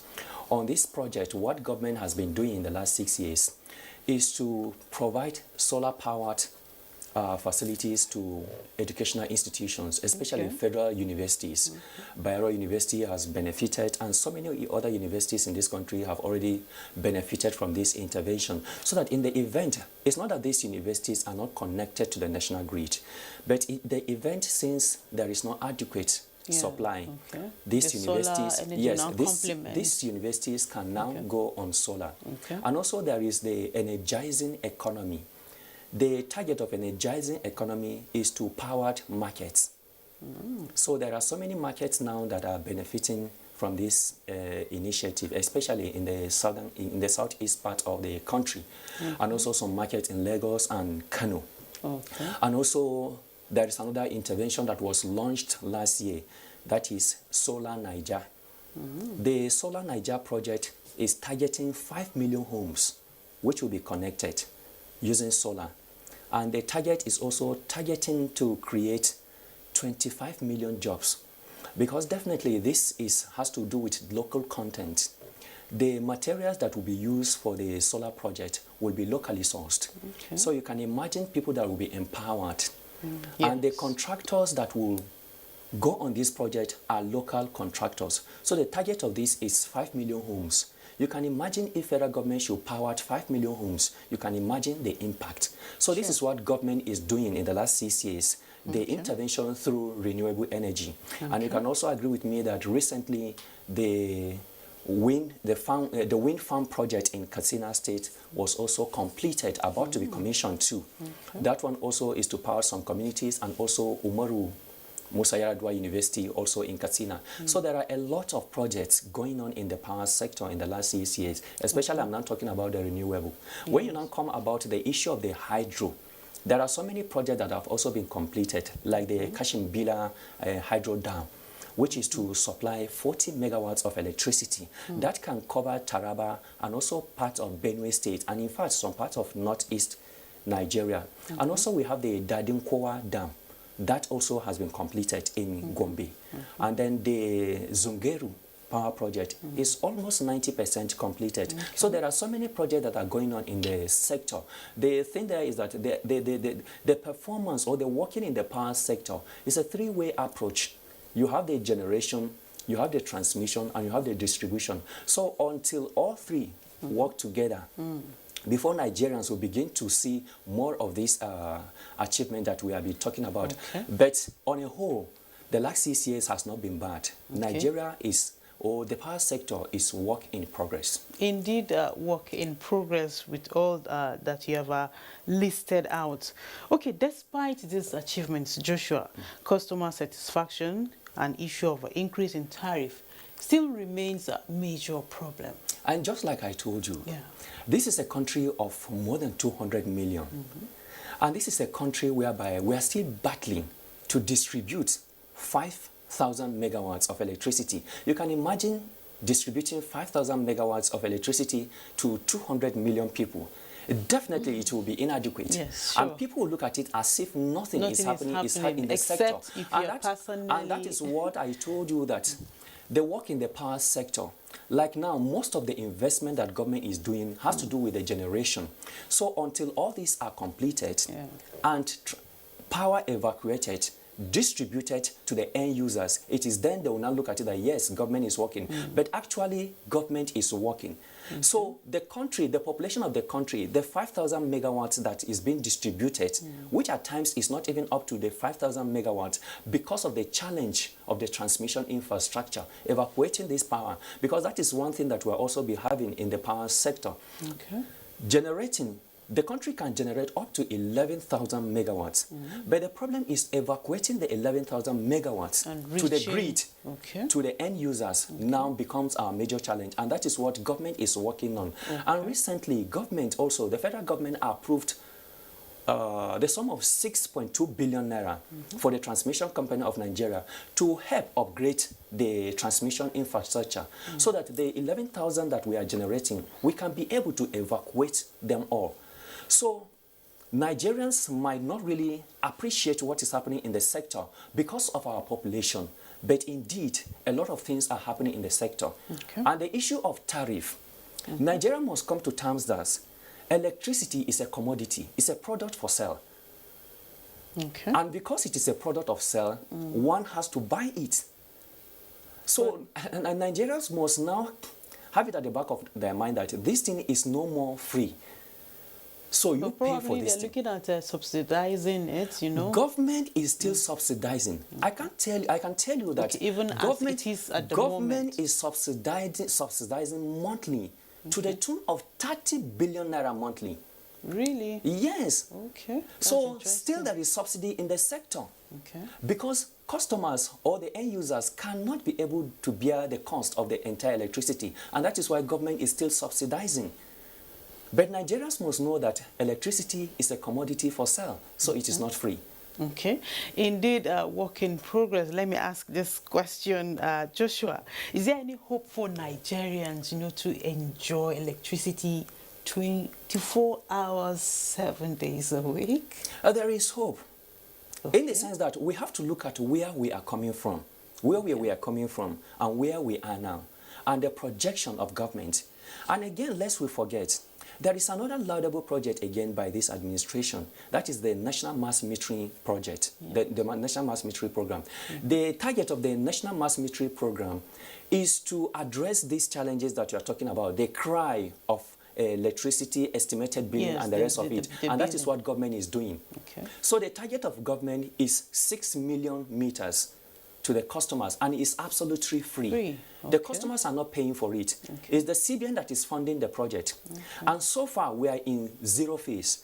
And under this zero phase, federal government has so far, from the November last year to now, federal government has so far rolled out 600,000 meters to Nigerians. So by the time that... So that's out of the 6 million? Out of the 6 million, yes. We are now in zero phase. And on zero phase, federal government has so far rolled out 600,000 meters free, which is a remarkable improvement compared to the previous program, which was mass meter asset providers. And you say these meters are supposed to be given free? They are given to customers free of charge. Yes. How do they go about getting these meters? What you do is to apply to your distribution company. When you apply to your distribution company, then the distribution company will now reach out to you. But because of the population, this is something that will be done gradually. But government is willing to roll out these meters, and that is what federal government is doing. And coming to the question of, are we hoping of seeing electricity 24 hours? Sure. Sure. It is work in progress, like I told you. And the way we are going, by the year 2030, we should not be talking about 11,000 megawatts. We should be talking about 30,000 megawatts. But one thing that also government have to put at the back of our mind, or Nigerian will have to also inculcate it, is the sustainability of programs. As this administration is going with some of these interventions, the successive administration should sustain it.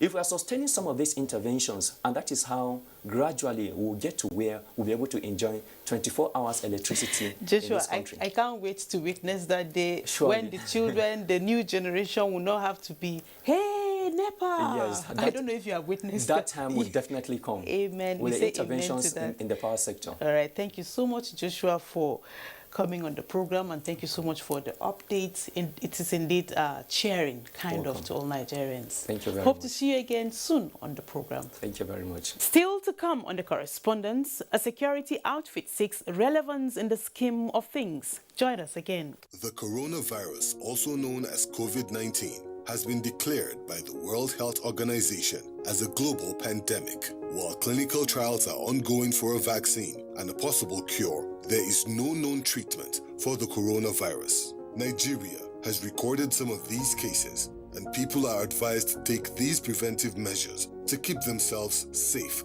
and contain the further spread of the virus. Wash your hands frequently with soap and water, or use hand sanitizers all the time. Maintain social distancing. Avoid touching your eyes, nose, and mouth. Practice respiratory hygiene. If you have fever, cough, and difficulty breathing, seek medical care early. Do not panic. Stop the spread of unconfirmed news. Follow the official government news outlets and report all cases immediately. This message is brought to you by the Nigerian Television Authority, NTA, Africa's largest television network. These days, people get their news and information from more media sources than ever before. Some of the news and information given are fake, unverified, doctored, and manufactured to create confusion, stir disaffection, and cause disunity. Before you believe or share any news, ask yourself, is this real? Is it from a credible source? Is it verified or verifiable? Fake news is dangerous, whether you do it for fun or for political gains. Real people can get hurt. Fake news, don't create it, don't spread it. Welcome back to the correspondence, and now to security matters. Vigilante Group, a security outfit mostly comprised of volunteers operating under the mandate of communal consensus to fight crimes. Correspondent Rosemary Moteleng Bilal in this report examines the role of this critical component of the society in curtailing the rising trend of urban violence, communal unrest, and the need for more support in community policing for enhanced safety. Research shows that the vigilante groups consider drug addiction and theft as threats to public safety. They arrest criminals and assist in their rehabilitation. Members of the group who brandish various types of local guns call for the passage to enable them complement the efforts of other security agencies. We want to have government backing.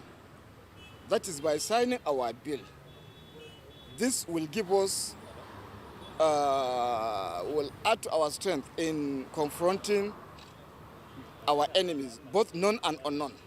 But beyond the drama lies the question of the significant roles vigilante groups have to play in safeguarding societies, restoring hope, and securing an enabling environment for socio-economic growth. Every year it has become a routine for every recruit member of vigilante members across the nation to be trained, to be profiled under the Nigerian police for basic and intelligent training. Not only this, we want the federal government to come onto our aid. We want the state government to come into our aid to assist members of the vigilante in each of the state and the federal government. Sometimes people look down, they say we are just vigilante, we cannot do anything. But when they find out that sometimes, when they find the trouble come, they will run back to us that they know, yes, we are the best. Security expert speaks on the importance of vigilante group. There is no again saying that these people are very key because they live inside the community. They reside inside the community. So they have a better information on what is going around in the community. They are critical stakeholders when it comes to either you call it issues of security or you are even calling it issues of safety. The current leadership of the FCT command is very much interested in community policing and dealing with those community members at the grassroots level. In which category the vigilantes for is very strategic in addressing security situation within the SC. Vigilante groups work 24 hours a day, although they perform most of their duties at night. That's a fact, Rosemary. There is need for proper coordination of the vigilante groups to enable them complement the efforts of other security agents. Many thanks. Hope you enjoyed the correspondence this week. Many thanks for being there.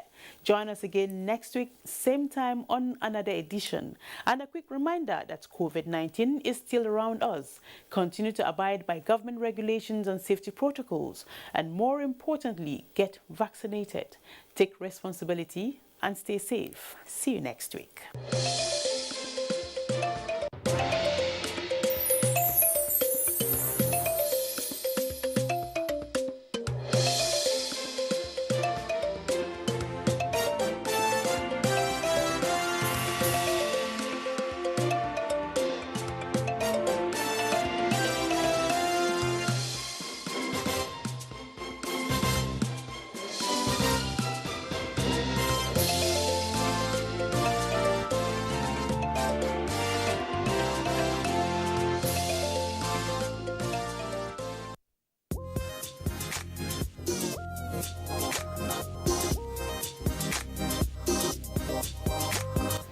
wannan labarin ma yana peji na 36.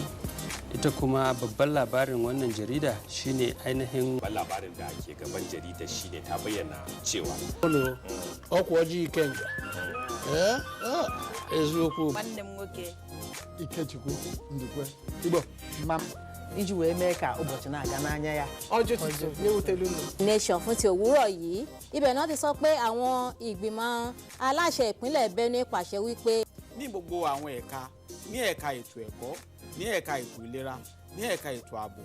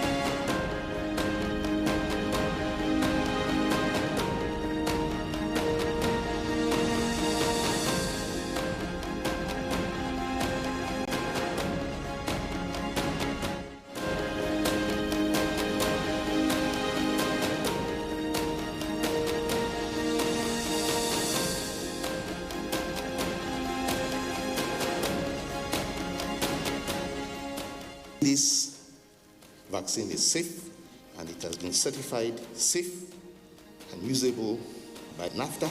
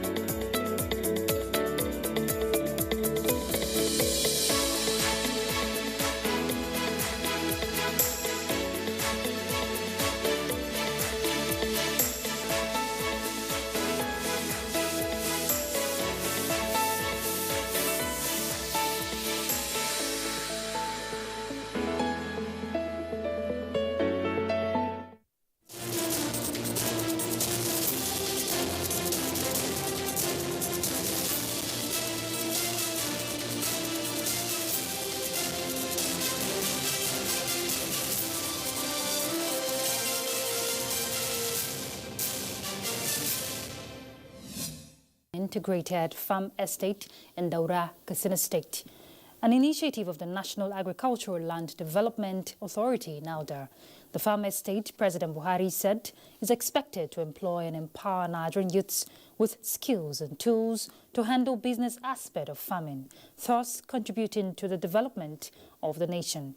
NALDA Executive Secretary said the farm estate comprised poultry, goatry, rabbitry, and cultivation of crops. It would also have processing and packaging plant storage, clinics, residential and training centers. The Nigerian Air Force has confirmed the crash on Saturday of one of its Alpha Jet aircrafts returning from a successful air interdiction mission. The mission, it says, was between the boundaries of Zamfara and Kaduna states. A statement by the NAF Director of Public Relations, Air Commodore Edward Gabwet, reveals that the Alpha Jet came under intense enemy fire, which led to the crash. The release, however, says the pilot of the aircraft, Flight Lieutenant Abayomi Dairo, successfully ejected from the aircraft and sought refuge at a nearby settlement before being rescued by Nigerian Air Force Special Forces. The Chief of Air Staff, Air Marshal Oladayo Amao, commended the quick response of Nigerian Air Force Special Forces and Nigerian Army troops in locating the crash site and rescuing the soldier, while also giving assurance that no civilians were harmed in the entire operation. Researchers at the ongoing International AIDS Conference in Berlin have advocated countries to include people living with HIV and AIDS in the priority group in the COVID-19 rollout, while appealing to the global community to bring COVID-19 vaccines to countries with high prevalence of HIV. Participants say it is unacceptable that less than 3% of the entire African continent has received a single dose of the vaccine, and less than 1.5% have received 2 doses.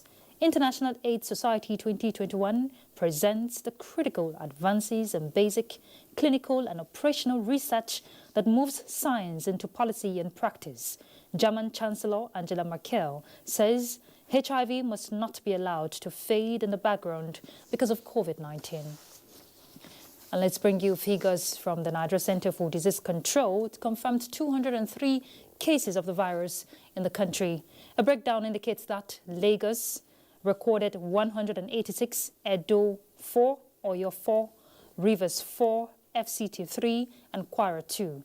Total confirmed cases now stands at 169,532, 164,699 discharged, and 2,127 deaths recorded. More news from the global scene. Prime Boris Johnson has urged caution amidst legal restriction as social contacts are lifted in England.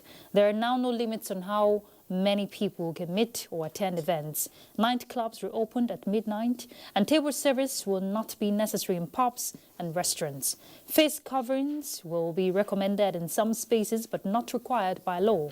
Vaccines Minister Nadim Zahawi said government experts had recommended that only some under 18 should be vaccinated.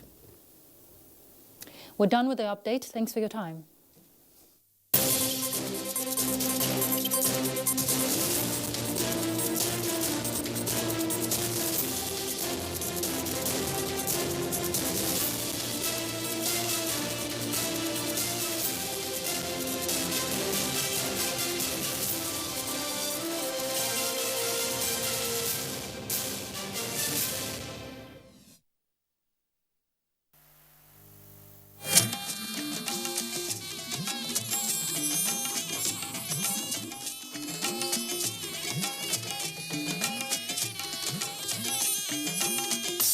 This is the network service of the NTA.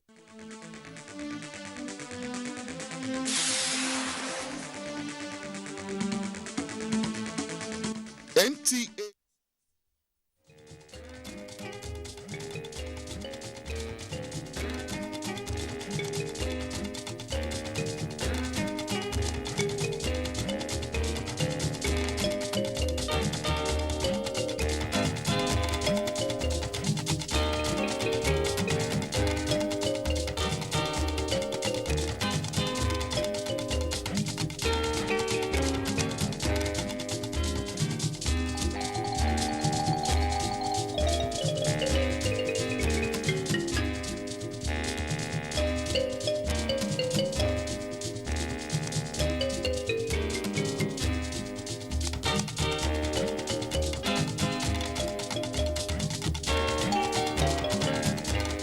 The Scale of Justice, that program on the network service of the Nigerian Television Authority that gives you an insight into the happenings in the justice sector of our polity. I am Femi Okewo with the pleasure of having you on today's edition.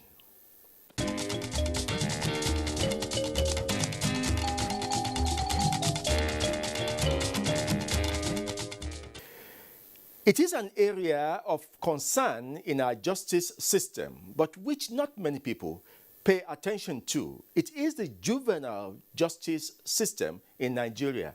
There doesn't seem to be any serious attention being paid to it, because just visit any of our correctional centers and you'll see the number of underaged people and children that are wallowing along with convicted prisoners.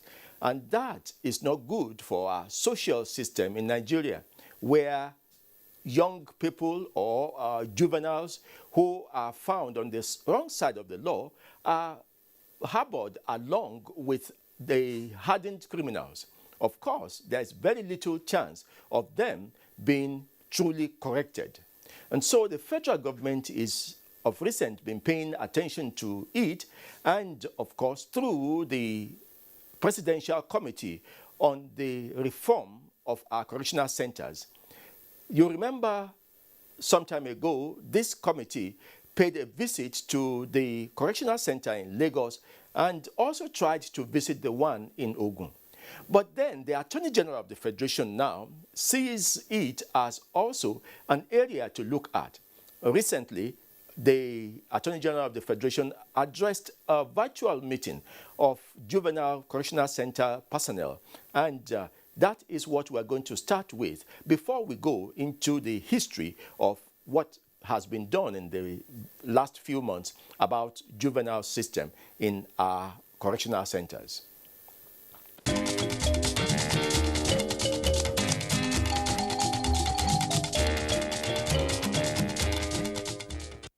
This is another phase of the assignment of the Presidential Committee on Correctional Centers Reforms and Decongestion. With only 3 federal government-owned juvenile remand homes in Nigeria, efforts are now being made to see how a partnership can be generated for states to run centers similar to what Lagos State is doing. At this meeting, with the Ogun State juvenile justice sector joining virtually, the Minister of Justice stressed the need for greater attention to juvenile justice in Nigeria. The Federal Ministry of Justice, in collaboration with the Presidential Committee on Correctional Service Reform and Decongestion, under the directive of Mr. President Muhammadu Buhari, flagged off the 2020 presidential pardon and clemency granted in April 2020 to convicts in correctional custodial centers across the country. This was done as part of the measures to decongest the custodial centers nationwide in the wake of the COVID-19 pandemic. The Federal Ministry of Justice, in collaboration with the committee and the United Nations Children's Fund, UNICEF, commenced the first phase of the Juvenile Decongestion Program on the 29th day of September 2020 with a virtual interactive session of the Honorable Attorney General of the Federation and the Honorable Attorneys General, heads of courts, and commissioners of women affairs of all the 36 states of the Federation, in order to target the necessary needs and requirements of the juveniles to be released. The ministry dispatched a team of 4 experts to the Federal Postal Institute of Adigbe, Abeokuta, Ogun State, to conduct a profile, need and risk assessment of the juveniles.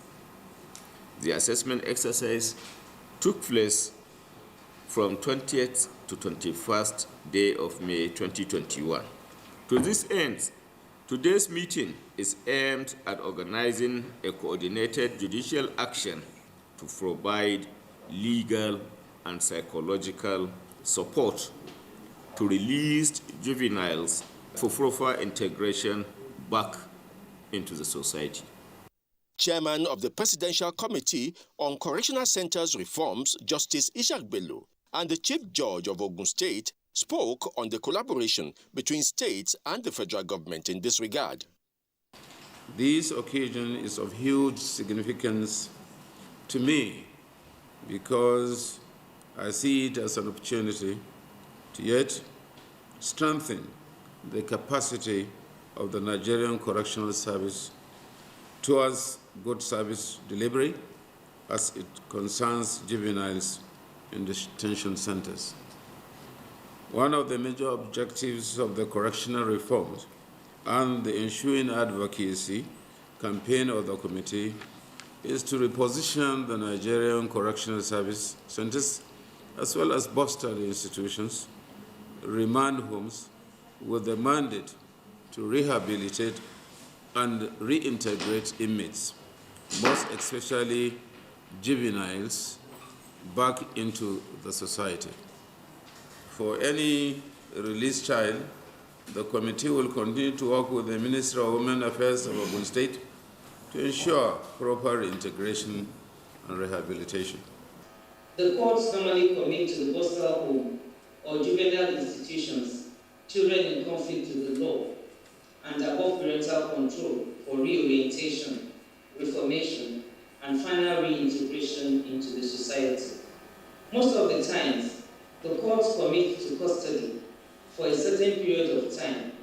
However, no one is ever sure of the time and process of reintegration at the foster home.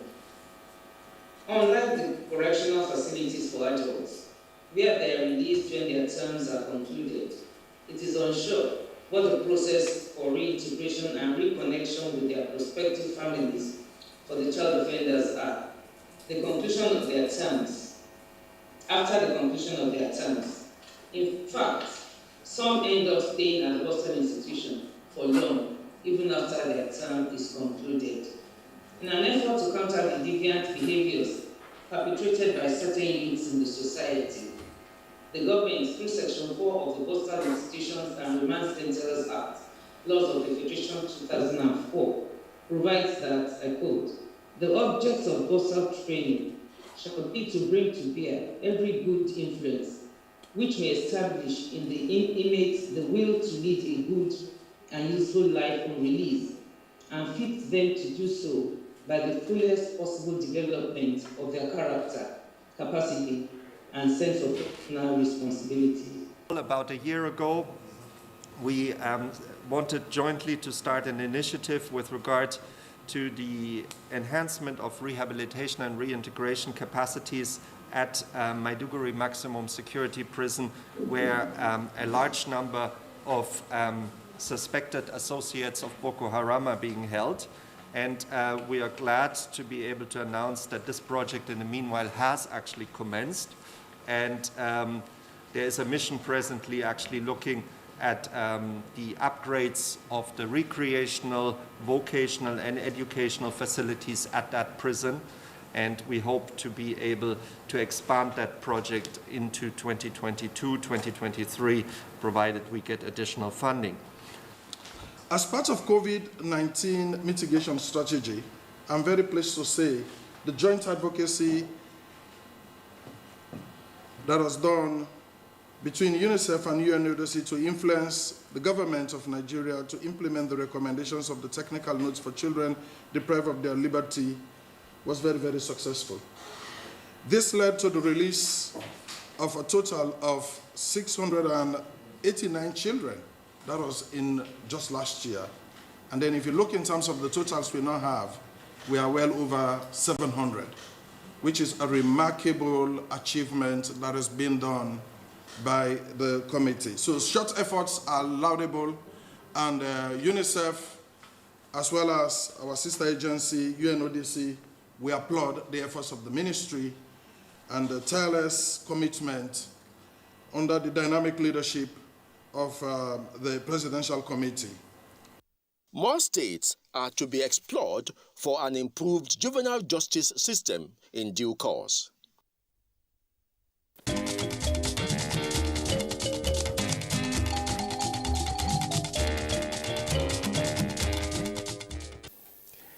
That was the Attorney General of the Federation that addressed a virtual meeting which tried to look at the juvenile juvenile justice system in Nigeria.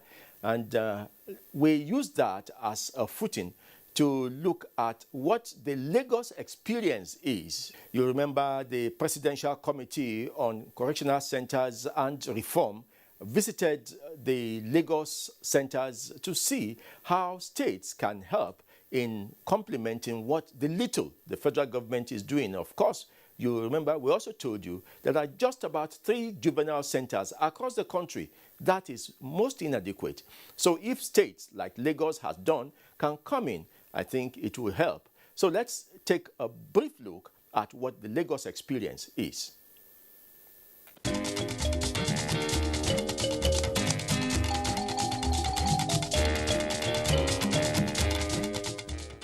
The Nigerian criminal justice system does not allow juveniles to be incarcerated or remanded in correctional centers along with adults. But the experience of the Presidential Committee on the Reform of Correctional Centers in the last 3 years of its existence shows that this rule has always been violated, with children found in various correctional centers across the country.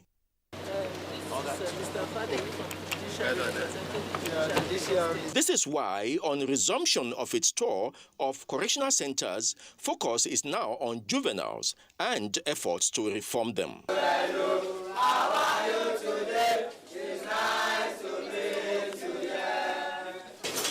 Well, actually, we're here not to make any releases of anybody. It's not within our competence to do that.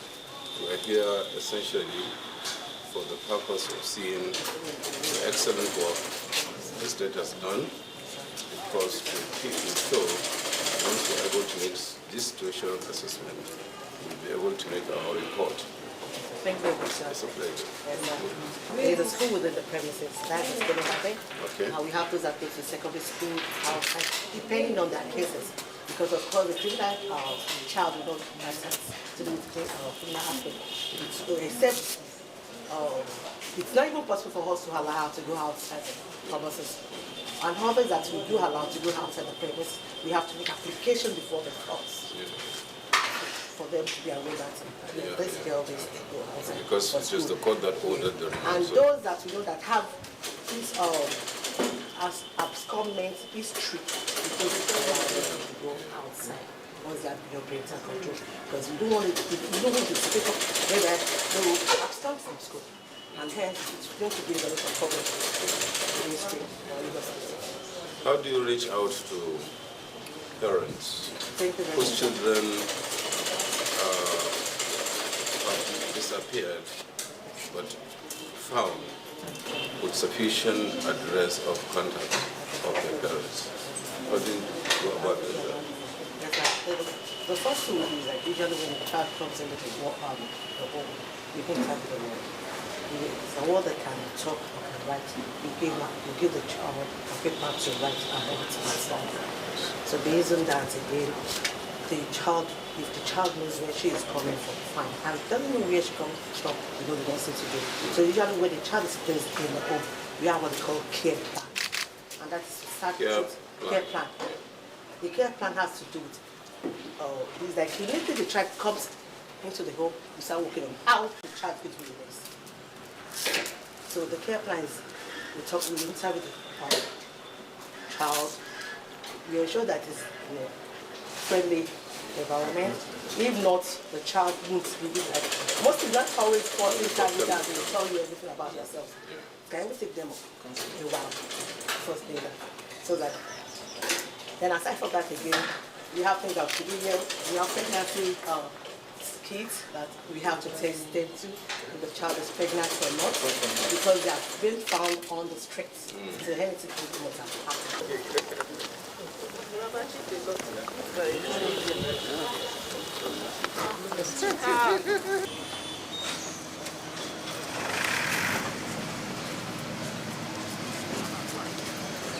You cannot allow them to be on the street.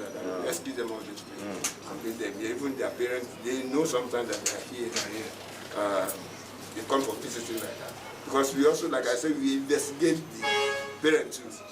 Some of them are not like, most of them, their parents, they are having like 7, 8 children. And if one is out of that, they are even happy that So sometimes they come here and they see the serenity of the environment and all that. They say, okay, this place is even better than my home. Better still, you still call them to beg them to come out. But sometimes you don't compel them. Because if you force them to have them, they just go back to the street. Like what we don't do. With the kind of facilities found in the two centers, Justice Ishaq Bello said that they can serve as model for other states in the country.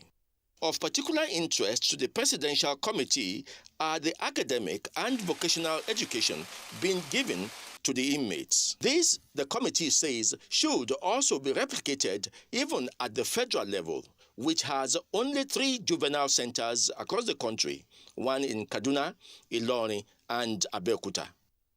The issue of remand homes is a very old history. State governments ever since have found a way or the other to put in place remand homes within their respective states. I don't know whether it is part of the clamor to have their own prisons, which was the case in the regional days. But all I can say here is that I have come to the Lagos state, and it is by design from the committee, because we want to come and see what facilities are here, how do they run the structures, what is the means by which, what are the means by which they finance the institution and the personnel who takes responsibility for their salaries and what have you. Now we have selected about 4 states. The reason being we want to enhance juvenile justice across the country, and we believe part of our report should be very comprehensive enough when we submit our recommendations to Mr. President as to what's to be done to address child crime. All right? Now, Lagos is one of the states that we have not pinned down to visit, and I can say so far it is an excellent experience. For them to think of having a particular segment or a unit within the structure of the correctional unit to go around for the purpose of picking abandoned children, all right, regardless of which corner of the country that child happens to come. And some of them never saw any classroom. Today, the history is that quite a number of such children brought in had gone through here. Some of them are practicing quite a number of professions as graduates. Juvenile justice is a major component of Nigeria's justice dispensation system.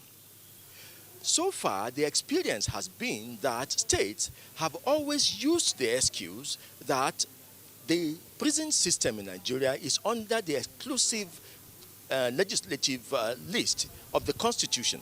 And so that gives them an excuse not to do anything about juveniles that are found on the wrong side of the law in their states. But the Lagos experience has shown that states can do a lot to intervene in the justice system, particularly the juvenile arm of it in Nigeria.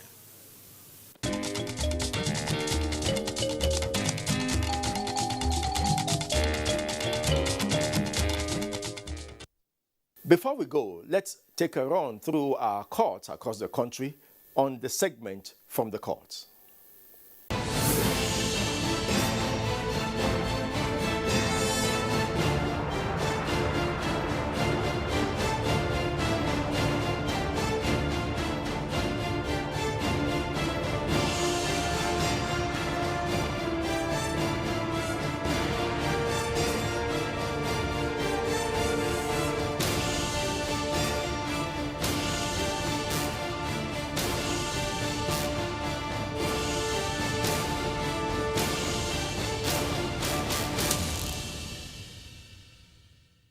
A federal high court sitting in Abuja has said that the former finance minister, Kemi Adeosun did not need National Youth Service Scheme to take up any ministerial appointment or be forced standing for any elective office in the country. The court held that Adeosun, who graduated in a London university in 1989, was already 36 years of age before exemption from the participation in the NYSC scheme. Delivering the judgment in a suit, Justice Taiwo held that Adeosun, from available facts, was a United Kingdom citizen, having been born in UK in 1967 and remained there till 2003 when she came back to Nigeria. That Adeosun became a Nigerian citizen by virtue of the 1999 Constitution, which came into force on May 29 of the year. Therefore, NYSC Act will not have effect on her. The judge said Adeosun would have committed a grave crime against Nigeria if she had participated in the NYSC, having attained the exemption age of 36 years. 8 suspects in the alleged rape and murder of 24-year-old University of Ilorin student Olajide Blessing were finally arraigned in court. The court has declined their bail application. The arraignment of the accused persons could not commence last Wednesday because of the inability of the 3 of the suspects to produce legal representation. The defendants were brought before the court by Kwara State government on 11-count charge of armed robbery, illegal possession of firearms, rape, among others. The suspects were all in court under heavy security mounted by the DSS. They all pleaded not guilty of the charges.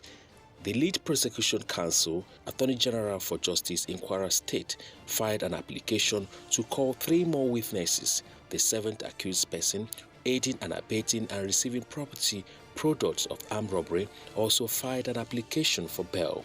In dismissing the bail application, the 7th accused person, the court said counsel to the defendants did not give satisfactory condition for ascending to his requests. The trial judge was angered by comments Solaburu made in an interview he granted journalists after Tuesday's sitting following the rejection of his bail application for his client, describing the comment as a sign of indiscipline. Justice Ibrahim Yusuf of Kwara State High Court in Ilorin on Wednesday ordered the arrest of one of defense counsel's, Barrister Sikiru Solaburu, in a case of alleged rape and murder of a 300 female student of University of Ilorin, Olajide Omowomi Blessing. At the resumed hearing of the case on Wednesday, the trial judge issued a bench warrant for Solaburu.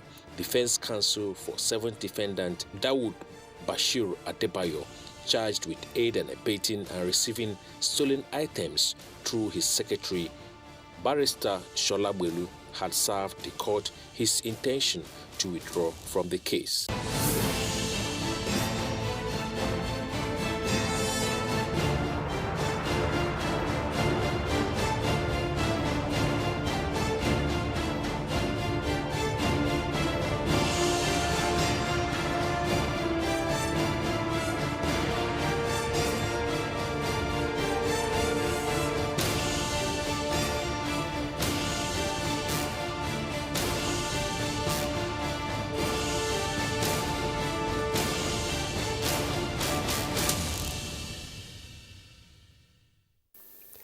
That's the much we have for you this week. Of course, there would always be unfolding justice-related matters, and you have nowhere else to look for them except on the scale. We'll see you again, and thank you for being part of today's edition.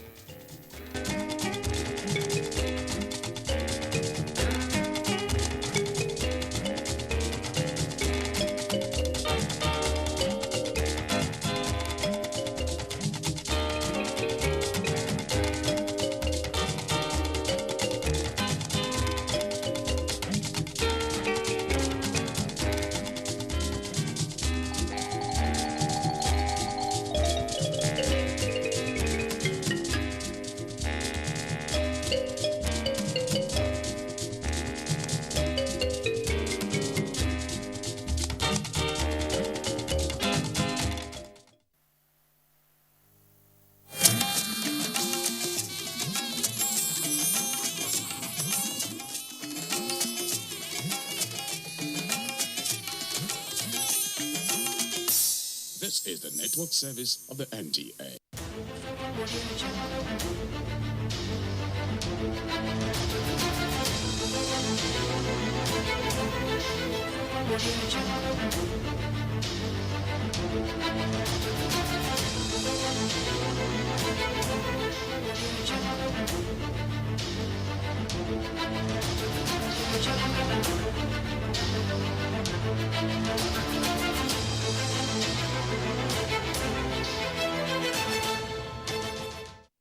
Education, they say, is the bedrock of every society. And that's why they say education for all. If there's anything you can give anybody, it is education. My people will say, Ozama Karanta San Shiga.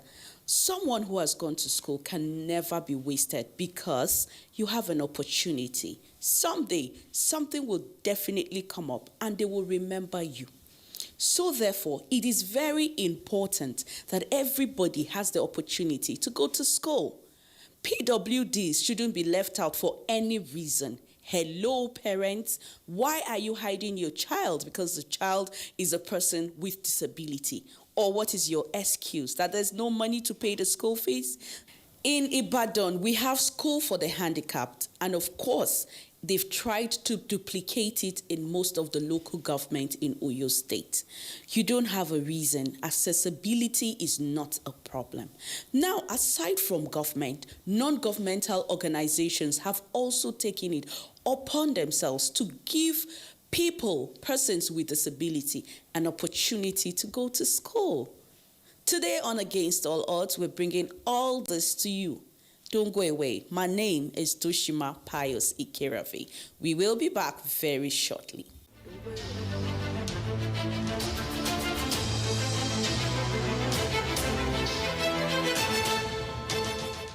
The national policy on education provides that education must be inclusive and that all children, including those with disabilities, have the right to qualitative, functional, and effective basic education. The Universal Basic Education Act of 2004 provides that basic education is free and compulsory for all school-age children.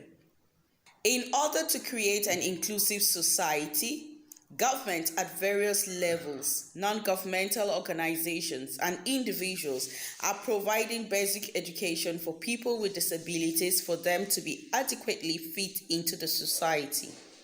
The School for the Handicapped in Ibadan is one of the many schools owned by the Oyo State government, and it was established in 1978.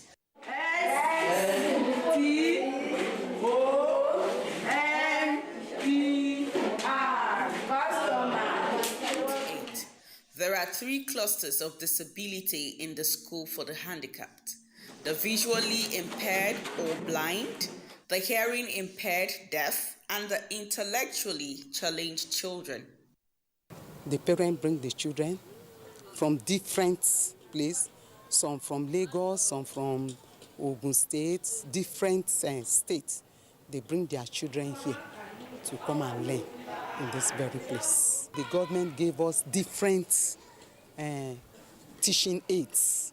Like when you come to my office, you will get the television there, you will get the laptop, and you will get the braille machine, whereby these children are using. They use the braille machine to teach them. Then that of hearing impairment, we have the hearing aid. Some of the hearing aid is the government that provide the hearing aid for the children. And when they make use of it finish, we keep it back because we cannot give them to go home because it's for the use of the school. As we all know, disability can be stigmatizing and perpetual false stereotypes where students with disabilities are not as capable as their peers. Therefore, all schools should be designed, constructed, equipped, staffed, administered, and managed in a disability-inclusive and physically accessible manner. Well, I don't really see any difference between them and the normal children. I personally have passion for teaching, even since when I was young. So whenever I'm teaching them, I am always fulfilled. I love teaching them. We have different methods of teaching them. We make use of playway method, demonstrative method, because there are some things until when you are able to show them, they won't get what you are trying to pass across to them. I enjoy teaching deaf children.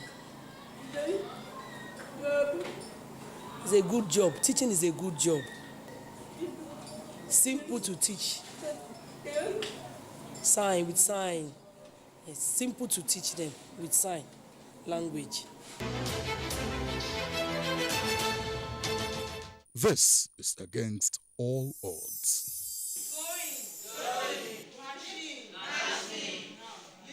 Apart from educational work, we also engage them in vocational activities, because we discover that many of them, maybe because of their parents, they may not be able to go beyond the primary school level.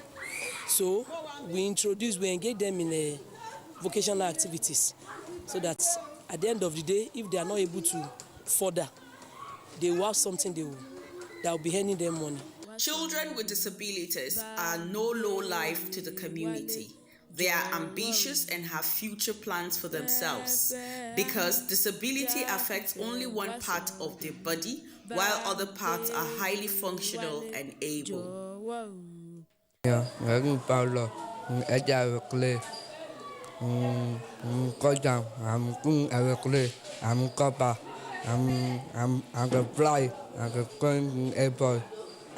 I want to be a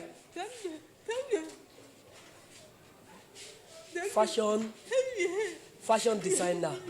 She wants to be a fashion designer in the future. Why do you want to be a fashion designer in the future? Why? To help deaf children. I want to be a teacher. I want to flesh out my mother's house and car. I want to be a shoemaker. Shoemaker in the future. To make fine shoe.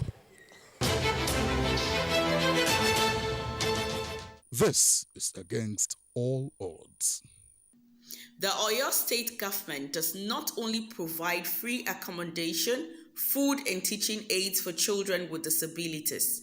The school also engages the students in vocational studies and therefore encouraging parents to let out their children with disabilities and not hide them at home. They are ashamed of these children. They don't want people to associate them with these children, which is not good. They are begging the parents to please, anyone that is having these children at home, they should bring them out. We have the schools. We have different schools. The government have really made it so simple for us that every local government is having this special school. So the parents should go to local government that they belong to, that they should go and register these children, because these children will become something in life. They should not just say that because they are hearing impaired or visual impairment or intellectual challenge that they are not useful. They are 100% useful to the society. They need people, they need love. So by showing them love, being around them, we play with one another. We are like caregiver to them. No matter what, they are still human beings that we need to cherish and to be among in the society. We are saying that the society should not sympathize with these children. They should have empathy with them. You see, some go out there to beg, and the society, when they see them begging, they will pity them and they will start to give them money. Like some of our students, they give them money, we stop it, that they should not give them any money, that they should not sympathize, but they should have empathy with them. That is, they should train them in the society. And also we want the society to help us. When they see them, they should bring them to the school, not to just abandon them outside there, because they can learn. There is no one among them that cannot learn. The deplorable state of the school calls for attention from all stakeholders. The school's environment, fences, classrooms, and hostels need renovation. We want the government to give us teachers. You see, we are talking about special teachers. Those teachers that can teach the children sign language, we need them in the school. And also, we need helpers, because some of these students that are IC, that is intellectual challenge, some of them they poo-poo in their body. So if they should have a helper in the class, we see that the helper is the one that will now take the child to go and take care of them. For us to achieve inclusive education in Nigeria with a global best educational practice and standard as to ensure that no child is out of school, irrespective of their disabilities, gender, and other social status, all stakeholders must come together to create public awareness on issues of inclusive education.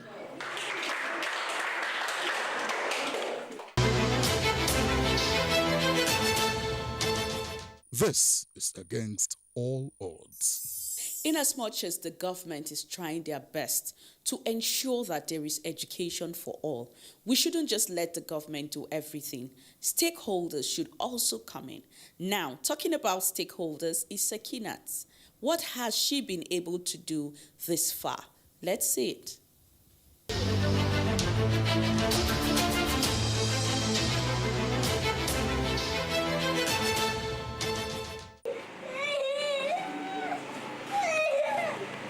Bamileri Olabode is deaf, blind, and numb. Her father died when her mother gave birth to her, and her mother died years later. Initially, Bamileri could not walk until she went through a special therapy. Bamiji Waris is intellectually retarded and often living with his blind grandmother. He suffered various abuses from his immediate community. People gave him alcohol and cigarettes to smoke so that he can entertain them with his funny dance steps. These are 2 out of many that reside in the home of Network for Inclusion of People with Special Needs. This is against all odds. Network for Inclusion of People with Special Needs is a non-governmental organization, NGO, that influences people with disabilities through rehabilitation, vocational skills, sports, healthcare, counseling, education therapy, social skills, promoting inclusiveness, and it was founded by Hamid Sekinat Afolashade. Person with disabilities, they have potentials, especially the growing up. So when this brilliancy is not nurtured from their childhood, when they grow up, it's very hard to do something about it. That's why some of them, all what they do is just learn shoemaking or beggar or become a beggar. But when you've nurtured them from start, it's always rare to see them go astray. They are, because when they see care and education, they always become something. So I'm like, if I should start from the childhood for them, so that when they become something, even when they don't remember me and they are good for themselves, that's the most important thing. So that rate of saying person with disability her low life will be reduced in our society. Sekinat studied education for visual impaired social studies at the NTA level at Federal College of Education Special, Oyo, and later banked her Bachelor of Education (B.Ed) degree in special education at the same college in affiliation with University of Ibadan. Her unrelenting passion of advocacy for inclusion of persons with disabilities, PWDs, in all areas of life was well recognized during her National Youth Service Corps in Delta State in 2018 through 2019. She was honored with Delta State Governing Board Award and NYSC Delta Secretariat Award. I studied in a special school in Delta State. Those children in our school then, I noticed their brilliance, but because it's government school, the teachers are not ready to do. If they are taking good care of them, they follow up with their academics, they will be very, very brilliant. So I'm like, if I'm not like other schools are doing it, governments are doing it, what if since there is no monitoring, are they doing it right? So if I'm doing it and I'm monitoring, I'm very sure it's going to come up with something good. That is my aim. That's why I'm doing it myself. Immediately I started, I wrote a lot of things about person with disability on social medias.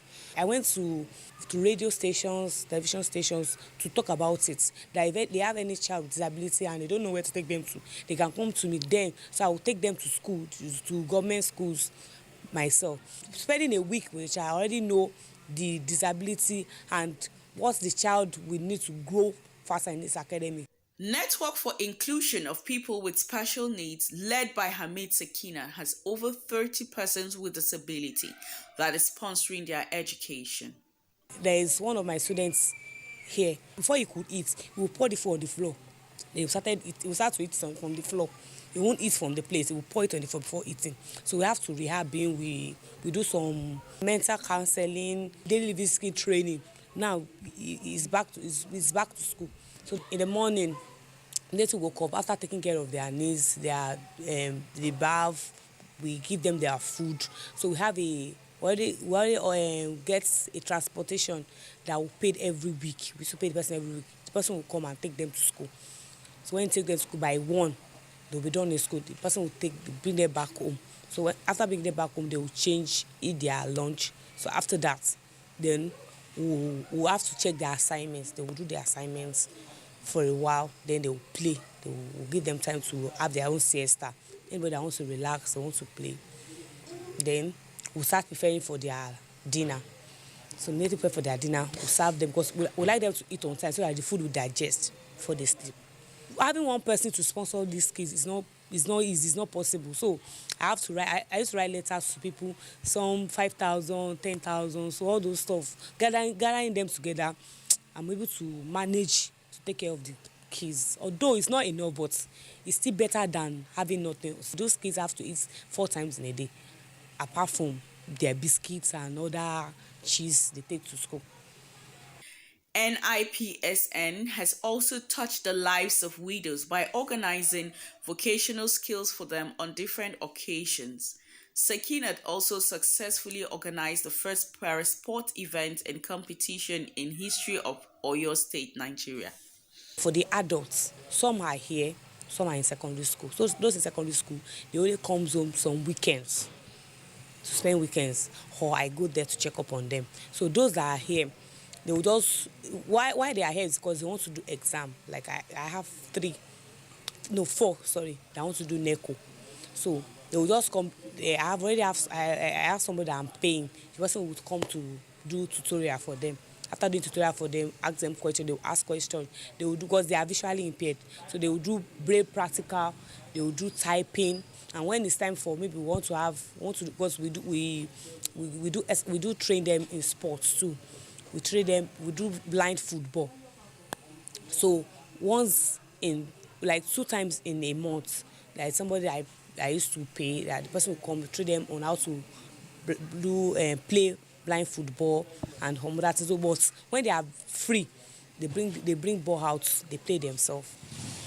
Hamid Sakinat is also an author. She has written 3 books, which all are published in both English language and Braille copies for perfect inclusion.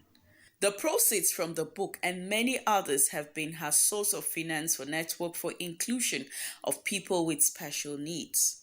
I sell my books to schools, so schools pay every time.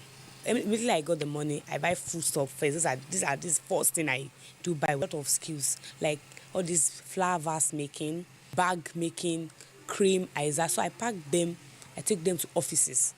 Also, my friends, my husband, and my family, they are always supported. And also Chief Engineer Dr. Sanusi, he has been so helpful too. For now, those I'm paying, they are just 2. Others are volunteers. And volunteers come when we need them. Mrs. Oyenuga and Mrs. Abiodun are shop owners on the same street with Network for Inclusion of People with Special Needs Home. They talk about their neighbor. Ibi tí bó dẹ̀ ṣe wọ Ọlọ́run ló ṣe ń ṣe ọ̀lẹ. Bọ́n ṣe wà yẹn wọ́n nídìí help ní situation tán wà yẹn. Kan tẹ́mi ọ̀kan ọ̀rọ̀ ìjọba ni pé kán wá ọ̀nà láti lè help wọn ju bí wọ́n ṣe wà yìí lọ. Bóyá nípa ilé ni o, oúnjẹ tán máa jẹ, wọn kì í dé stop bíbà. Wọ́n máa ń ṣe tiwọn ni. Wọ́n èso ní jàgídíjàgan yẹn. They need more helping hands to take care of them so that they can have proper care. That's just the only thing I noticed about. Then the only thing I would advise the parents to is to take care of the children. Sometimes they still need motherly care. They should not relent. They should not give up. There's still hope for them. It's not their fault. It's not the fault of the parents either. I'm sure nobody wants to have such children as a child. Disability is a dynamic and multidimensional public health issue of increasing importance. A deeper understanding of care providers are essential for planning and designing a support structure, including better nutrition, regular schooling, or simply a roof that doesn't leak. She came for a teaching practice. So I met her then, but I never knew she was going to open somewhere like this for people that are having physical challenges. So one of our staff hit me up last year when I told her that I'm kind of out of school because I want to move out of that particular school because it's not conducive for me and even my other colleagues. My other colleagues have been trying to even come here because they face even more than I do. It's just like God sent them to me. Because if I quickly see them, it will have been even better more than this. Because I enjoy many things from them. Since when I got there, they were feeding me. They even buy clothes for me. Taking care of people with disability is not an easy task, and therefore one cannot do without encountering different challenges. The question is, how does Sekinat surmount her challenges every day? Especially the person with intellectual disability, those are hyperactive.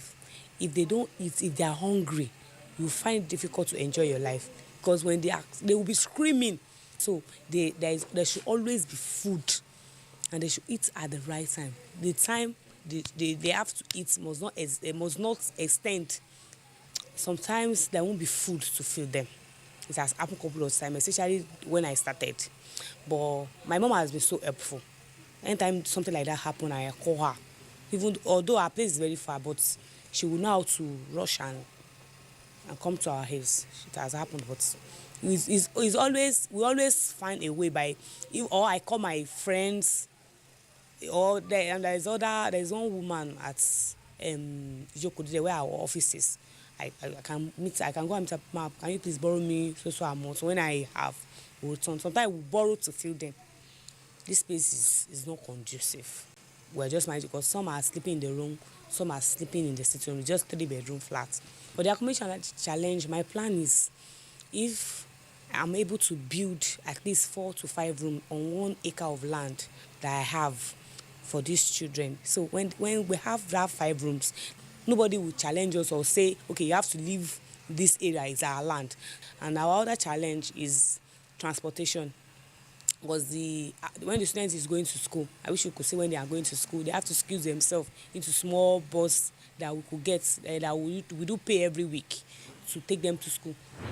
For effective inclusive education system in Nigeria, the special schools should serve the purpose of a resource center to support children with severe and multiple disabilities, provide capacity building and training to regular teachers, special educators, caregivers, medical practitioners, and support design and development of special adaptive instructional materials.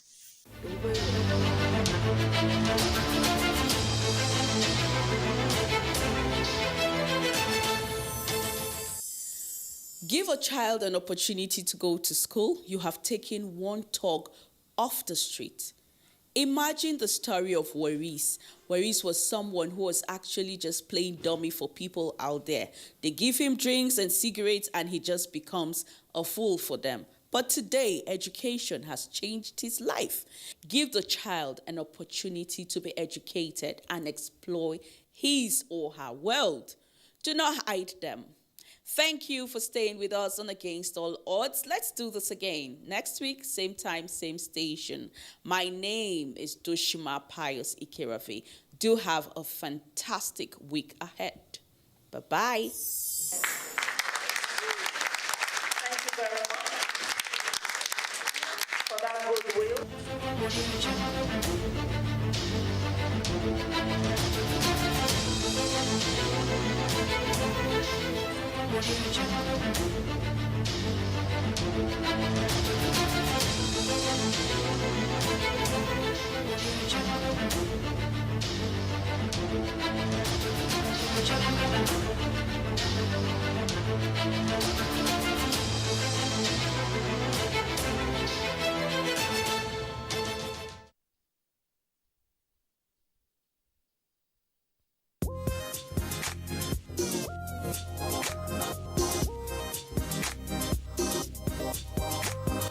Wannan labarin ma yana peji na 36.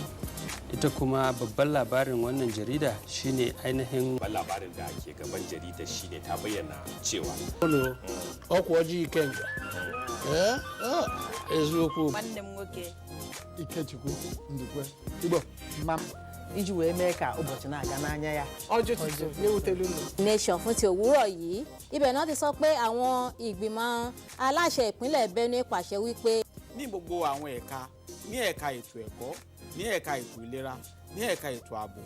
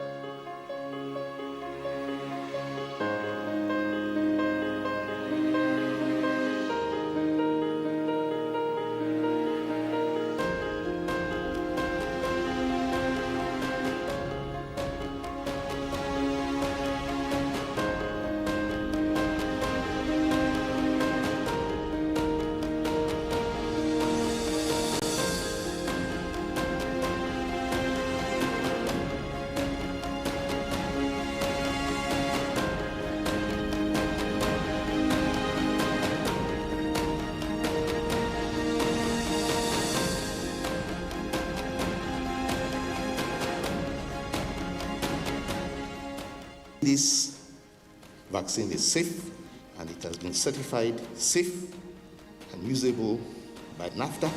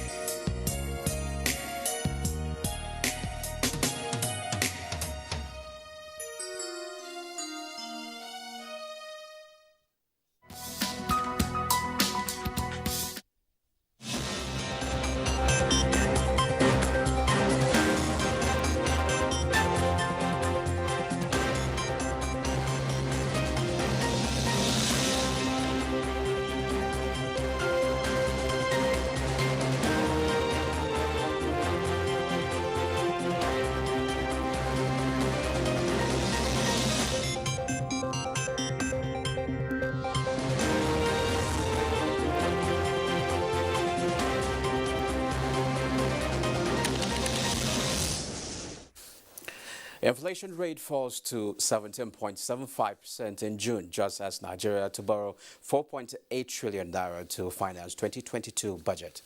Nigeria hopeful of improved earnings from OPEC 1.8 million barrels per day revised allocation. Major Asian markets fall more than 1% as oil prices slip after OPEC and allies reach deal. External reserves dropped by $180 million in 2 weeks. This is Business Express, and we are reaching you from Abuja, Nigeria's capital. I am Musa Abubakar.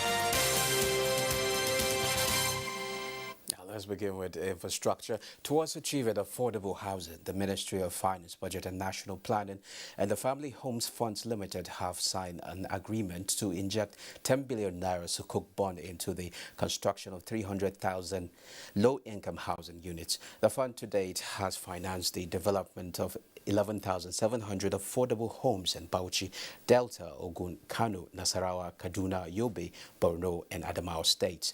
It targets to spend $3 billion on this class of homeowners.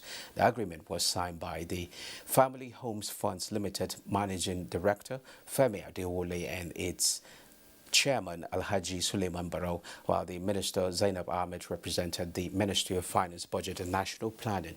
The fund aims to invest up to $3 billion in the development of 500,000 housing units for the low-income groups. In the process, the company will create 1.5 million jobs and enable home ownership through its creative products. Now, latest figures obtained from the Central Bank of Nigeria shows that Nigeria's external reserves lost $180 million in 2 weeks.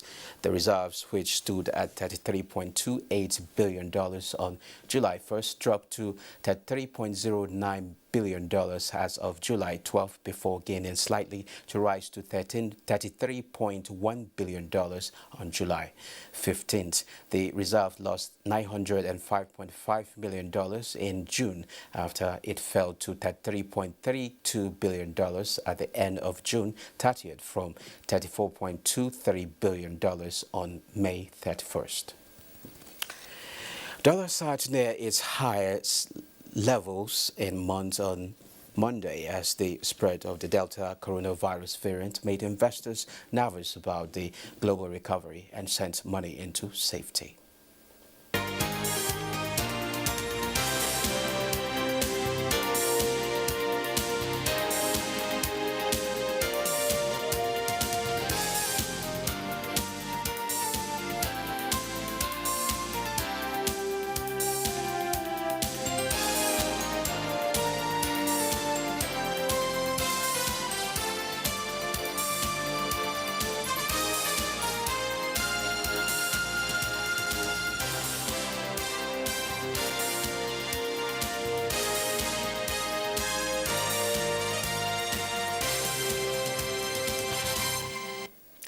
Now, last week, the National Bureau of Statistics released the inflation figures for the month of June 2021.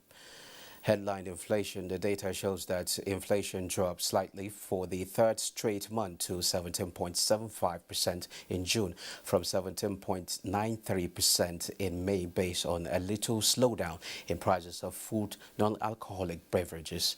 Food inflation stood at 21.83% in June 2021 compared to 22.28% in May 2021, while core inflation, which excludes the prices of volatile agricultural produce dropped from 13.15% recorded in May 2021 to 13.09% in June. The urban inflation rate increased by 18.35% year-on-year in June 2021 from 18.51% recorded in May 2021, while the rural inflation rate increased by 17.16% in June 2021 from 17.36% in May 2021. Now, attention today on the program is the slight drop in inflation as prices of food continue to rise and remain on the high side. Is there an end in sight? This is one question many Nigerians are asking. To answer this question and more is a professor of capital market, Uche Waluke. You're welcome to Business Express. Thank you, Musa. My pleasure. Okay, in Nigeria, it seems like when prices go up, it's always difficult for prices to actually come down. And people are worried. Is there an end in sight? Well, I want to be optimistic. The 2021 budget is looking at inflation coming in at 11.95% by the end of the year. Although with the trend we are seeing, it does appear that that's rather ambitious. I also want to say that the marginal drop recorded in June, came against expectations because I know that a good number of analysts, had predicted that inflation rate will resume the upward trajectory. But what we saw, according to the MBS, is still a marginal drop in inflation. And I think MBS recognizes that the fact that people are beginning to question the number. People are beginning to not to relate, not connect, with the number. And that's why in the report, for the first time, you find them now saying that it is not that prices are not increasing, but that they're not increasing at a rate that we saw previously. In other words, they're increasing at a slower rate. Well, it's interesting too to note that the pressure, has continued to come from the food component, from the food index, 21.83%. And looking at the figures generally, okay, the fact that the urban inflation is higher than what we have in the rural areas, the fact that inflation, if you disaggregate it, state-wise, it is highest in a state like Kogi and lowest in FCT, which is not far from Kogi. So if you put all that together, even though the report doesn't say that, what I tend to conclude is that inflation is not driven by demand, because if it were driven by demand, a place like Abuja, for example, will have high inflation rate.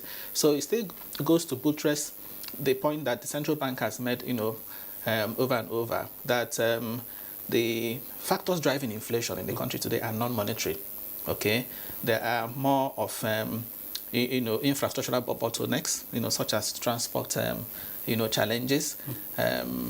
As I said, it explains why, for example, you have very high inflation rates in Kogi and low, in Abuja, and you have high in the urban areas and low in the rural areas. So transport bottlenecks, something to blame. Of course, we know the issue of insecurity. One cannot belabor that. That is a fact, but that doesn't tell the whole story. Insecurity doesn't tell the whole story. Even before the insecurity became a challenge, okay, we've always had this, problem of rising inflation. So the issue of transport, the issue of even exchange rate, okay. In fact, with the rising exchange rate, people had thought that the inflation figure for June, would be higher. So if you take all these factors into consideration, you will agree with me that even when I want to be optimistic. Okay, let's look at the data now. Yes. The data shows a slight drop, but when you look at the reality in the market, it's something else. How do you marry the two? Yeah, that's the point I was making. Okay. People beginning to, question the number, not connecting with the number that the MBS is releasing. But to me, it speaks to the methodology of computing the consumer price index used by the National Bureau of Statistics. Okay, remember it is year on year.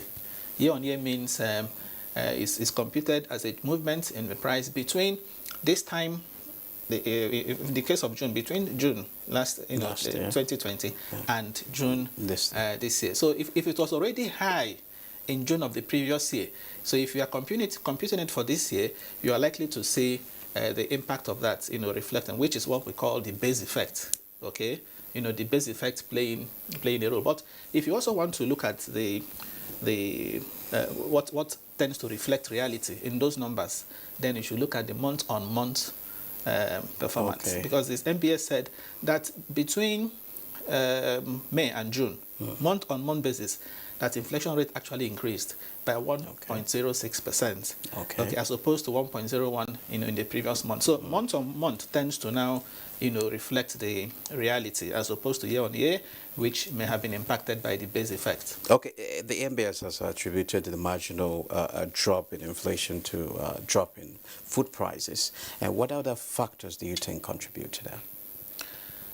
As I said, inflation in Nigeria today appears to be, the cost push type, as opposed to the demand pull type. These are the two major reasons we'll find in elementary economics. So it's more of cost push, and so the cost of input costs are rising. Okay, input costs in relation to in transport costs, in relation to for imported items, especially for raw materials, for example, exchange rate is also feeding into the rise in inflation. So generally, I would say these are the factors that are shaping the inflation trajectory in the country, beside the issue of insecurity. That one is well known by, everybody. Insecurity that, is preventing farmers from going to farms. But again, as I said, even if you hold insecurity constant, it doesn't tell the whole story, because Zamfara State, for example, and Katsina States, two states with very high insecurity rates, are not experiencing the same rate of food inflation as Kogi. So that will tell you that there are other factors that are driving this insecurity beside inflation, beside insecurity. So if I were the governor of Kogi, for example, I would be worried that every month Kogi State keeps topping the list of states with a very high food inflation rate. So that would mean commissioning a study, for example, on why this is so, and because what that means is that when you have high rate of inflation in a particular state, all your good efforts at attracting investors into the state, will be thwarted, because every investor, of course, will be concerned about the positive, rate of return on investment. Okay, is there nothing the government can do, maybe through Consumer Protection Council, to somehow regulate prices? I don't subscribe to regulating prices. Yes, the prices is about demand and supply. So the government hand should be invisible, in all of this, but the central bank should continue to focus on the interventions, targeted interventions. But I also want to advise here that if there is a way to also get the central bank to have these interventions done without being seen as doing interventions directly, even though they are participating banks, because when people get these loans, beneficiaries get these loans, because it's coming from the central bank, they may not see it as something that must be utilized and repaid. So government intervention, especially what the central bank is doing, is good. It can be scaled up. And I'm pretty sure if the interventions go more well targeted in the agri value chain, especially in processing and ensuring that we don't have post-harvest losses in warehousing and so on, I'm pretty sure that food inflation, which is the problem we are having, will come down with time. Okay, it's actually Salah time. I mean Salah again. Yeah. And it's mostly associated with people increasing. Festive periods. Yeah. So we are likely to see the effect of that on the July inflation. That's what. Yes, July inflation rate. So it's likely going to. Yes, if it doesn't go up, I will be very surprised. Okay. Okay. How and when do you think inflation in Nigeria can drop to single digit? Well, if I look into the crystal ball, that will be sometime. It's not going to be this year at all, because even the government, if you look at the budget says 11.95%, and that's central bank has 6 to 9% band, 9% cap for inflation, but for a long time we've not attained that. So it's still going to be a long way from now, but we sustain the efforts, especially if the plan we have, I keep saying that the plan we have in the government economic program, especially with respect to agriculture, if those plans can be implemented, okay, I'm optimistic that inflation rate will come down to below single digits. Okay, international food prices also dropped for the first time in 12 months, as captured in the Food and Agriculture Organization Food Price Index. Is it a global trend? Well, I mean, we have seen that in case of Nigeria is a departure, a departure from that, again, on account of the exchange rate.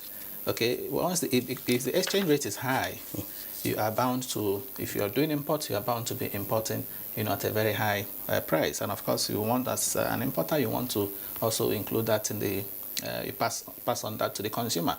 Okay, so the concern for us, should be what is happening, domestically, how we can, grow production, because it's also about supply.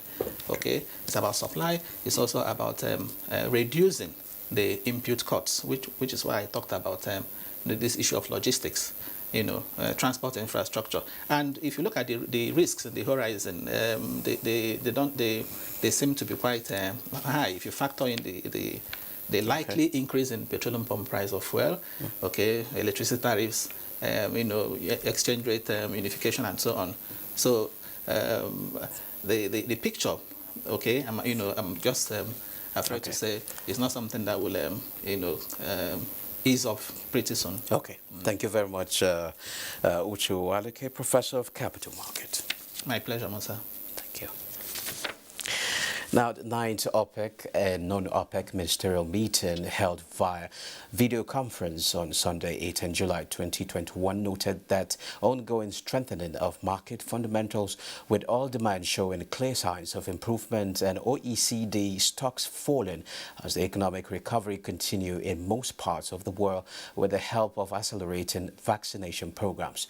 The meeting welcomed the positive performance of participating countries in the declaration of cooperation with overall conformity to the production adjustments in June was 113%, reinforcing the trend of high conformity by participating countries. Leader Samson reports.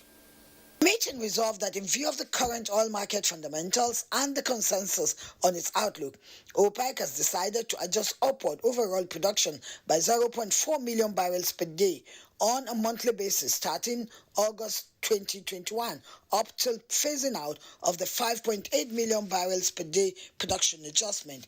In December 2021, the organization will assess market developments and participating countries' performance. OPEC reaffirmed the framework of Declaration of Cooperation signed on the 10th of December 2016 and further endorsed in the subsequent meetings, including 12th April 2020. OPEC is extending the decision of the 10th OPEC and non-OPEC ministerial meeting held April 2020 until the 31st of December 2022. OPEC is resolved to continue to adhere to the mechanism to hold monthly OPEC and non-OPEC ministerial meetings for the entire duration of the Declaration of Cooperation to assess market conditions and decide on production level adjustments for the following month, endeavoring to end the production adjustment by the end of September 2022, subject to market conditions. OPEC will adjust effective 1st May 2022 the baseline for the calculation of production adjustments. The organization reiterates reiterates the critical importance of adhering to full conformity and taking advantage of extension of compensation period until the end of September 2021. Compensation plans should be submitted in accordance with the statement of the 15th OPEC and non-OPEC ministerial meeting. OPEC is to hold the 20th OPEC and non-OPEC ministerial meeting on the 1st of September 2021.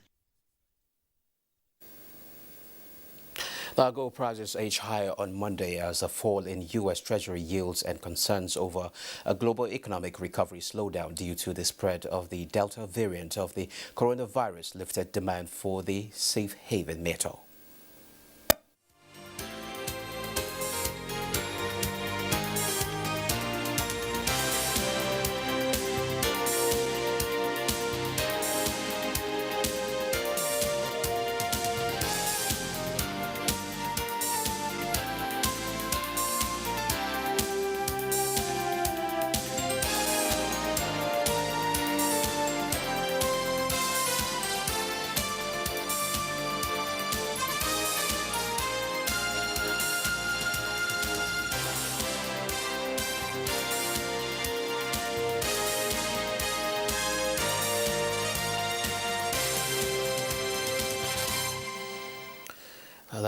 Let's join Muplan Dakok for a review of market activities on the Nigerian stock market for last week.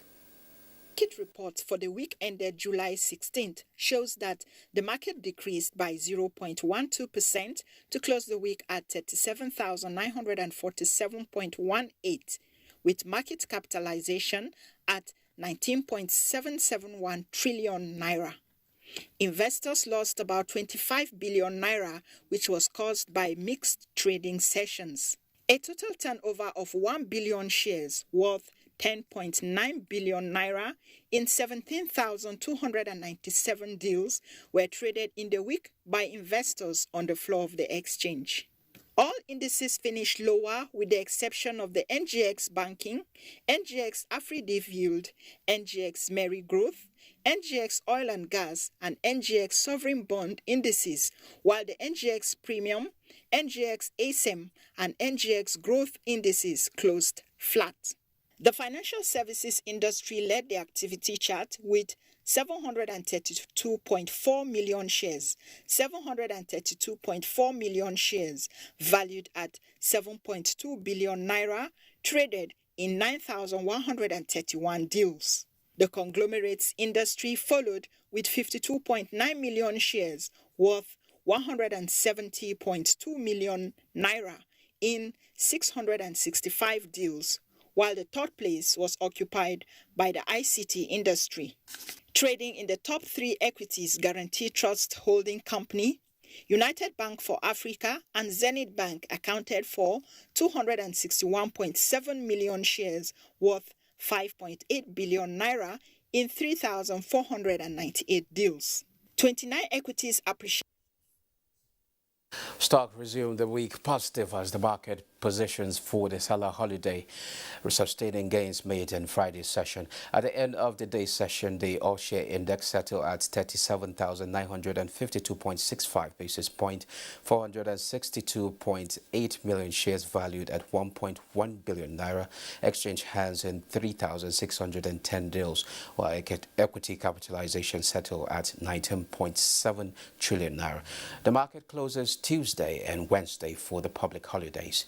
The banking industry dominated activities led by Jaiz Bank, Sterling Bank, and Wema Bank. Now, major Asia markets fall more than 1% as oil prices slip after OPEC and allies reach deal. Bosede Abel reports.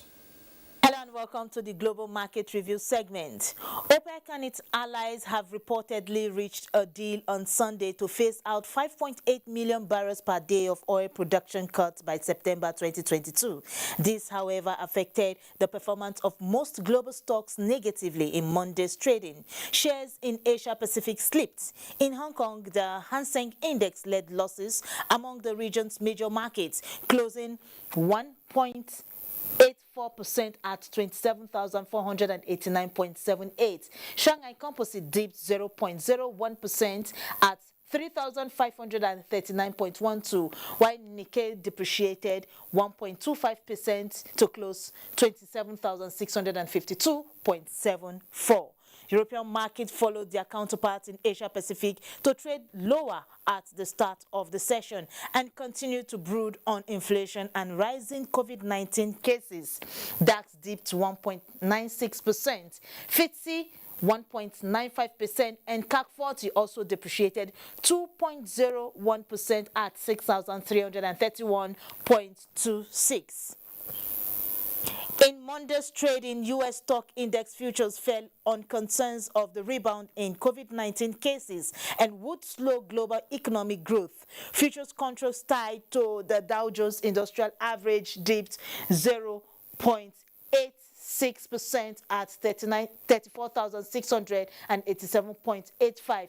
S&P 500 depreciated 0.75%, and Nasdaq Composite also dropped 0.8%.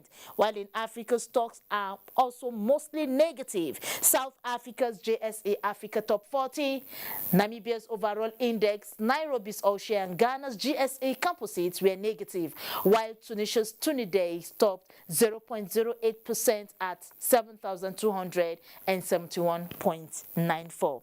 That's the Global Market Review segment. I am Bossede Abel. Well, that wraps this edition of Business Express. Remember to keep in touch with us. Do send in your comments, observations, and suggestions. Idil Kabir.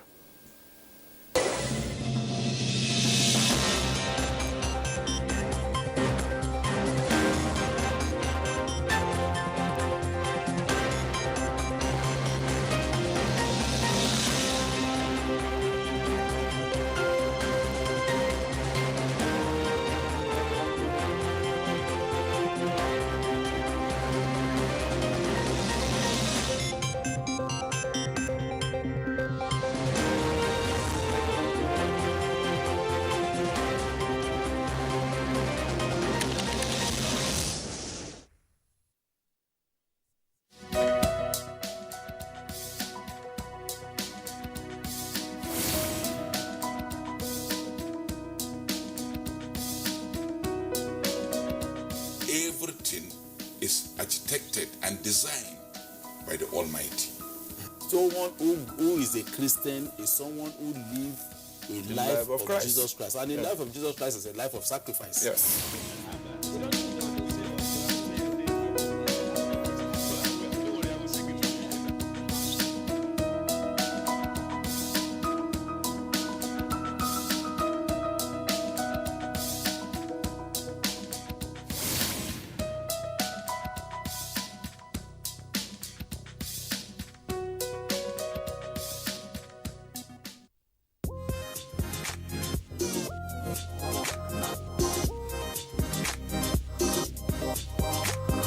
Wannan labarin ma yana peji na 36. Ita kuma babban labarin wannan jarida shine ainihin babban labarin da ke gaban jarida shine ta bayyana cewa ọkwa ọjị Ikenga. Eziokwu. Nwanne m nwoke Ikechukwu Ndukwe. Igbo. Mam. Iji wee mee ka ụbọchị na-aga n'anya ya. Ọjọ́ tuntun léwútẹ́lú nù. Nation fún ti òwúrọ̀ yìí ibẹ̀ náà ti sọ pé àwọn ìgbìmọ̀ aláṣẹ ìpínlẹ̀ Benue pàṣẹ wípé. Ní gbogbo àwọn ẹ̀ka, ní ẹ̀ka ètò ẹ̀kọ́, ní ẹ̀ka ètò ìlera, ní ẹ̀ka ètò ààbò.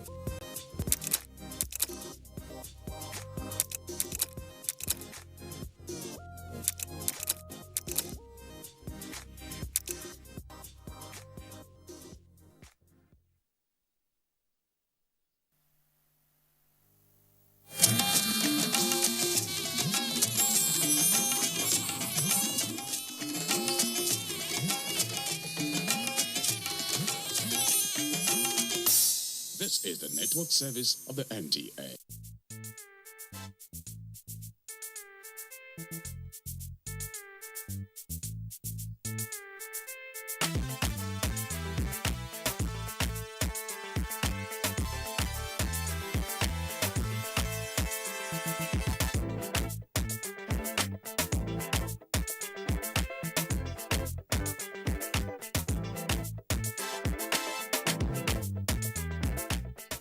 The Economic and Financial Crimes Commission EFCC was established in 2003 to stamp out all acts of economic crimes and corruption from Nigeria. Let us support the agency by speaking out against every act of corruption that we observe. Hello, my name is Aisha Gambari, and I welcome you to another edition of the program, The Eagle. This program is produced by the Public Affairs Directorate of the Economic and Financial Crimes Commission, EFCC. On our lineup today, Executive Chairman of the Economic and Financial Crimes Commission, EFCC, Abdurrashid Bawa, unveils a new corruption reporting app. And the EFCC has assured the African Union Development Agency New Partnership for Africa's Development, AUDA NEPAD, of its continued support and partnership.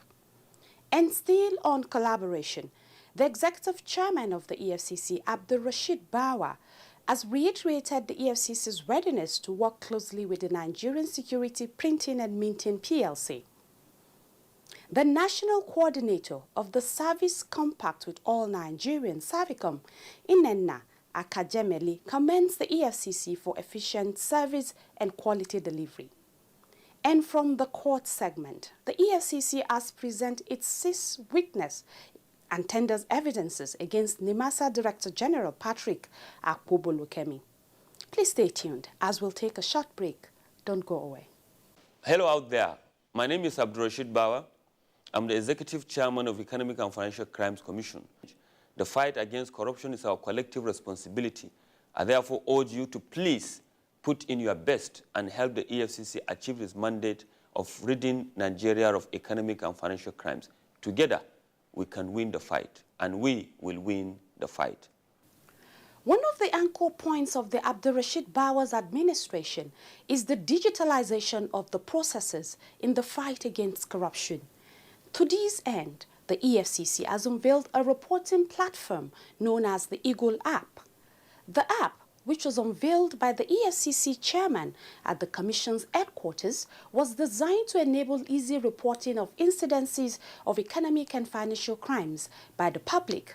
It is an interactive platform protecting the identity of the reporter, and if the reporter chooses to put its details, that's okay. Aisha Mohammed was there, and she files in this report. Take out your face.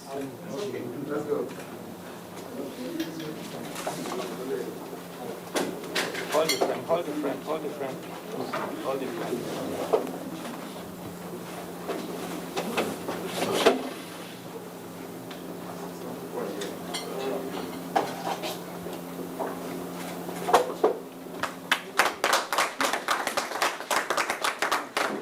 The Economic and Financial Crimes Commission EFCC has launched an app, Eagle Eye, designed to ease the process of reporting economic and financial crimes in Nigeria.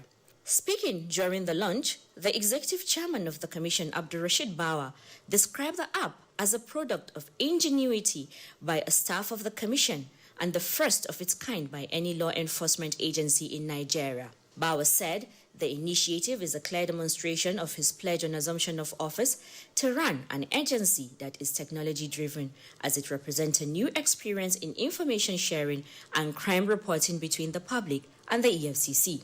Apart from complementing the existing channels for reporting economic crimes, the unique advantage of this application, the EFCC chairman further explained, is that it eliminates direct person-to-person interface in the reporting process and guarantees anonymity, which is an added incentive to effective whistleblowing.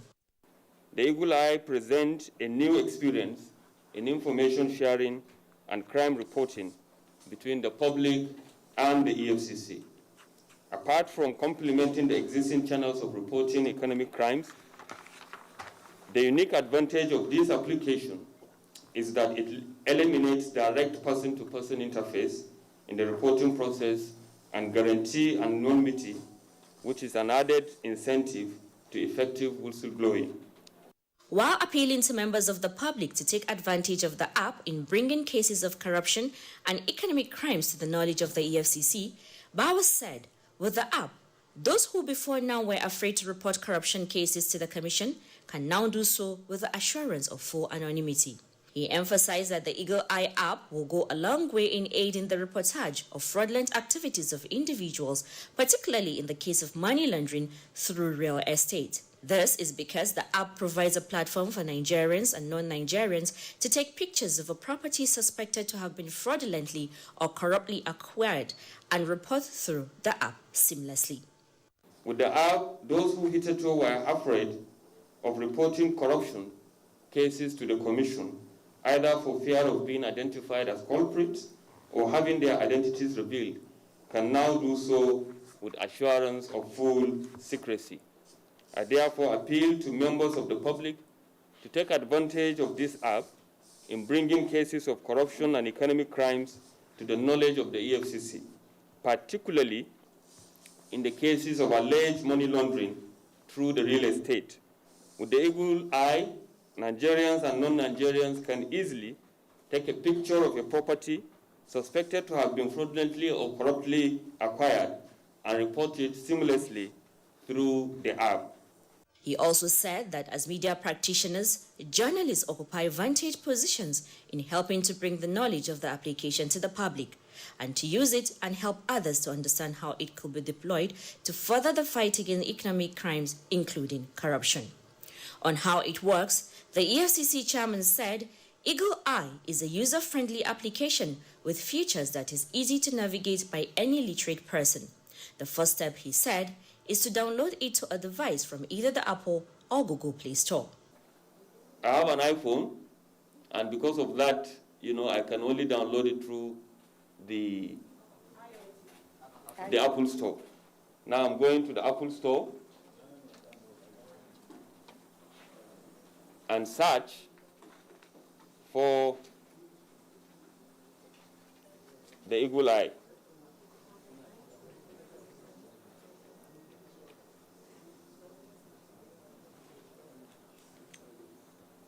Eagle Eye is here. Can we all see it? And then, of course, I'm downloading it. Simple as that. You will see our own logo.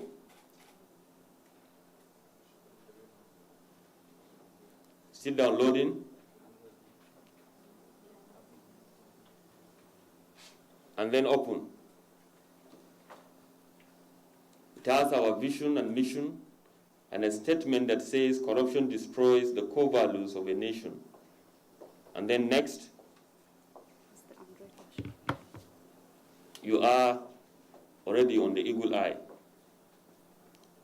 And while here, if you allow access to it, you can see the first, the A aspect is to select pictures or camera. You can directly take a picture of a property that you feel is acquired through illegitimate funds. You can report activities of internet fraudsters, suspected internet fraudsters, their location. You can also simply, narrate or send us a picture of somebody that you feel that is living above his means, including the details. For those who want to key into the whistleblowing policy of the federal government and obtain reward for reporting corruption, the EFCC chairman said such persons should indicate in the information they are providing. He said there are penalties clearly stipulated in the laws for giving false information that could mislead the commission. With the Eagle Eye, you have at your fingertips a device that will ultimately ensure that there is no hiding place for the corrupt in Nigeria. Aisha Mohammed, reporting for the Eagle. The Economic and Financial Crimes Commission EFCC has promised to continue to support the work of the African Union Development Agency, New Partnership for Africa's Development. The Commission's chairman, Abdul Rashid Bawa, made this declaration while engaging with visiting members of the Country Review Mission on the validation of Nigeria's self-assessment report. Aisha Mohammed again is our guide. The EFCC boss underlined the importance of peer review on the continent's governance and transformation process. Drawing from the experience of the EFCC, he said there is a difference between fighting corruption and fighting corrupt people, adding that one can only measure good governance by reviewing one's work through self-assessment and comparing with others. He further expressed the willingness of the Commission to work together with the team in determining the possible ways things could be done better. In his opening remarks, the APRM National Governance Council team lead, Dr. Louis Mandama, reviewed the trajectory and progress of the country's self-assessment report on the ongoing African Union's peer reviews mechanism, APRM, second review process as it relates to Nigeria.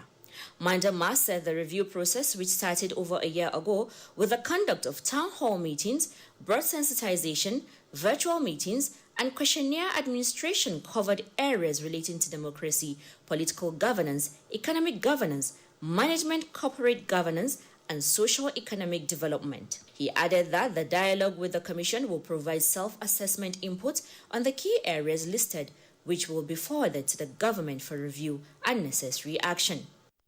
On his part, Abduli Jani, lead of the review panel, explained that the aim of the dialogue was to identify challenges and indices that could be discussed with a view to adding value to the assessment and ultimately improve the state of governance in the continent. He said the EFCC is a very critical institution in Nigeria and one of its kind in the continent, adding that they recognize the challenge that not only Nigeria is facing, but other parts of the continent in the management of national resources. He further emphasized the importance of collaboration among institutions that share common passion of improving governance in the continent. The country review mission comprised of 11 delegates drawn from countries cutting across the regions of the African continent.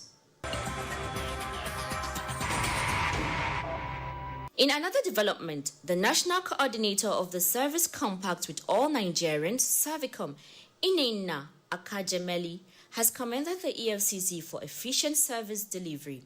The Servicom boss made the commendation during an advocacy visit to the EFCC headquarters in Jabi, Abuja. She stated the need to build trust in the government through efficient service delivery and commended the Commission for the milestone already achieved. She, however, stressed the need for standardization in the key areas of service by the EFCC, such as investigation, legal and prosecution, and preventive services to moderate public expectation of the agency. While calling for a review of the EFCC Servicom Charter, Akajemeli harped on the need for service improvement through performance monitoring and effective reward system.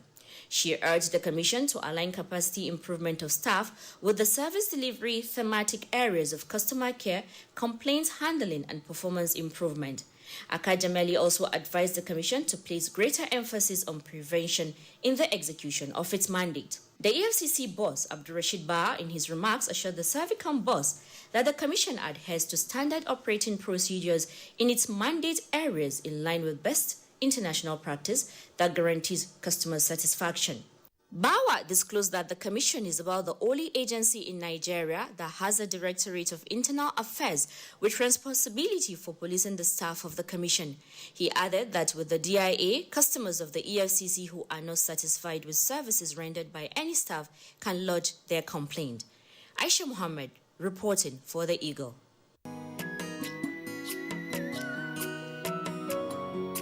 Rhymes, yeah. Whoa, corruption must decrease. This is a canker-worm disease. When our people go live in peace, when all this nyama go cease, I can look back when I see. Now here I dey work, and I here I dey chop. Sometimes this my work, it is very, very tough, and things go just rough. But that one don't mean say I go put my hand inside bad things now. I know say if I put my mind to do this work well, I know say I go make am. I don't need put my hand inside bad things. I be mechanical, I dey hustle, and I dey legit. Ni mai sai da kifi ne, ina jajircewa akan nema, ina sana'ata na gaskiya. I be a stylist, more legit. I'm selling phone accessory. I do hustle and I do legit. I'm a sound engineer. I do hustle and I do legit. I'm a tailor. I do hustle and I do legit. I'm a barber. I do hustle and I do legit. I'm a painter. I do hustle. I do legit. I'm a fashion designer. I dey hustle and I dey legit. Be proud of your hustle. Be legit. Say no to cybercrime. This message is from the Economic and Financial Crimes Commission, EFCC. Glad to know you're still there. And if you're just joining us, the program is The Eagle, coming to you from the stables of the Economic and Financial Crimes Commission, EFCC. Don't forget to follow us on our social media portals at Official EFCC on YouTube, Facebook, and on Instagram. And also remember to visit our website at www.efccnigeria.org for more updates about the Commission. Coming up next, the Executive Chairman of the EFCC, Abdulrasheed Bawa, has reiterated the readiness of the EFCC to work closely with the Nigeria Security Printing and Minting in the actualization of the respective mandates of the two agencies. He made this declaration where the Managing Director of the agency, Abbas Umar Masanawa, paid him a courtesy visit at the EFCC's headquarters in Abuja. Amina Kawuwa is our guide. Please stay tuned for her. Masanawa, in his remarks, congratulated Bawa on his appointment, expressing confidence in the ability of the EFCC boss to take the agency to the new heights. While commending the existing collaboration between NSPMC and the EFCC, Masanawa said he was visiting to revalidate the existing relationship and introduce his team to the new EFCC chairman. He highlighted the reforms that had taken place at the Mint over the years, translating into over 90% Nigerian ownership and improved capacity with the acquisition of cutting-edge equipment for currency and security document printing. According to him, the Mint has achieved 100% capacity in currency printing and has excess capacity to print the currencies of at least 5 other West African countries. He disclosed that the Mint has moved from being a budget-supporting agency to a revenue-generating institution, creating job opportunities for Nigerians. It's only apt and right for us to come for this courtesy call so that we congratulate you and wish you well in this endeavor. You know, it's a tactless job, it's a Herculean task, but we have no doubt in our mind that you have all the text to take EFCC to the next level. You bring usefulness, you bring vibrancy, and there's so much to be able to gain from our words of experience as a new head of EFCC. We have a capacity of about 1,000 staff, both Lagos and Abuja, and all the 1,000 staff were all local Nigerians. There is no single foreigner who is working in Nigeria Security Department, not a single foreigner. For all Nigerians, those who are in charge, thank you very much, those who are in charge in the printing of the currency, and even those in charge of maintaining the machines, who are all Nigerians. You can only hardly see any foreigner. The NSPMC boss, however, lamented that ministries, departments, and agencies were not complying with the provisions of its statute, which designate the Mint as the exclusive printer of security documents for all agencies of government. In his response, Bawa advised the NSPMC boss to reach out to agencies of government and get to appreciate its status as the authorized printing of security documents. Our doors are always open to, get information from you, to get intelligence from you as a company and of course as Nigerians. And you'll be rest assured that the EFCC will do, something, about it. Once we are able to add value to the information and to the intelligence. While thanking NSPMC team for the visit, the EFCC chair urged them to work closely with the Commission on issues relating to financial crimes, especially leakages in government and information sharing. Amina Kawuwa reporting for The Eagle. And now to court matters. The trial of Patrick Akpobolokemi, a former Director General of the Nigerian Maritime Administration and Safety Agency, NIMASA, and 3 others for an alleged fraud of 8.5 billion naira before Justice Ayokunle Faji of the Federal High Court sitting in Ikoyi, Lagos, continued on July 12, 2021, with the Economic and Financial Crimes Commission, EFCC, presenting its 6th witness. Akpobolokemi is standing trial alongside Major General Emmanuel Atawe, retired, a former commander of the Joint Military Task Force Operation Pulo Shield, and 2 other staff of the agency, Kime Nzogu and Josephine Otuaga. Aisha Mohammed again is our guide. Stay tuned for her. Bolekemi is standing trial alongside Major General Emmanuel Atewe, retired, a former commandant of the Joint Military Task Force Operation Polo Shield, and 2 other staff of the agency, Kime Ngozu and Josephine Otuaga. The defendants are being prosecuted on an amended 22-count charge bordering on money laundering, to which they pleaded not guilty, thereby prompting the commencement of their trial. At the resumed sitting, the prosecuting counsel, Suleiman, presented the 6th prosecution witness, Benedict Agwewe, a forensic document examiner and the Commission's acting director of forensics. While being led in evidence by Suleiman, the witness told the court that he received a letter of request with some document attached for forensic examination. Comparison and report from the Office of the Deputy Director of Operations, EFCC Lagos, office on April 25th, 2016. He said there were 2 categories of document attached, including disputed document marked X1 to X12 and non-specimen handwriting and signatures marked as A1 to A8, B1 to B6, and C1 to C13. Sent to him to determine whether or not the known specimens were the ones on A1 to A8, B1 to B6, and C1 to C13. Forensically analyzing the document, Agwewe said he used 3 methodologies bearing in mind 3 principles in signature analysis that guided the analysis of this nature, disclosing further that no 2 writers share the same unique combination of handwriting characteristics. When asked by Suleiman what he made out of his analysis, he thereafter identified his report, which was already before the court, as Exhibit G series. Still on court matters, Justice I. Nicholas Owebo of the Federal High Court sitting in Ikoyi, Lagos, has adjourned till October 5, 2021 for continuation of trial in the case of Hafiz Adeshina Fashola, also known as Naira Marley. Naira Marley was arraigned sometimes in 2019 on an 11-count charge of credit card fraud preferred against him by the EFCC. He pleaded not guilty to the charge, thereby leading on to his trial.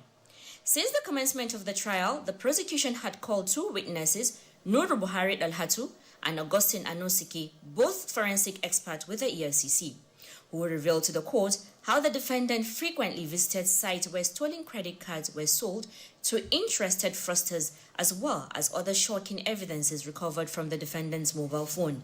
At the resumed hearing, the prosecution counsel, Bilkisu Buhari, informed the court that the matter was slated for cross-examination of the 2nd prosecution witness, PW2 Anosike, and urged the court to call on the witnesses for the continuation of the hearing. However, counsel to the defendant, Akinwale Kola Taiwo, asked the court for a short date on the grounds that the matter is formation and not continuation as disclosed by the prosecution. Consequently, Justice Owebo granted the prayer of the defense and adjourned the matter till October 5th, 6th, and 7th for continuation of trial.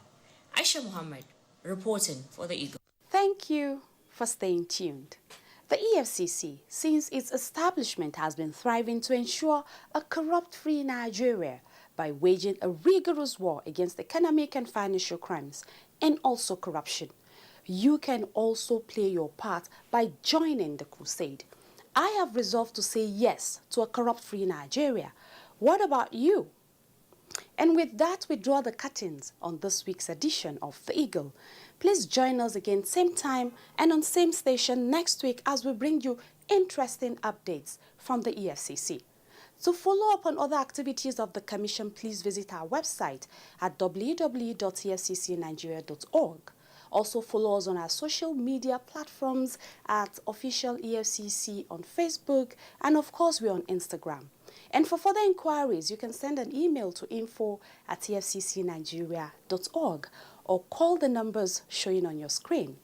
Please don't forget to wear a face mask and ensure that you maintain social distance. Wash your hands regularly or you use hand sanitizers. Together, we can contain the spread of COVID-19. Stay safe. My name remains Aisha Gambari. Let's do this again next time. Thank you for watching, and God bless Nigeria. Bye-bye.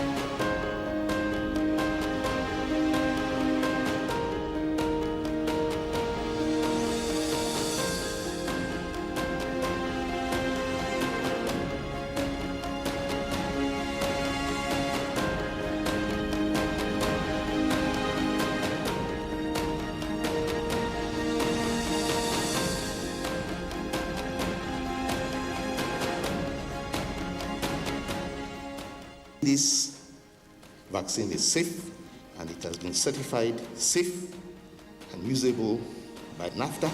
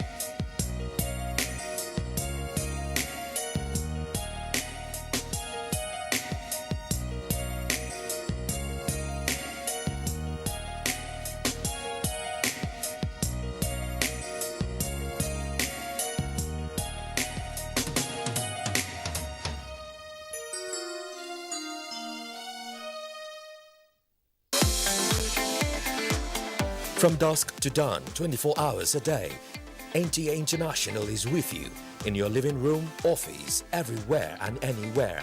We provide the company you desire in terms of balanced and up-to-date news, programs and the best of entertainment. Tune in to DSTV channel 251, GoTV channel 91, Freeview UK channel 264, or you can download www.visiontv.co.uk. App for iOS or Android. You can also see us on Facebook and YouTube for quality content on the go. NTA International, Africa's window to the world. I never get this kind of thing, or I hear it. Somebody called me that there is a form that people are filling. I should go and fill. Then I went there, she gave me one, I filled the form. We are 3 in number, they working together. We got form from federal government. After 2 weeks, I received a lot of 30,000 naira from federal government. I used the 30,000 naira to buy so many things like equipment. The money really helped me. The next week, I went to market. I increased my business.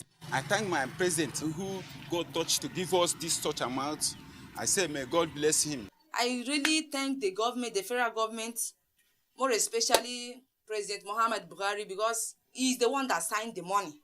I am very, very grateful for them.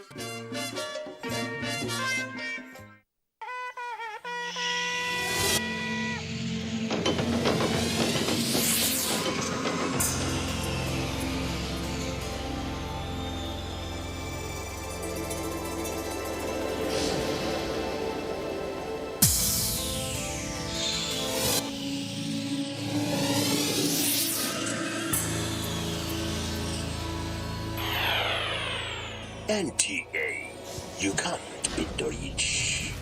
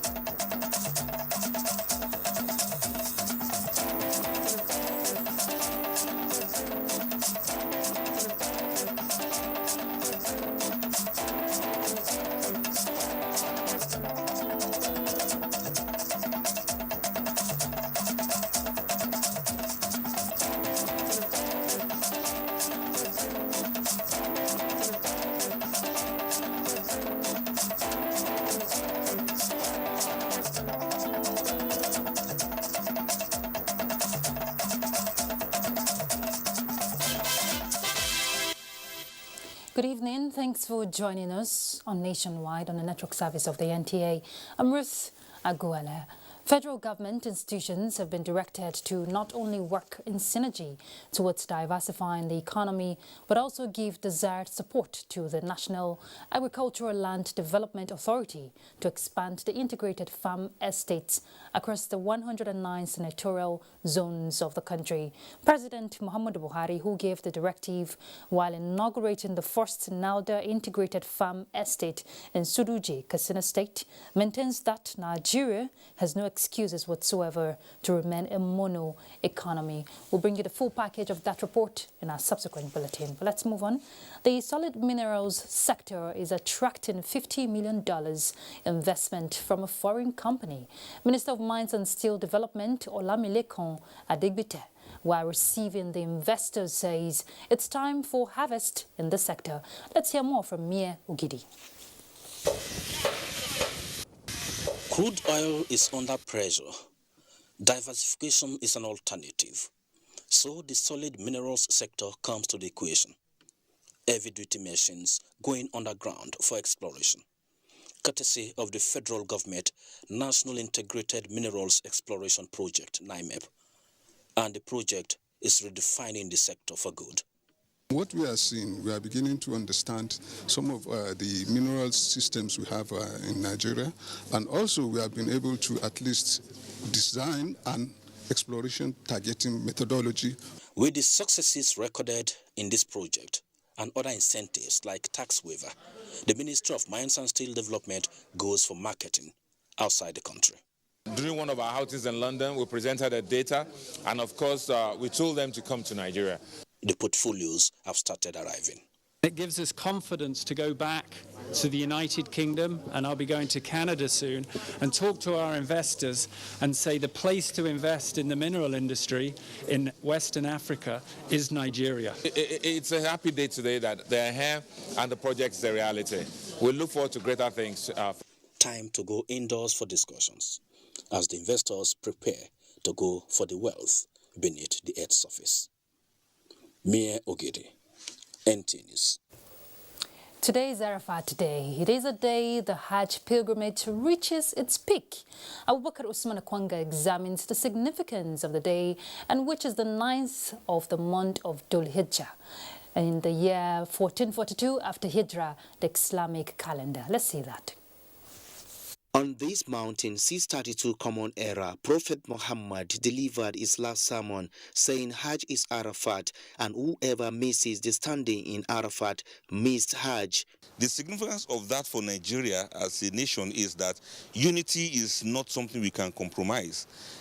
Everybody that you meet is either your brethren in faith or your brother in humanity.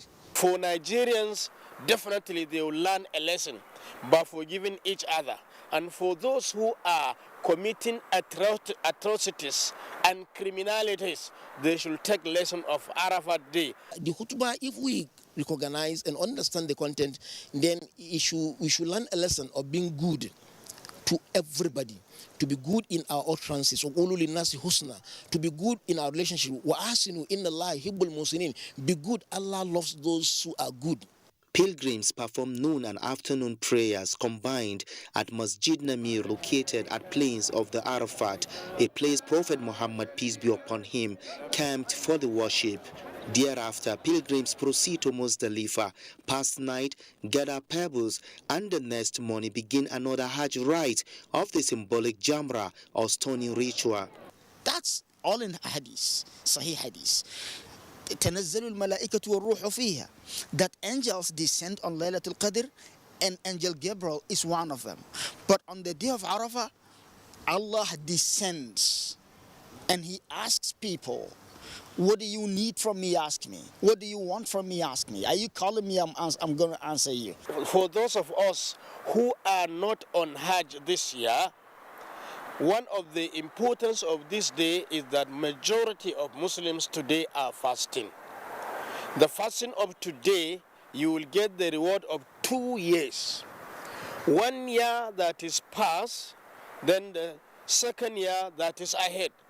Muslims the world over are not just to observe fast on the 9th day of the holy month of Zulhijjah, but to ensure that they render charity, offer prayers, and make sacrifices for the sake of Allah and humanity during the solemn period and beyond. In Abuja, Abubakar Usman Akwanga, NTA News. Thank you, Abubakar. Well, let's expand the discourse. We have a guest in the studio to talk more on Arafat Day. Thank you very much, Dr. Musa Olaofe. He's the Imam of Ansaruddin Mosque here in Abuja. Thank you for joining us. Thank you very much, Alhamdulillah. Okay, so now how is this day supposed, to make the lives of Muslims much better? Well, if not because of the problem or crisis we are all witnessing all over the world, I believe by now, all of us, those who the intending pilgrims supposed to be at the Mount of Arafah. That is the 9th day of Zulhijjah. So the Arafah is a day that Allah loves so much, and the entire Muslims all over the world, if they are there now, they will always be greeting themselves, congratulating themselves, because it's a day on its own that Allah forgive all sins. It's a day that Allah completed even the religion of Islam, that this day have perfected your religion and are very pleased with Islam for every one of you. So it's a day that whoever perform Hajj and at the Mount of Arafah, then there will be supplications to Allah, asking for so many good things, and asking Allah to forgive all their sins and to pray for their nation, their country, where they come from. Because Muslims all over the world will assemble there now, so for prayers. And that's why it's very, very important to the entire Muslim all over the world. And when they were there, you will see them, saying the talbiyah, that is labbaik Allahumma labbaik, labbaik la sharika laka labbaik, inna alhamda wa ni'mata laka wal mulk la sharika la. So they'll be saying all this until when they will now move from Arafah to a place called Muzdalifah. So that is where they will observe their Maghrib and Isha prayer in combination of delay. Okay. So before tomorrow, that happens to be the 10th of Zulhijjah, that is the day of Eid al-Kabir. Okay, so what are the lessons, Muslims are supposed to imbibe from this significant day? Well, it is the day that Muslims should know that Almighty Allah has promised that whoever witnessed that day and or doing Arafah, then Allah has promised them so many good things, that forgiveness of their sins, and at the same time, whatever they ask Allah, in fact, they will even become new, as a new baby that have never committed any sin in their life. That's why they always say, Al-Hajj al-Mabrur, laysa lahu li-jaza' illa li-jannah. The acceptable Hajj in the sight of Allah have no other reward than paradise. So they will be rewarding paradise, and at the same time you see them rejoicing with one another. You see, the unity of the worlds, Muslims all over the world, they will all converge there. Either you are Yoruba, you are Hausa, you are Igbo, you are from London, you are from America, we all meet there, the same spots, and then to supplicate to Almighty Allah. So it symbolizes that we are one as far as Islam is concerned. The nation is one. Allah that created us is one. And then we should act as one family. Irrespective of where you find yourself, right? Yes. And I'm made to understand, aside offering supplications, there's fasting that has been done on Arafat. How significant is it? No, on the day of Arafat, those who are in Arafat will not fast. Okay. Those of us who are home, they will be the one to be fasting. Okay. And fasting in the month, on the 9th day of Zulhijjah, that is today. Yes. So tomorrow is the 10th day. So, and if you fast today, it expiates the sins you have committed for the last years, and then Allah will forgive you all your sins. And that's why they say it is sunnah of the Prophet for you to fast on this very day. And then after that, you get yourself prepared for slaughtering the rams tomorrow, inshallah. What other things must Muslims do besides fasting and offering supplications? Well, you can see the first 10 days of Zulhijjah, that is when the Zulhijjah begins, you can now see that the Muslims recitation of the Holy Quran, giving out sadaqah to the needy, and then fasting on this very day, that is the day of Arafah, and some other good things that needed to be done, and which I believe that they have been doing it. So we can see that the Muslims, the signs of that fasting or the signs of Arafah is still is still radiating in the bodies of everybody. That Adibin, we are all there. When I've seen that they'll be congratulating everybody now, Hajj Mabrur, wa Sahyan Mashkura, congratulations here and there. But you can see with all what has happened now, then people, they still keep on and having that faith that all this pandemic will be a thing of the past, inshallah. Inshallah, indeed. Thank you very much, Dr. Musa Olaofe. Is it too quick to wish you a blessed Eid al-Kabir? Yes, you are correct. Okay, thank you very much for your time with us. I appreciate that. Okay, he's the Imam of Ansaruddin Mosque here in Abuja. Well, as Muslim faithfuls prepare for the celebration of this year's Eid al-Kabir, the Federal Airports Authority of Nigeria, FAN, has assured all airport users that the nation's airports are fully ready to play host to air travelers during and after the celebration, while FAN will be ensuring safe, healthy and seamless facilitation of passengers during this celebration. Intending passengers are to make early preparations towards completing their travel requirements in good time. It also wants to re-emphasize that protocol officers and orderliness of dignitaries will not be allowed into the airport except they are traveling alongside their principals. Only traveling passengers will be allowed into the airports. The Nigerian Air Force has confirmed one of its Alpha Jet aircrafts returning from a successful air interdiction mission between the boundaries of Zamfara and Kaduna states crashed in Zamfara State on 18th July 2021. In a statement by NAF Director of Public Relations, Air Commodore Edward Gabwet, the Alpha Jet came under intense enemy fire, which led to its crash in Zamfara. However, the pilot of the aircraft, Flight Lieutenant Abayomi Dairo, successfully ejected from the aircraft and sought refuge in nearby settlements before being rescued by NAF Special Forces. An online news site, the Daily Post, had earlier reported a crash of an Alpha Jet in Kaduna State, which the NAF refuted, but said it would confirm if there had been such an occurrence in its other operational areas. Meanwhile, the Chief of the Air Staff, Air Marshal Oladayo Amao, has commended the quick response of the NAF Special Forces and Nigerian Army troops in locating the crash site and rescuing the soldier, while also giving assurance that no civilians were harmed in the entire operation. And in Zamfara State, we hear the police command has reaffirmed its determination to sustain the ongoing operations against the activities of bandits and other criminal elements terrorizing the state. To this end, the command has launched a manhunt against armed bandits who ambushed some police operatives in Kura Motor village of Bungudu local government area of the state. A statement by the command spokesperson, Superintendent Shehu Mohammed, says the attack occurred on Sunday, 18th July 2020, when the police mobile operatives deployed in the area, that should be 2021, not 2020, were responding to a distress call with regards to an attempt by bandits to attack some nearby communities. According to the statement, the personnel who ran into the ambush exhibited resilience and gallantry by engaging the hoodlums, an effort that deterred the bandits from attacking the communities. 13 of the personnel, however, paid the supreme price, and some others injured, while the bandits on their part suffered heavy casualties. The statement further says special anti-banditry operations are ongoing with a view to tracking down the assailants. Meanwhile, Zamfara State Commissioner of Police Hussaini Rabiu has visited the injured policemen at the hospital, where he reaffirmed that the unfortunate incident would not discourage the officers from discharging their responsibility of protecting lives and property of the citizenry. 2 policemen and about 20 bandits have reportedly lost their lives following an attack launched on the camp of men of Operation Puff Adder by bandits at the premises of a primary school in Kundu, Rafi local government area of Niger State.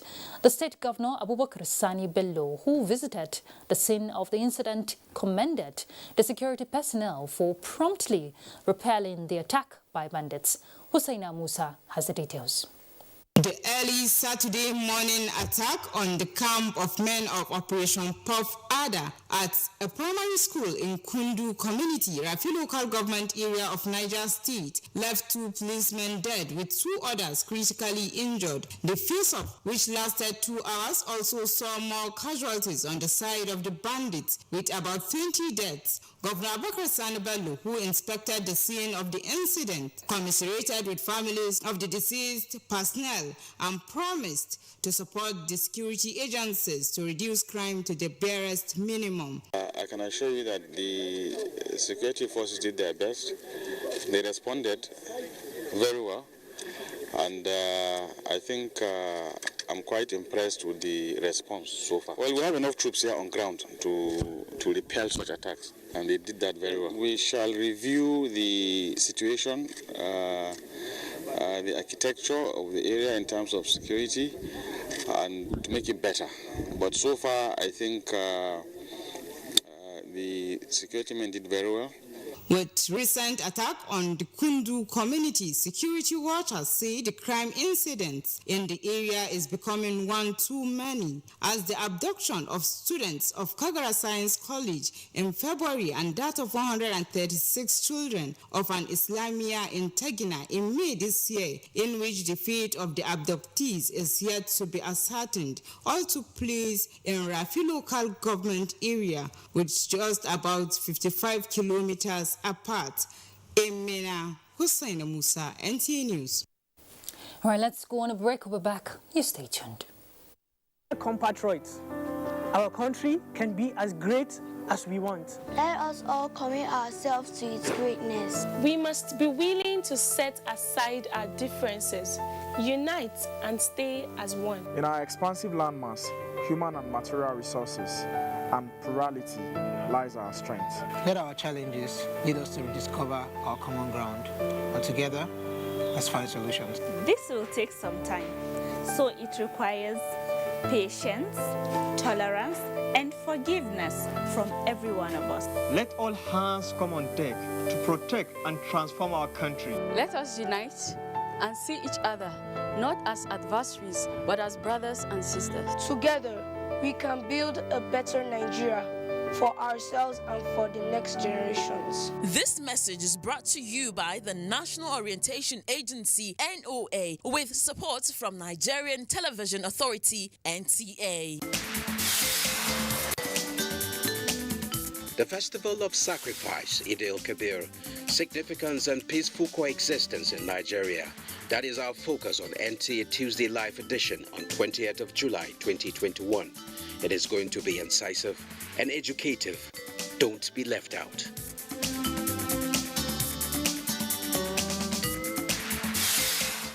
The future belongs to those who leverage on digital innovations.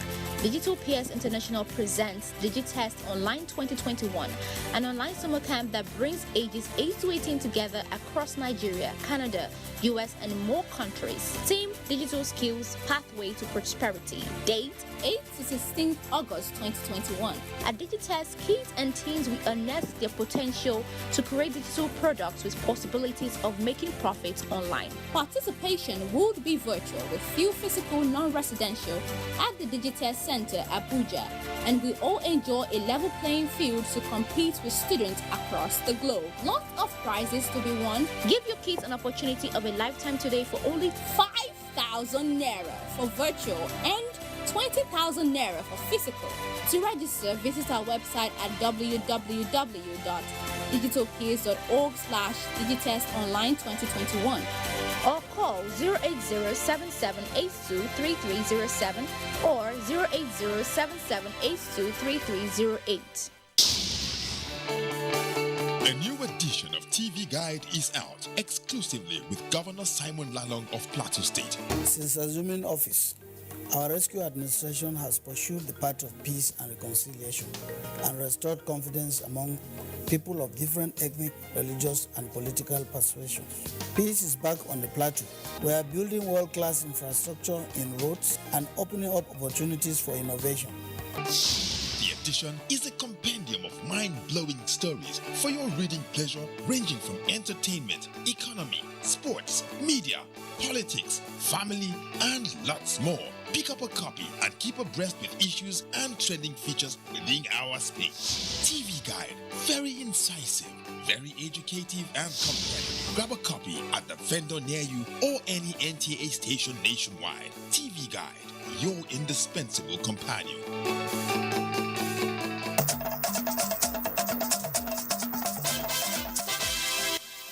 Welcome back. Let's head to Makurdi now to join Susan. She will be bringing us the next set of reports. Susan. Thank you, Ruth. You're welcome to Makurdi. As we count down to Eid al-Kabir celebration, traders in Makurdi, the Benue State capital, are lamenting low patronage as Muslim faithfuls ascribe it to high inflation. Iviarin Solomon, who monitored the popular ram market in Makurdi, reports that a ram now goes for 150,000 naira, while a cow is sold for 400,000 naira, against 80,000 naira and 250,000 naira respectively in the previous year. Eid al-Kabir is the most important feast in the Muslim calendar. This festival is celebrated by the Muslim faithfuls throughout the world to commemorate Prophet Ibrahim's willingness to sacrifice his son, but was replaced by a ram. During the feast of Eid al-Kabir, Muslims who are able are expected to perform sacrifice as exemplified by Prophet Ibrahim's obedience to Allah by sacrificing an animal, preferably a ram. NTA crew was at the North Bank Ram Market.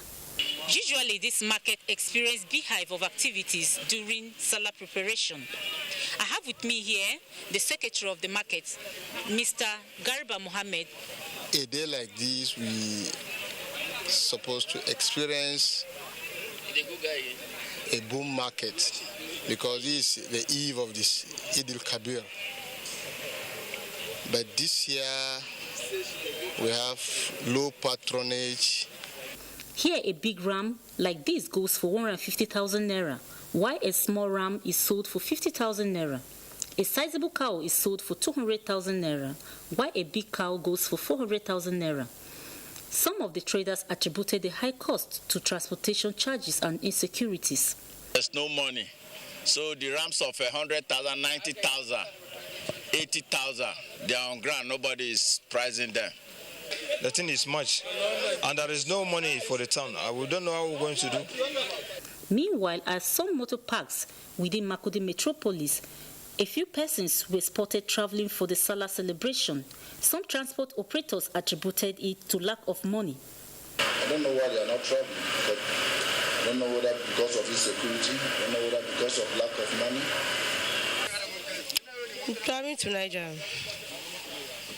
I want to go and celebrate Salah. State Sector Commander, Federal Road Safety Corps, Yakubu Mohammed, cautioned drivers not to overspeed or overload their vehicle, that they should ensure the safety of road users. All operational as well as personnel had been deployed for this particular operation. The Salah holiday is slated for Tuesday and Wednesday. In Makurdi, Iverin Solomon, NTA News. Following Governor Samuel Otom's recent flag-off for sales and distribution of assorted fertilizers to farmers in Benue State, the Benue State Ministry of Agriculture says it will take a step further to educate farmers on the best way to apply the fertilizers to get maximum yield. Simbiat Agbaji reports that agricultural economist and director of agricultural services at the Ministry of Agriculture, Thomas Unongo, says the distribution process will ensure that farmers are not shortchanged. Benue State is an agrarian society which produces large varieties of crops in large quantities. Aside challenges of security, one other major issue confronting farmers is the availability and accessibility of fertilizers towards ensuring a bumper harvest. Bearing in mind the challenges farmers go through to access fertilizers, Governor Samuel Otom flagged off the distribution of fertilizers in Benue State recently at subsidized prices. Beyond the distribution, the State Ministry of Agriculture said the governor's effort will be complemented by ensuring that certain measures are taken to make the process a success. Director, Agricultural Services, Benue State Ministry of Agriculture, Thomas Unongu, explains how best these varieties of fertilizers are to be applied. Our divisional agric officers that are the retention centers, in conjunction with Banada, that is our extension arm of the Ministry of Agriculture, they are working. Farmers, AFAN, they are working together with AFAN, that's All Farmers Association of Nigeria, to educate farmers on what to do. And maybe this medium too could be a form of extension. We advise farmers that each crop has a particular brand of fertilizer to apply.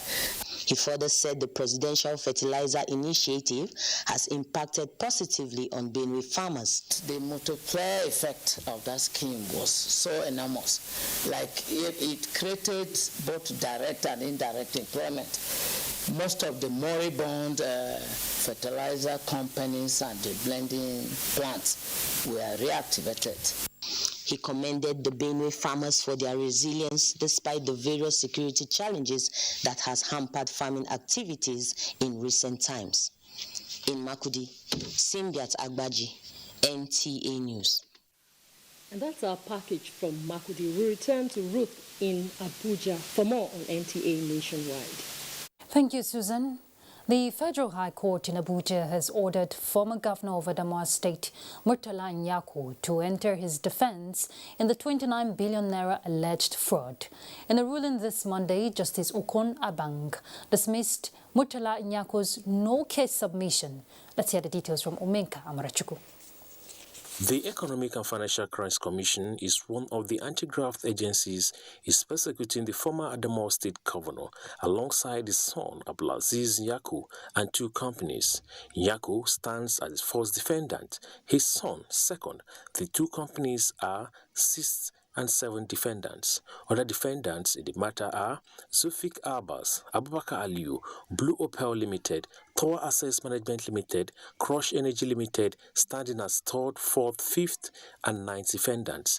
The defendants had entered a no-case submission after the prosecution closed this case. With this ruling, the defendants are expected to open their defense on the alleged fraud. In another development, the Federal High Court has restrained the Zamfara State House of Assembly, the Chief Judge, and others from embarking on the impeachment process of the State Deputy Governor, Aliyu Mahdi Gusso. Justice Obiora Egwato gave the order in an ex parte motion moved by the Council to the PDP. In Abuja, Umenka Marachuku, NTA News. The board of the Federal Inland Revenue Service has dissolved the Nigeria Civil Service Union FIRS unit, whose ESCO was purportedly made up of senior staff of FIRS for reasons outlined in an official document circulated to all staff. In a statement, the Director of Communication of FIRS, Abdullahi Ismaila Ahmad, said such union is illegal as there are no longer junior staff cadre employees in the service. There is accordingly no legal or other basis whatsoever for the continued existence of a junior staff cadre union in FIRS, as the cadre of staff it is deemed to cover do not exist within the organization. A letter from the Federal Ministry of Labour to the head of service of the Federation, dated 19th February 2015, confirmed the above position in categorical terms. The statement further clarified that the right of workers to decide which union to belong is not absolute but must be exercised within the limits of Trade Unions Act of 2004. Our next stop will be Lagos, and Kende is set to guide us. Kende. Hello Ruth, and welcome to Lagos. Without let or fail, the Nigerian Navy will always live up to its core mandate of ensuring security within and along the nation's territorial waters. The flag officer commanding Western Naval Commander Papa, Rear Admiral Jason Bassan, gave this assurance during Operation Accord, a stimulation exercise launched to ensure combat readiness of the command in Lagos. Adeni Taiwo completes the report. As the marine component of the Nigerian military, The Nigerian Navy has its job well cut out. These huge responsibilities requiring not only its naval asset, but also the ability to maneuver and deliver. Operation Awkward, also codenamed Operation Olusho, a Yoruba word for a shepherd, is an annual simulation exercise where the combat readiness of the Navy is put to the test in combat and rescue operations involving divers, gunboats, medical units, and air components providing aerial cover. Supervising the exercise, the flag officer commanding Rear Admiral Jason Gbassa said combat readiness is non-negotiable. All military operations are based upon intelligence. So this is there's no exemption with this. But where an operational code is activated, it is always in response to intelligence available to the command. The exercise, which was held simultaneously across different commands in the country, coincided with the visit of National President of Naval Officers' Wives Association, NOAA, Ajia Nana Gambo, to Lagos, where she presented some educational materials to NOAA Day Nursery and Primary School, Apapa.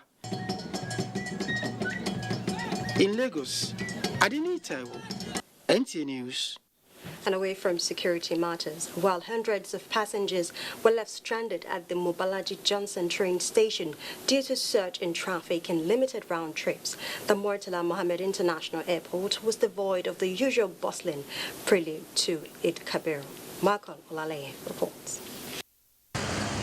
The tales of endless journeying on the Lagos-Ibadan Expressway is inducing the quest for alternatives. And at the Mobalaji Johnson train station, it was an unusual rush, a quite overwhelming situation for officials as the pressure to travel for Eid Kabir celebration intensifies. Duroni is stranded for obvious reasons. Tickets have been sold out, and the prospect of another round trip before evening seems slim. The queue has not moved an inch, and they said the tickets are all sold out. Meanwhile, we have asked our driver to go to Ibadan and wait for us at the train station in Moniya. The train should go on more trips, 5, 6, 7, 8 trips. For those who make the cut and comfortably sitting here, it is a rare opportunity based on their common dictum that the fear of the Lagos-Ibadan Expressway is the beginning of wisdom. This is more convenient for me, and aside that, it is guaranteed in the sense that I can actually predict that, okay, in 2 hours I'll get to my destination, or in 3 hours I'll get to my destination. The good news here is that the Railway Corporation responded with the addition of another round trip from Lagos at 2 in the afternoon. At the Murtala Mohammed International Airport, the environment is missing the vibe associated with festivities, few travelers and low patronage for airlines. Travel restrictions and lockdowns globally, regionally and otherwise, it has reduced the outflow of passengers to other destinations outside of Nigeria. Usually when you have festive periods coming up like this, the tickets are usually very high. But to my greatest surprise, this is really affordable and fair. Regardless of the atmosphere, there is a sense of responsibility on keeping the coronavirus at bay as travelers adhere to laid-down safety protocols. In Lagos, Michael Olale, NTA News. And that's a contribution from Lagos. Ruth, it's back to you. Thank you, Kendi. Gombe State Governor Muhammadu Inuwa Yahaya has conducted an inspection of completed rural roads projects in Gombe State. Emmanuel Akila reports that it was a moment of joy for the communities who cried out to the governor for the road 2 years ago. This was the moment on the 15th of July 2019 when Governor Muhammadu Inuwa Yahaya toured the Malang Inna, Kundulung, Kurba to Titi communities. The journey was on a virgin land. On arrival, the people begged for the construction of the road. Governor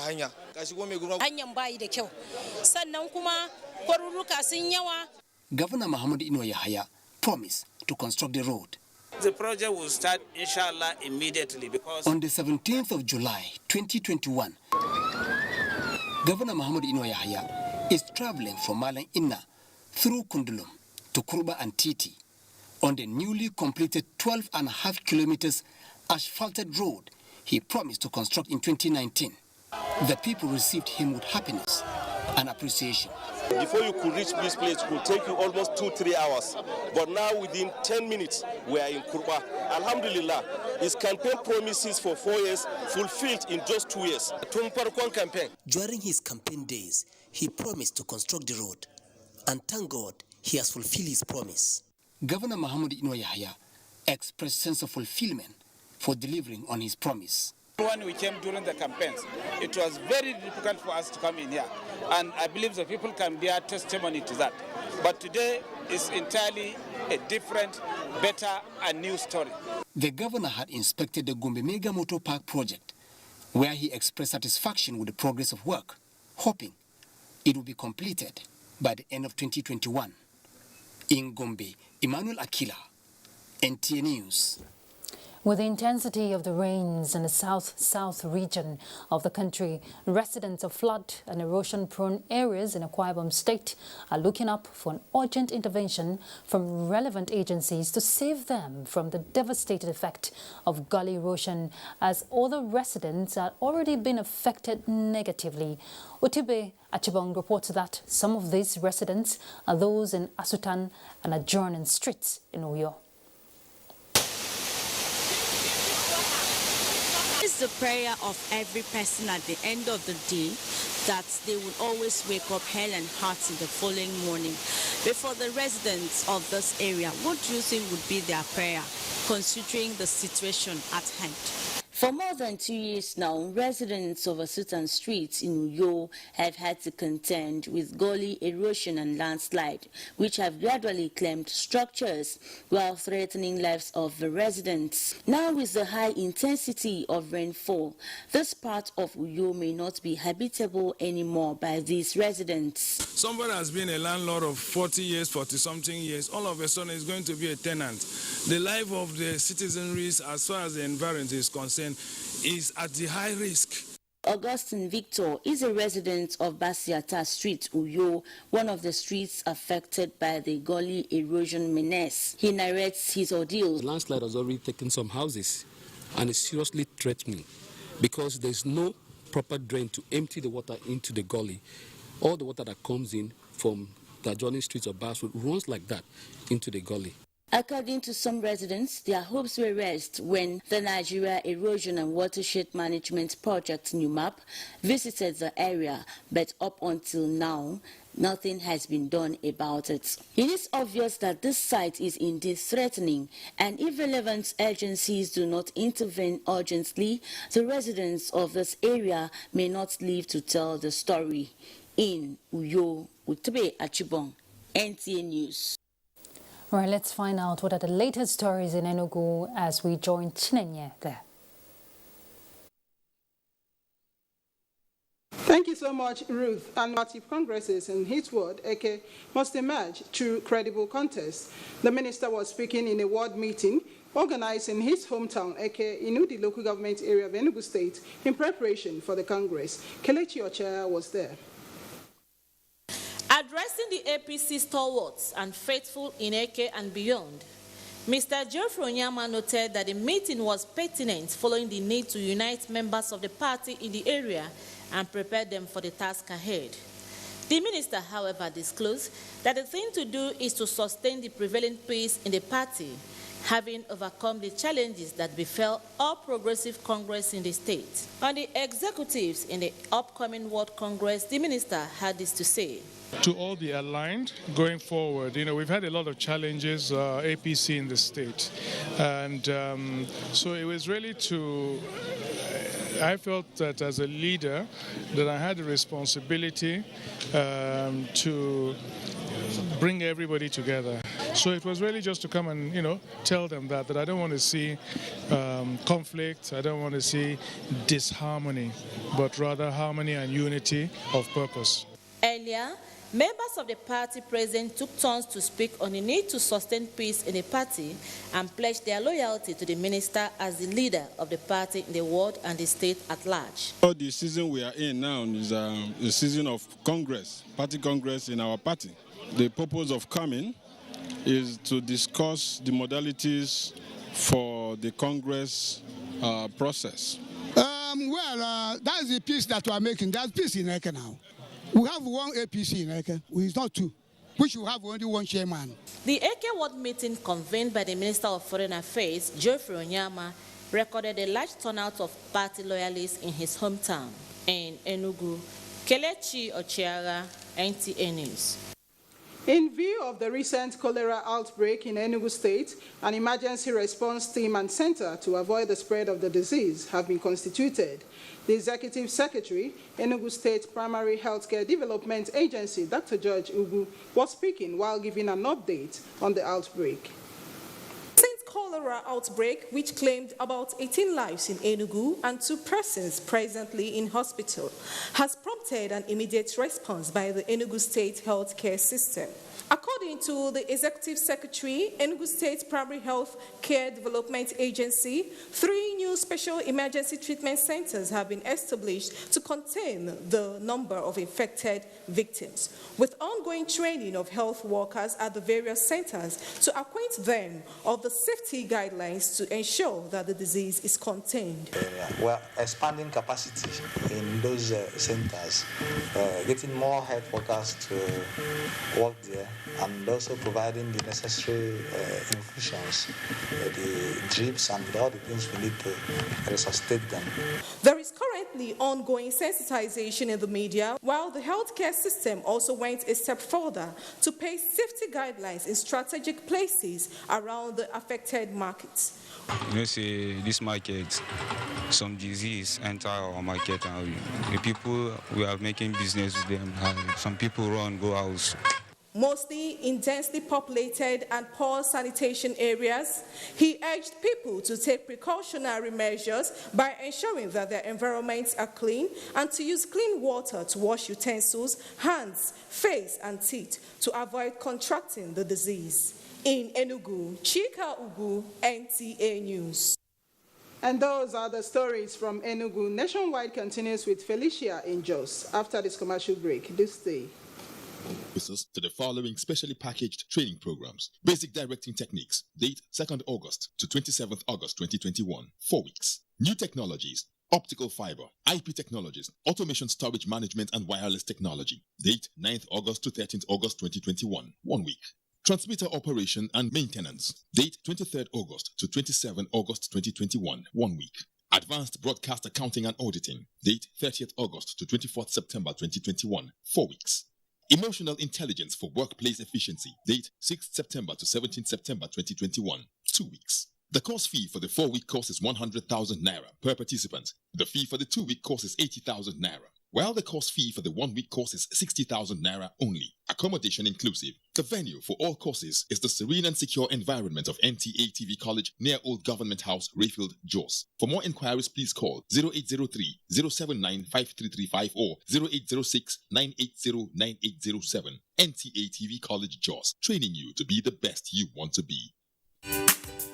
Your kids are smart. Your kids are creative. Your kids are business savvy. Now they get a chance to prove it and maybe even start their own business. The goal of the Emerging Africa competition is to raise a new breed of industrialists. Upload a video of your child pitching a business idea or showcasing an existing business to get a chance to enter the 3-week boot camp where final winners will emerge. Admission is free. Age range is 10 to 17 years. Entries open June 28th, 2021 and ends July 17th, 2021. Bootcamp opens August 8th and ends August 28th, 2021. For more information, visit our website www.teacompetition.org, our Facebook page TA Competition, our Instagram The Emerging Africa. For inquiries and sponsorship, call 0803-545-8855 or 0817-678-8284. We are StarTimes, the most affordable digital pay TV platform with the widest signal coverage in Nigeria, dedicated to bringing the best TV entertainment around the world to your screen. From Hollywood to Bollywood to Nollywood, we offer the most affordable subscription. Enjoy over 75 channels for as low as 1,700 naira, like Nat Geo Wild, BBC, BBC, ESPN, and premium sport like Emirates FA Cup, La Liga, Bundesliga, wrestling. What's more exciting? We have the most flexible payment options in Nigeria. Don't dull. Join us now for an exciting journey. Star Times. Enjoy digital life.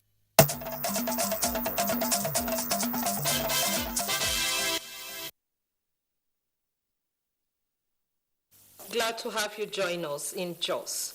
Plateau State government says to address poverty indices of the country, there must be reliable and timely indicators on major sectors of the economy. Governor Simon Lalong stated this in a message to the biannual meeting of the National Consultative Committee on Statistics in Jos. Ndayan Andayabagyang has details.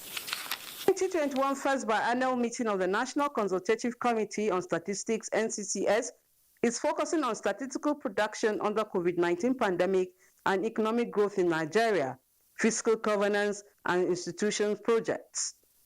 Governor Simon Bako Lalong represented says government places high premium on statistical information to address poverty situation in the country. Statistical production requires some levels of coordination to ensure consistency as well as eliminate unnecessary duplication of efforts. For the Statistician General represented, tackling challenges posed by COVID-19 requires a better understanding of evolving data ecosystem and adapt innovative ways to produce statistics for national development. The new method significantly reduced collection time, improved the quality of the returns, and at the same time, recorded the highest response rates for our establishment survey. The meeting provides a platform for a coordinated approach to statistical production. Realign a system of producing statistics so that Nigeria will join the Committee of Developed Nations by placing itself on the world data map. The NCCS drew participants across the 36 states of the Federation in Jos, Nigerian, and the Abuja. NTA News. The Independent National Electoral Commission, Plateau State, is seeking partnership with Industrial Training Fund to reposition the commission for effective service delivery towards deepening democratic processes in the country. This is as the Plateau State INEC Resident Electoral Commissioner Hussaini Halilu Pai called on the Director General of ITF in Jos. Again, Ndayan Andayabagyang reports. The visit of the Plateau State Resident Electoral Commissioner to the ITF is in recognition of the giant strides achieved by the ITF in technological advancements and human capital development. The Commissioner lauded the ITF for producing the ITF Android mobile phone. This feat, he noted, the INEC can tap into with the Commission constantly working to improve democratic processes in the country. ITF is a training organization. So through that program, we would be able to collaborate so that they can train in different fields and skills, our own INEC staff. Director General ITF Sir Joseph Ari says the visit is part of the process of aligning with government's policy on ease of doing business amongst agencies. INEC, just like the ITF, is a progressive institution, and the fact that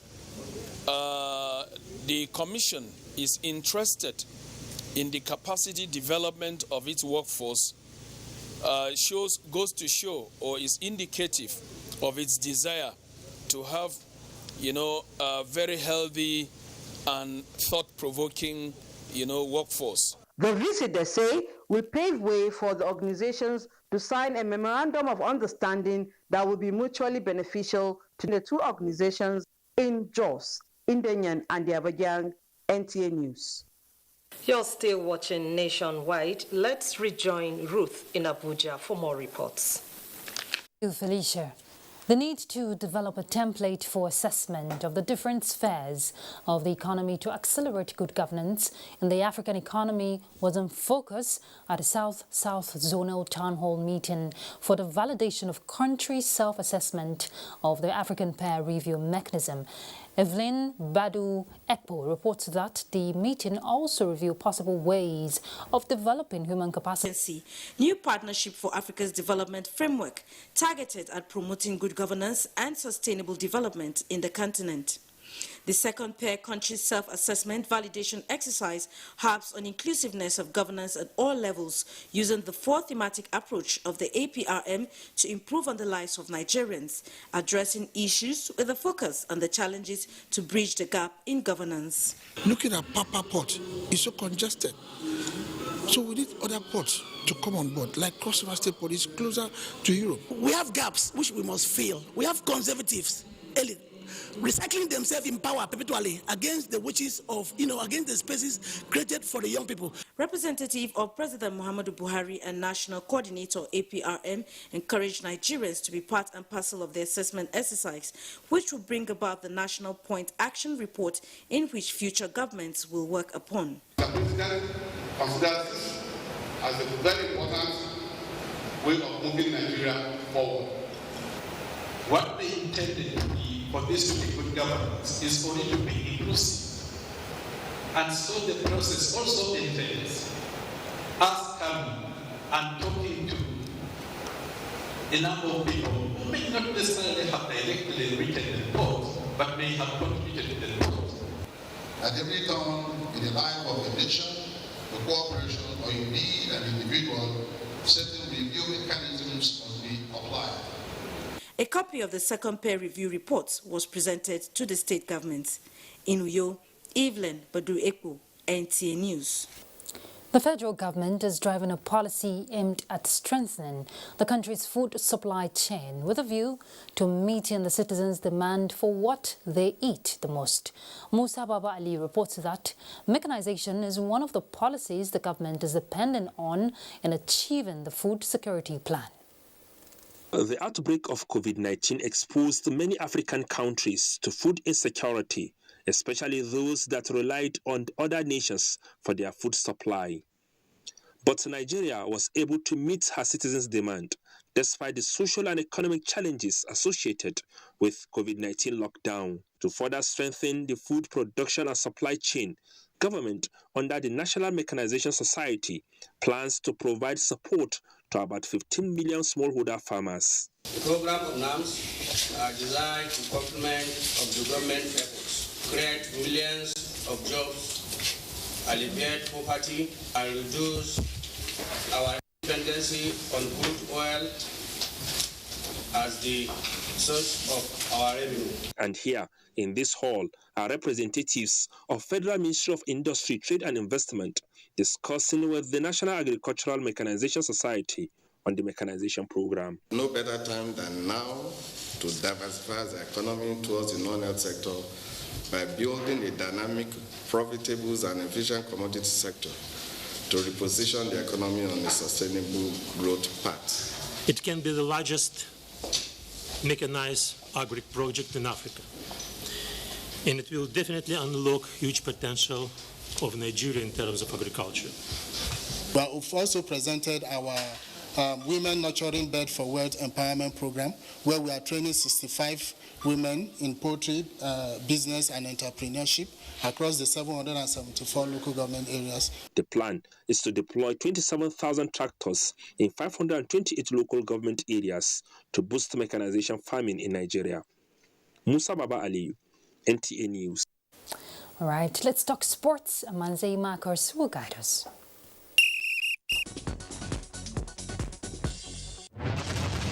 After a successful completion of the National Handball League in Benin City, the Edo State capital, attention of the Handball Federation of Nigeria now shifts to Sokoto State for the National Under-12 and Under-15 Handball Championship, scheduled to hold from July 30 to August 8, 2021 at the Sokoto Sports Complex. The age-grade competition is one of the developmental programs of the Nigeria Handball Federation, with the support of the Sokoto State government to discover new talents at the grassroots level. Meanwhile, the first Nigerian to qualify for gymnastics event of the Olympics, Uche Eke, says it is great for him to represent Nigeria after arriving the Olympic Games village in Tokyo. Eke revealed that it will be a fulfillment of a dream if he makes it to the podium in Tokyo.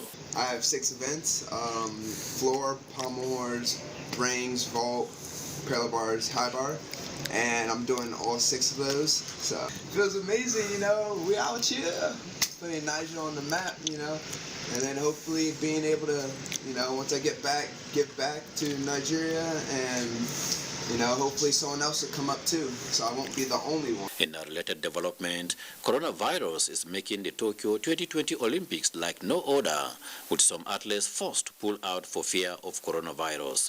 Coco Gauff is one of them, as she will not be going to Tokyo for the Olympics after testing positive for COVID-19.